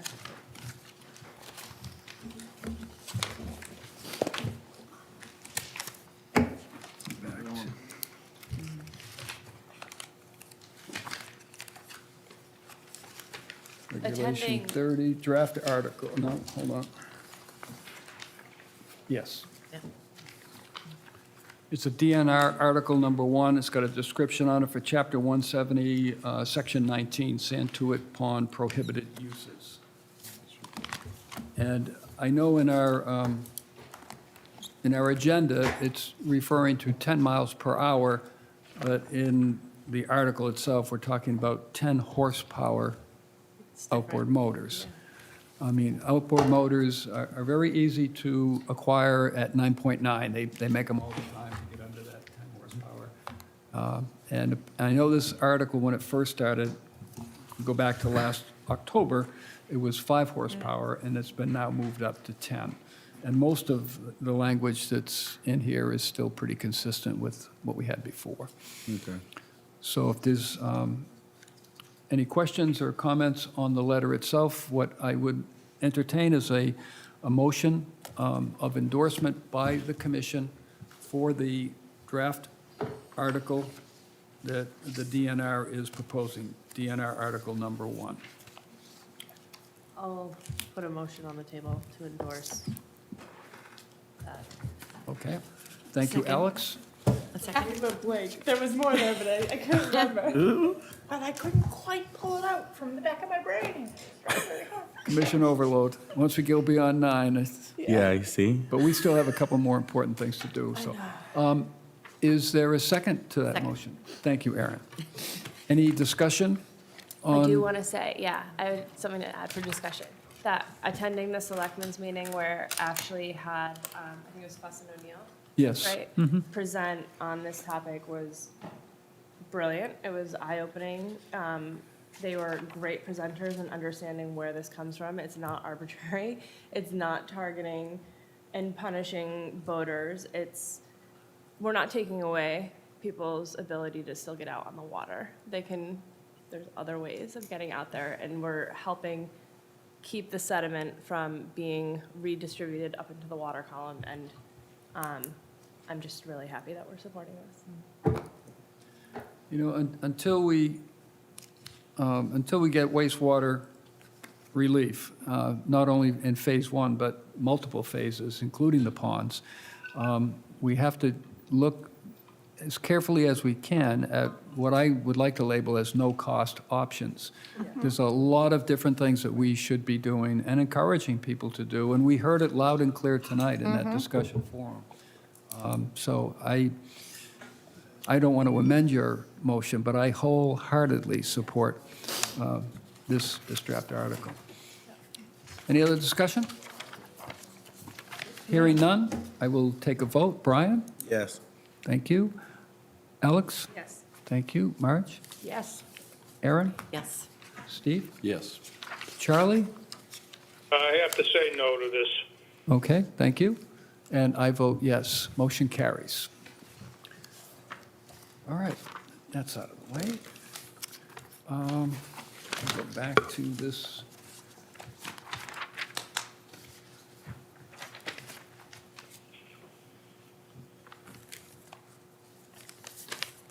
You want to go back and do the regulations? Yes, I want to look at the bylaw review subcommittee updates. Regulation 5, which is the fee schedule, the proposed permit fee increases. I'd like to have a brief discussion on that article first. And then we would have this in preparation for public comment. So that's also in your packet. I know there was some talk about adjusting the fee for after-the-fact filing. And I think that's been adjusted. and all of the fees are listed out there for you. If there's any questions or comments on the draft that we have before us? So, Mr. Chairman, what would we be looking for here? Well, under the pre and post agenda items, we have a discussion based on the draft that's before us. And if everybody is okay with that draft, I would go to the end of our agenda where we have a 633 Town of Mashpee public comment for proposed amendments to Regulation filing fees and Regulation 30. Let's just do 5 for now. And if we're okay with it, we can open it up to public comment. There's not a lot of public here. The newspaper's here, which is always good. In the audience. And we're on television, which is always good. I won't entertain a motion to vote for this as of yet. I wanted you guys to be okay with the draft. I don't know if you are or not. We haven't crossed that bridge yet with the filing fees, let alone Regulation 30. But once I know you're okay with that stuff, then I would prefer to have it on our next agenda as a public hearing, public comment, so that we have the 2-week window to adjust and think about everything that we have here, and then listen to the public, and then we can move on it. So with that being said, we could do a motion to accept the draft as presented and then place on the next agenda? Yes. Okay, That's, that would be my motion for Regulation 5, the fee schedule. okay. Can I? So we have a just- motion on Regulation 5 to accept it as drafted. There's a mistake in the There is a mistake, and category where, 4. There's just the math is wrong. and where do we see that, Aaron? I'm sorry. Category 4, down the bottom, it says 610, and after the fact, 1120. Shouldn't it be 1220 if it's double? I'm not a math person, but 610 times 2 is 1220, not 1120. Yes, that would be 1220, you're right. Yep. It's unusual for me to catch a math mistake. Good catch, Aaron. Last time I had my pocket calculator out. Okay, duly noted. Hold on, let me mark that. Okay. Well, I'll make the motion to approve the draft with edits. As amended? Yes, by Aaron. Mr. Chairman, how do these fees match up with neighboring towns for fees and so forth? I know the old fee structure, we were quite a bit behind neighboring towns. Now, whether this has brought us up to equivalency with them or not, I'm not sure. Okay. But I know Drew went over this several times, and in the bylaw review subcommittee, we had talked about it, and we had moved them up, and then we realized even the first time we moved them up, we weren't even meeting the costs for the fuel of the trucks and the advertisement and everything else, so they went up a little bit higher. Okay. And everybody is fairly comfortable with these at least paying the bills. We're not making any money on it, we're Yeah. They basically. brought us up Literally, to yeah. even par. Yeah. Okay. Yeah, and of course, 6 months from now, we might be right back in the Right. same problem, who knows? I looked at a lot of the other towns. Some of the bigger towns, it's still less than their fees. And some of the other towns, it might be like slightly higher, but we do have kind of like fail-safes in there. So if like someone's just trying to do the right thing and they have a dead tree that they want to take down, like that's something that the agent will do with them that doesn't come to us with a cost. So Okay.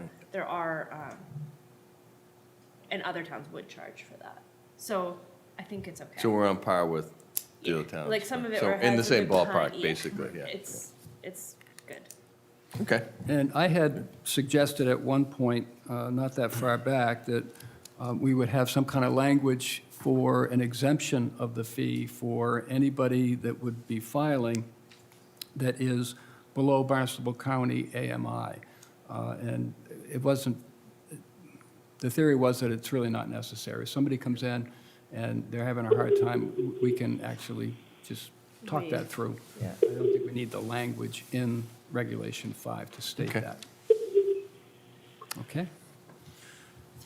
So, let me take a vote on this. Brian? Yes. Thank you. Alex? Yes. Thank you. March? Yes. Aaron? Yes? Yes. Yes. Steve, yes? Charlie? Yes. Thank you. I vote yes as well. Do we have a second on that? Yes, Marjorie. Okay. Sorry, what? Yes, of course, I did. Okay, Making sure. so that's Regulation 5. Regulation 30 is also in your packet.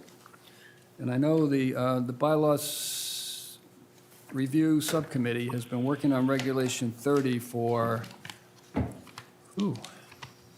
more than 6 months. It's been a Feels like long. 2 years. I don't know. It might- Longer than I've been here. It's been a long haul. And we were hung up for the longest period of time on parts per million. A little bit of history, the old Regulation 30 was rescinded in April of 2017 because it was at 5 milligrams per liter. And back in 2017, you just couldn't attain that. So we had a law basically that was unenforceable. So we've done our homework here, and we've cleaned up a lot of the language in here and included some more definitions that I think will be very helpful for the average person reading this. The format is now starting to fall in line with the format of many of the regulations that we have. And the parts per million, as I'm sure you've seen, is 19 milligrams per liter. And that's not just for the septic tank. That's for all forms of nitrogen coming off of the lot, whether it's stormwater runoff, whether it's fertilization, whether it's hardscape, you name it. It's the total amount of nitrogen that's coming off of that lot and finding its way into the resource area. And in certain areas that are more delicate than others, there is a more stringent standard that the commission may set to reduce in a range of down to 5 to 18 milligrams per liter. And you'll see that in subsection C under performance standards. All in all, I think the subcommittee has done a great job with this thing, and it's something that is desperately needed, especially in light of the fact of what we're dealing with on a day-to-day basis with our water quality. So with all of that, if you're comfortable, I would entertain a motion to accept this draft as presented to the Do I have a commission. question, Mr. Yes. Chairman? So it was saying that, that we have to limit down to 19 milligrams per liter. Is that totally under the coverage of an IA system versus a standard Title V system, which doesn't denitrify? A standard Title V system has a range on it anywhere from 26 to roughly 45, 46. And this, of course, would negate any kind of a Title V system being able to be used, because the Title V system alone would be over the limit, Right. not to mention any other forms of nitrogen coming off of that lot. So this is mandated So in this- IA systems. This basically puts you into IA system Okay. territory. And how many IA systems that the state has approved that meets this requirement? I don't have the exact number, but I know there are many. Okay. Some of the systems that were just presented here tonight fall into Oh, that category. meet all that requirement? Yes, Okay. and I think currently there's 3 or 4 newer systems that the DEP is still not certified yet, but they're right on the brink. And Okay, these so new there's a regulations- multitude, there's many systems that a homeowner can choose from. Right. I'm to going to meet go out this on a limb and say requirement. there's at least 5 or 8 of them, maybe more. There's Okay. quite a few. You go on the DEP website, they're all listed there. Yeah, so there's no difficulties in obtaining one of these systems, or they're not? No, So- and this regulation would not like shoehorn somebody right into a particular system. It's not like we're Right. saying, this is what you need. You have multiple options, Sure, right? there are many options there. Okay. Yep. And does this address, and that includes fertilizer too, or not? No, the fertilizer is Regulation 31. 31. We haven't Okay, so tackled it's that one just- yet. That'd be so much fun. Right? Yeah. In fact, we've talked already, now that we've finished our work with these, we're going to move on to Regulation 25, because that seems to come up every time we meet, land subject to coastal flow, and 31. So I guess the 31 isn't next. Oh, 31 comes after 25? 25 and 31, I think we want to do, and even 29, which is the buffer setbacks. But anyways, we're looking at 30. Okay. Mr. Chairman, I Yes. make a motion that we accept the Regulation 30 Prevention of Pollution draft as presented. Thank you, Brian. Second. Thank you, Marjorie. Any further discussion? Hearing none? Brian, your Yes. vote? Thank you. Alex? Yes. Thank you. Marjorie? Yes. Aaron? Yes. Steve? Yes. Charlie? Yes. Thank you, Charlie. I vote yes as well. Motion carries unanimously. Okay, one last bit of, We're cruising. moving it right along Are now. you kidding? We've been here 3 days. It's already Valentine's Day. Just don't take my Valentine's candy that's on this desk. Going back, hold on, let me just get back We're to. just getting loopy now. Well, my sugar level is now at 850. It's been a long night. You see why I said that we need to do that first? Because could you imagine if we did that now? Well, Might have been a good thing. I don't know if we'd have everybody still here, you know? Right. Oh, my gosh. I'm looking on the agenda for articles, the warrant articles, hold on. So under the bylaw review subcommittee updates that we just finished, Regulation 5 and 30, the next part of that agenda item is a discussion on the expansion of the buffer zone from 100 feet to 150 feet. We have 2 draft articles. This is for Chapter 172, the bylaw, not anything to do with our regulations. This is the bylaw itself. And Chapter 172-2 is for the jurisdiction language of the bylaw. And Chapter 172-7 is for the permits, determinations, and conditions of the bylaw. And unlike, as I mentioned in the discussion forum, unlike regulations that we can work with under home rule authority, these are not. These are bylaws that have to be approved and moved on. So we have some draft language here for you to look at, and the only bridge that's left to cross is whether we want to accept these articles and move them forward, to the May 2023 town meeting, or move them forward for October. I've read these 5, 6, 8, I don't know how many times. I've read them and read them and read them. And my personal feeling is that we should move both of these articles forward for the May meeting. It's already been told to us that there are citizens petitions out there that are going to do this regardless. And I really think it's our responsibility as stewards of our environment to take our job seriously. We have the language here, it's done, all the figures have been adjusted, and I would be happy to entertain a motion to move them to May rather than October, but I'll entertain any motion that comes before me. So with that.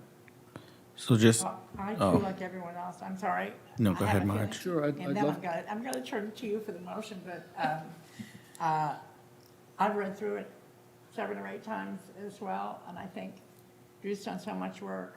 Mr. Chairman, you've done so much work, and May should be what we shoot for. That's my personal opinion.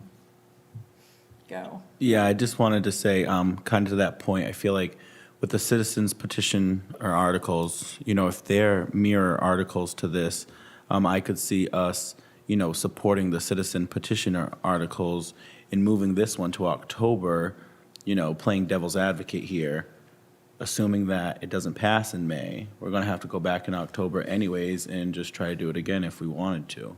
So, I mean, I don't know. I feel, yeah, it's hard. So I feel like we have the momentum. Yeah. I feel like we have people wanting to help us educate, wanting to stand behind us at town meeting. I feel like it'll be a lot of work in the next 8 weeks to get this people in the town to understand it. It feels, I hear you. I hear that you want it to be strategic to get it passed. Yeah, because we see how town meeting is. You'll be there all night, and then it's like the citizen petitioner articles are all the way at the end. So it's like, you know, I don't want to add articles and warrants that are gonna, you know, they're the same. So They're the if- same. If it's petitioned anyway, then you're saying it can get passed anyway without us putting it forward. And I haven't seen the citizens petition, so that's what I'm saying. If it mirrors ours exactly, then therefore, like, I feel like we can leave this item and maybe table this, because I believe the select board also, can bring articles after the deadline anyways. They So, can, yes. so we can get our liaison to do that, and the citizens petition articles have already been submitted. So there is a petition that's been submitted already outside of our draft that we're voting on right now. So that's why I think I'd recommend that. So can I play the devil's advocate to your devil's advocate? Always. Is that ever done? I'll be the second devil. I think May is better for two strategic reasons. Your thinking is good, but I think we miss an opportunity that we'll never get back. to be leaders. Not just to be leaders, but to have the enthusiasm and back of 13 to 15 different citizens group. And they are good. They know how to run a campaign. And if we're sort of dragging around and it does pass, then we really have egg on our face, oh, great. Right. And they say, and they lose, I think, number two, and I think this is something that's important to all of us, they lose a little faith in our leadership and our, we say a lot. We say, oh, we're the stewards, but if we're not the leaders and we're out there doing the tough work, I think it hurts us in terms of the esteem in which they will or will not hold us. And I think our chances of getting the vote passed are exponentially larger when we have the advocates with us. Yeah, I see it as the other way kind of too, like, we're supporting the citizens in their petitioner article versus us putting in our own petitioner's article. So you just argued against yourself, Mr. Devil Yeah, Times 4. yeah. But that's what, I said. Another point that I would like you to think about is, we basically haven't had a winter. Tomorrow, the temperatures are supposed to be 60 degrees. I can't imagine what this summer is going to be like. And if we can get some extra buffer to mitigate what's going into the waters, we know we're going to have all kinds of problems this summer. I know it's coming. And if the summer is anything like the winter, it's going to be really hot. So I think we should just put all our ammunition on the table and let's just bring it forward. Yeah. And there's a lot of time between now and May. I mean, I mentioned this before.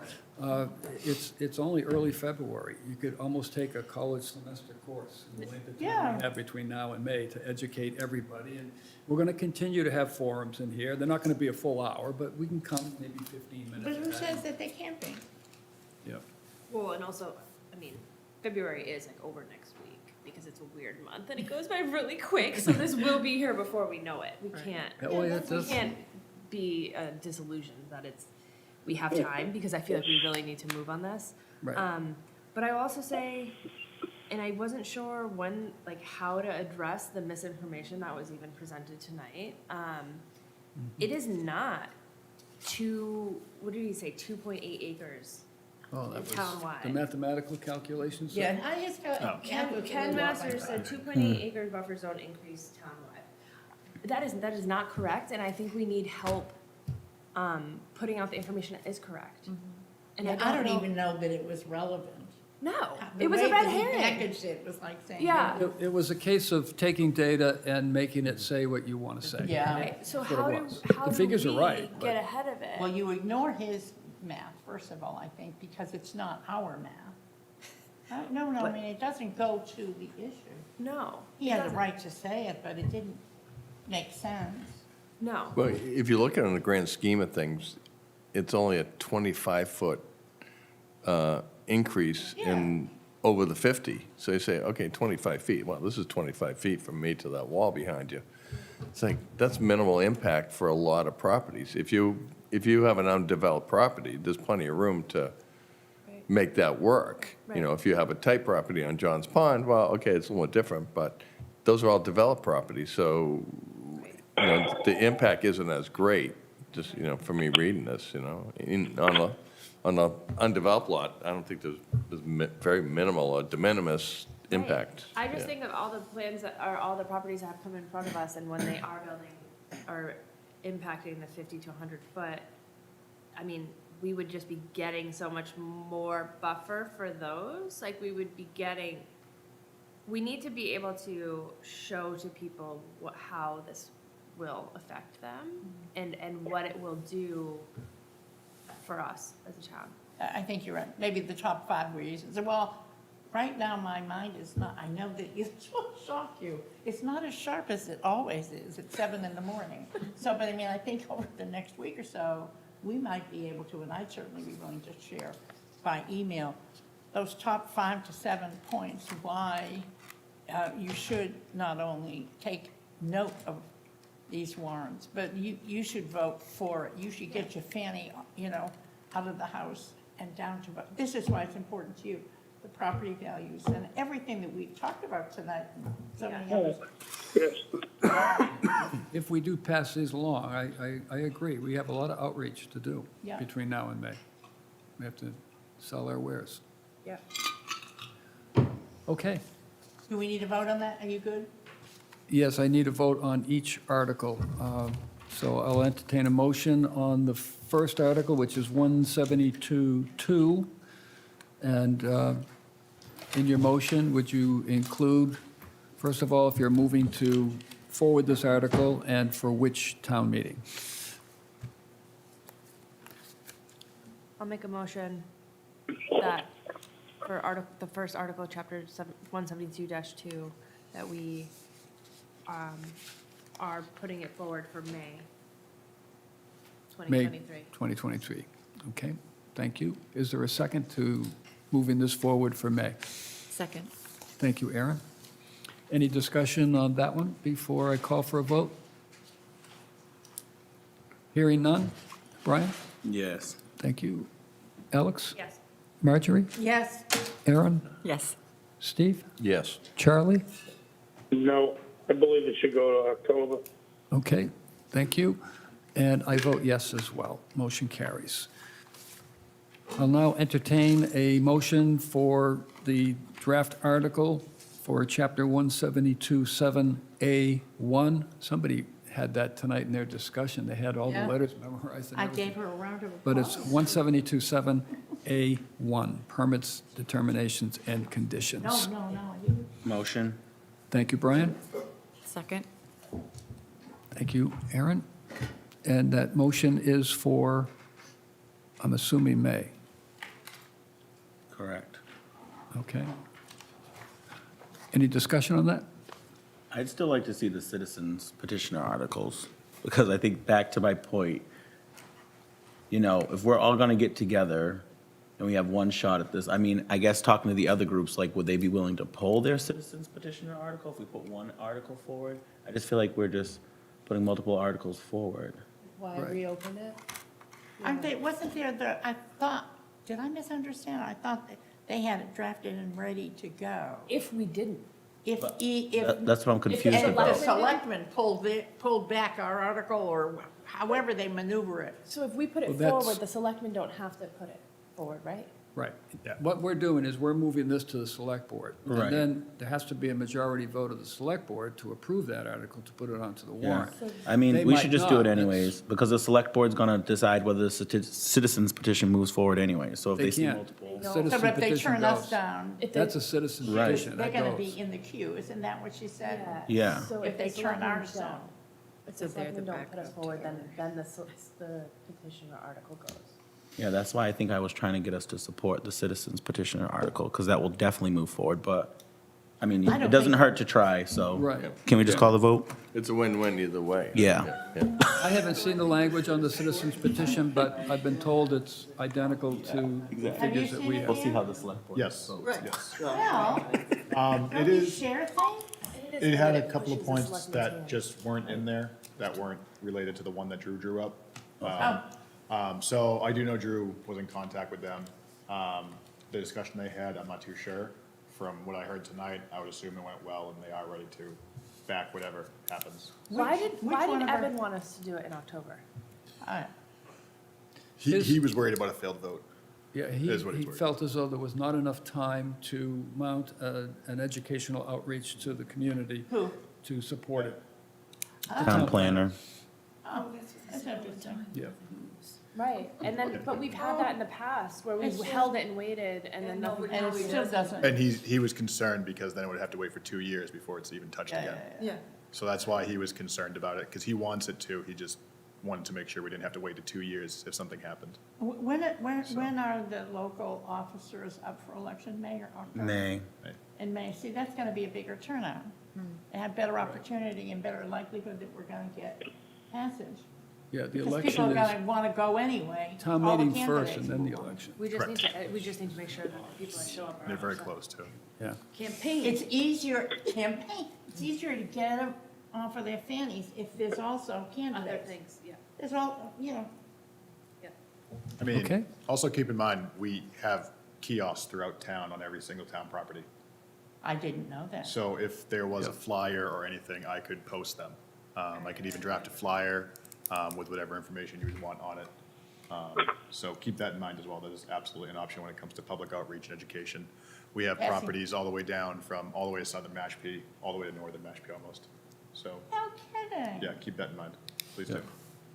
I've Yeah. been educated tonight. We'll create a flyer. Awesome. Okay, let me call for a vote on this motion for 172.7A1. Brian? Yes. Thank you. Alex? Thank you. Marjorie? Yes. Aaron? Yes. Steve? Yes. Charlie? No again. Okay, thank you. I vote yes as well, so motion carries. One last thing, just to clean, it's more of a house cleaning thing than anything else. We have several other post-hearing agenda items. I would accept a motion to table these. I don't really think there's anything pressing. So moved. Second. I didn't think that would not fly. Yeah. Okay. Is there anything for us to sign? Don't we have to sign, we have to sign I'll those? start passing. You're all You set can always down come here back first. tomorrow if you want. I'll be Are here. there coffee and donuts? I'll be here. It's stay all here right. overnight, So just sleep let in me, the let me get a vote corner. on Actually, those I things will being wake up. tabled. Brian? Yes. Alex? Yeah. Marjorie? Yes. Aaron? Yes. Steve? Yes. Charlie? Yes. Thank you. I vote yes as well.